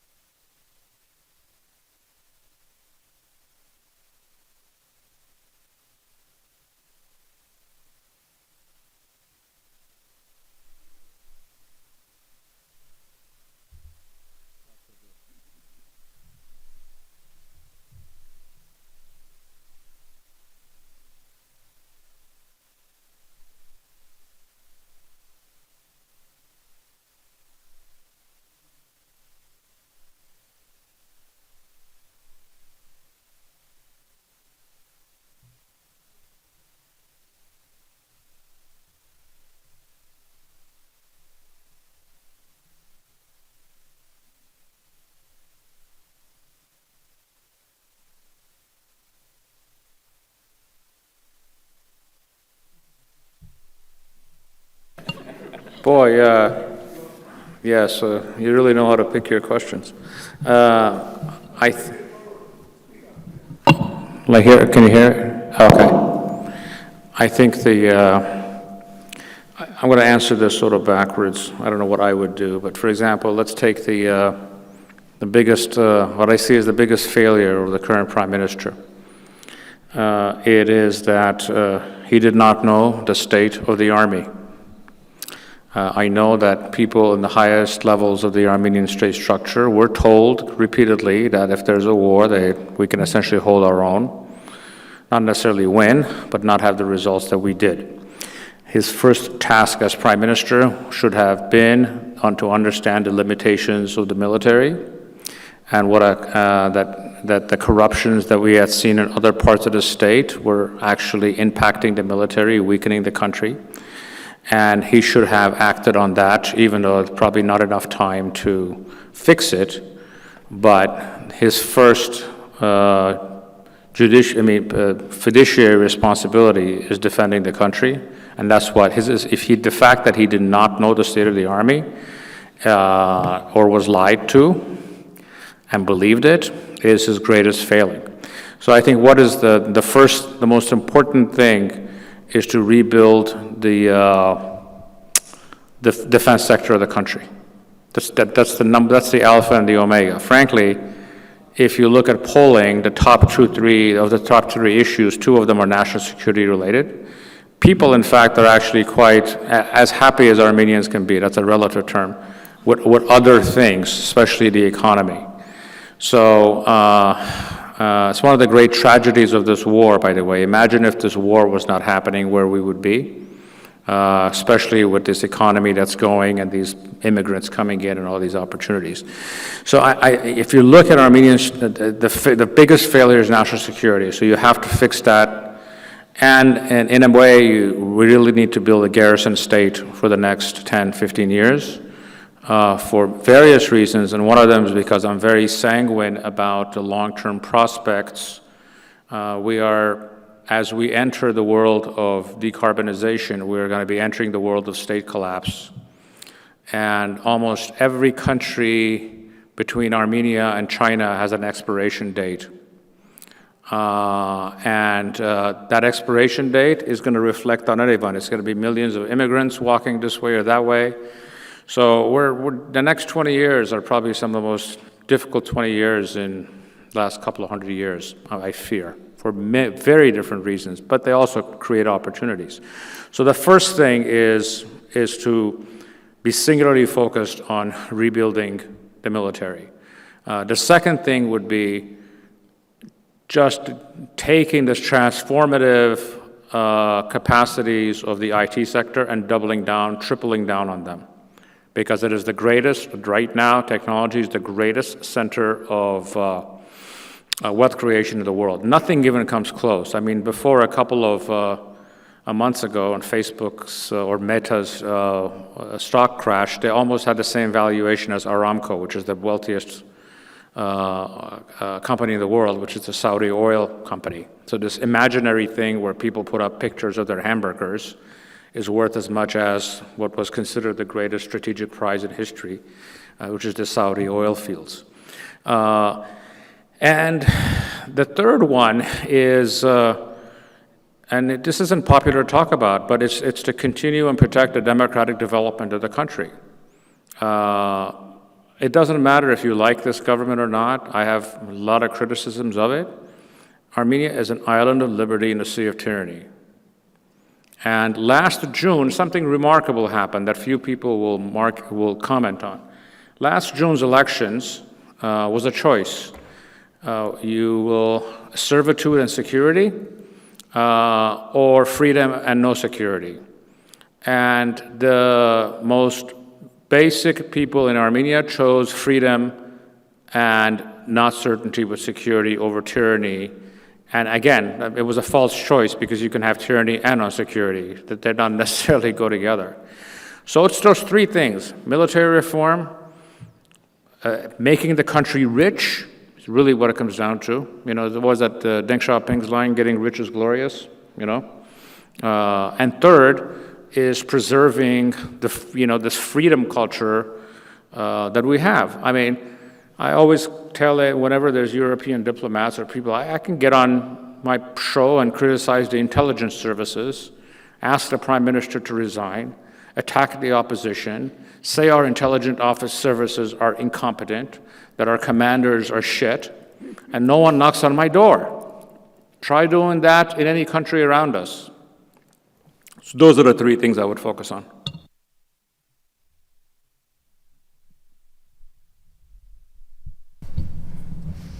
I don't know if I have 3 things. Yeah, let's do the feedback that way. Can you hear okay? So the question is, if I were ambassador for the diaspora to Armenia, what would be my 3 recommendations. Like I say, I don't know if I have 3, but I think first, the diaspora, as I was mentioning before, I don't think that we should be one voice. I think that in representing and being the diaspora ambassador for the diaspora, I'm not sure I would accept the job, but I probably would be ambassador for the American diaspora, because the American diaspora is different from the diaspora in Eastern Europe, in Russia, in South America, in Lebanon. Each of those communities has its own identity, and they should fully embrace it, and I think we should stop trying to meld into one, because our voice is stronger separately in some ways. That doesn't mean we don't build bridges with one another, but if to use Yervant Zoryan's neural network metaphor, I think that is what the diaspora is. It's part of that neural network. We strengthen each other, but we're separate, and we're strong in and of ourselves. So I think that also means that we're not above or below Armenia. We're equal to in that neural network.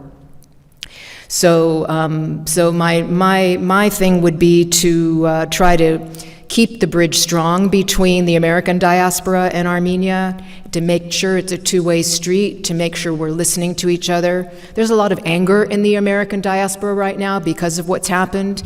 And I think just looking at the American diaspora, we have to, I think, provide a forum. That would be my second point, a forum for this anger to have a place. And I don't think we should ignore it.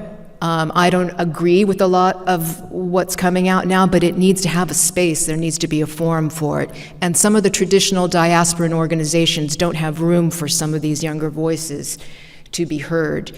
So rather than ignore them, I think we need to also reform our diasporan organizations to allow for some of the younger voices to either come into those organizations or form their own.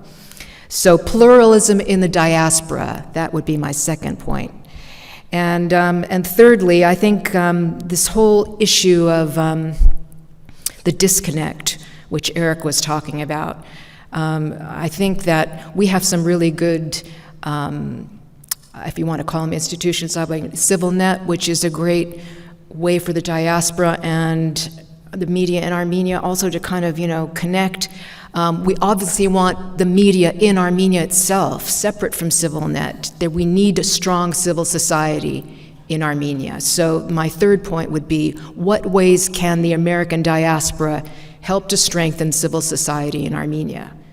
And that's not preaching to them, that's having this bridge, because I'd like to think our civil society, as frayed as it appears to be at various times here in America, we do have a relatively strong civil society. That's something we can help Armenia with. We can encourage, we can support, we can strengthen just by being in association with them. So that would be my third point.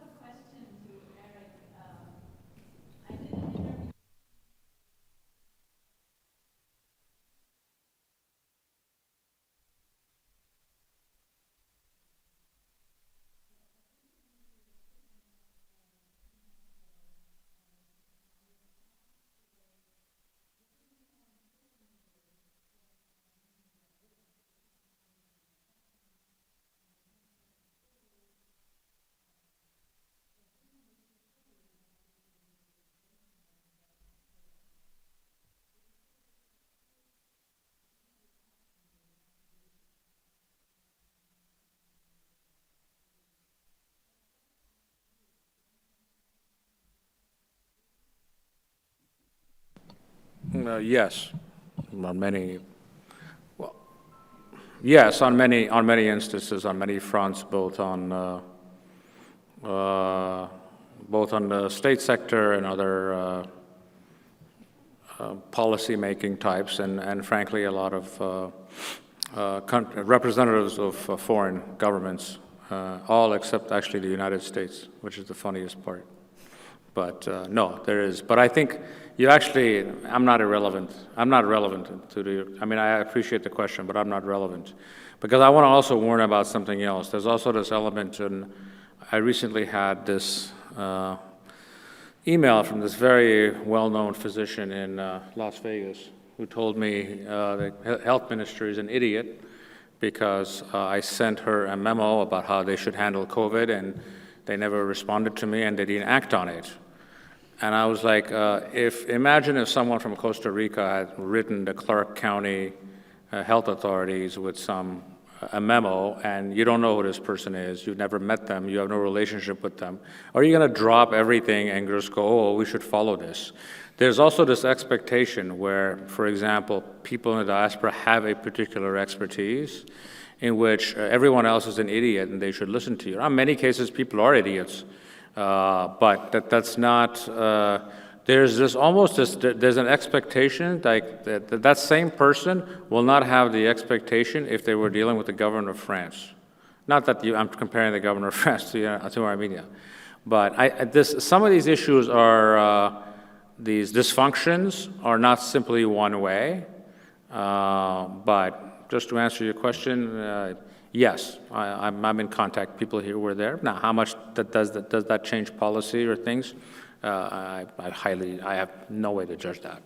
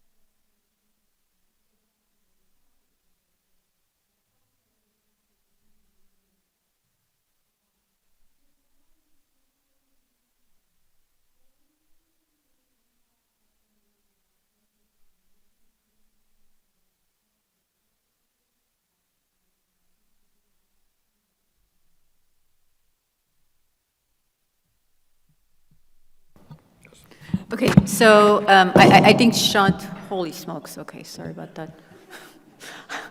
So Shant can give you more numbers, but from my understanding is that we have nursing shortage in Armenia, and we have a lot more doctors than nurses. So that is not supposed to be a norm, right?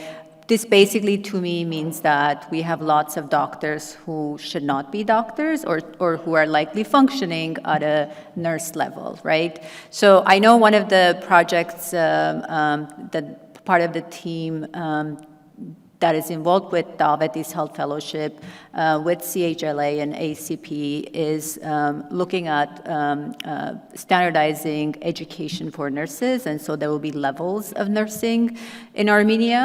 So that is part of standardization of care and standardization of a practice in a medical in medical care and medical education, but also like having different levels where there's competencies. Like, in the United States, we have RNs and LVNs and then NPs, right? So looking at it from the MD perspective, you have a lot of MDs who are probably not even functioning at a level of a nurse practitioner, right? So that's my take on it. Yeah, I'll just add real quickly. So nursing, actually, yes, there are some very positive developments in that, in fact, the AUA is starting a BSN program, a bachelor's in nursing, which I think will be a game changer, will empower and increase the scope of nursing care in Armenia. So that's a positive recent development that we will be seeing go live this year. Medical education is extremely complicated in Armenia because of the sort of Soviet past, the fact that trainees actually have to pay to be residents as opposed to get paid like how it is here. And so all of the incentives are flipped around, and it's very difficult to change this, but not impossible, and there are opportunities here. And as I had mentioned earlier, this, I think, is one of the opportunities where diaspora involvement can be instrumental and critical. And so we look forward to integrating that in our primary care transformation. Okay, so I hate to end the discussion, but we have to stop somewhere, and I hope we can continue it at the Gala. So I'm going to thank again all of the participants for making this meeting such a success. It was a great lineup, and we owe the lineup to ARPA, the organization, and to Hagop. Hagop, do you want to say some words?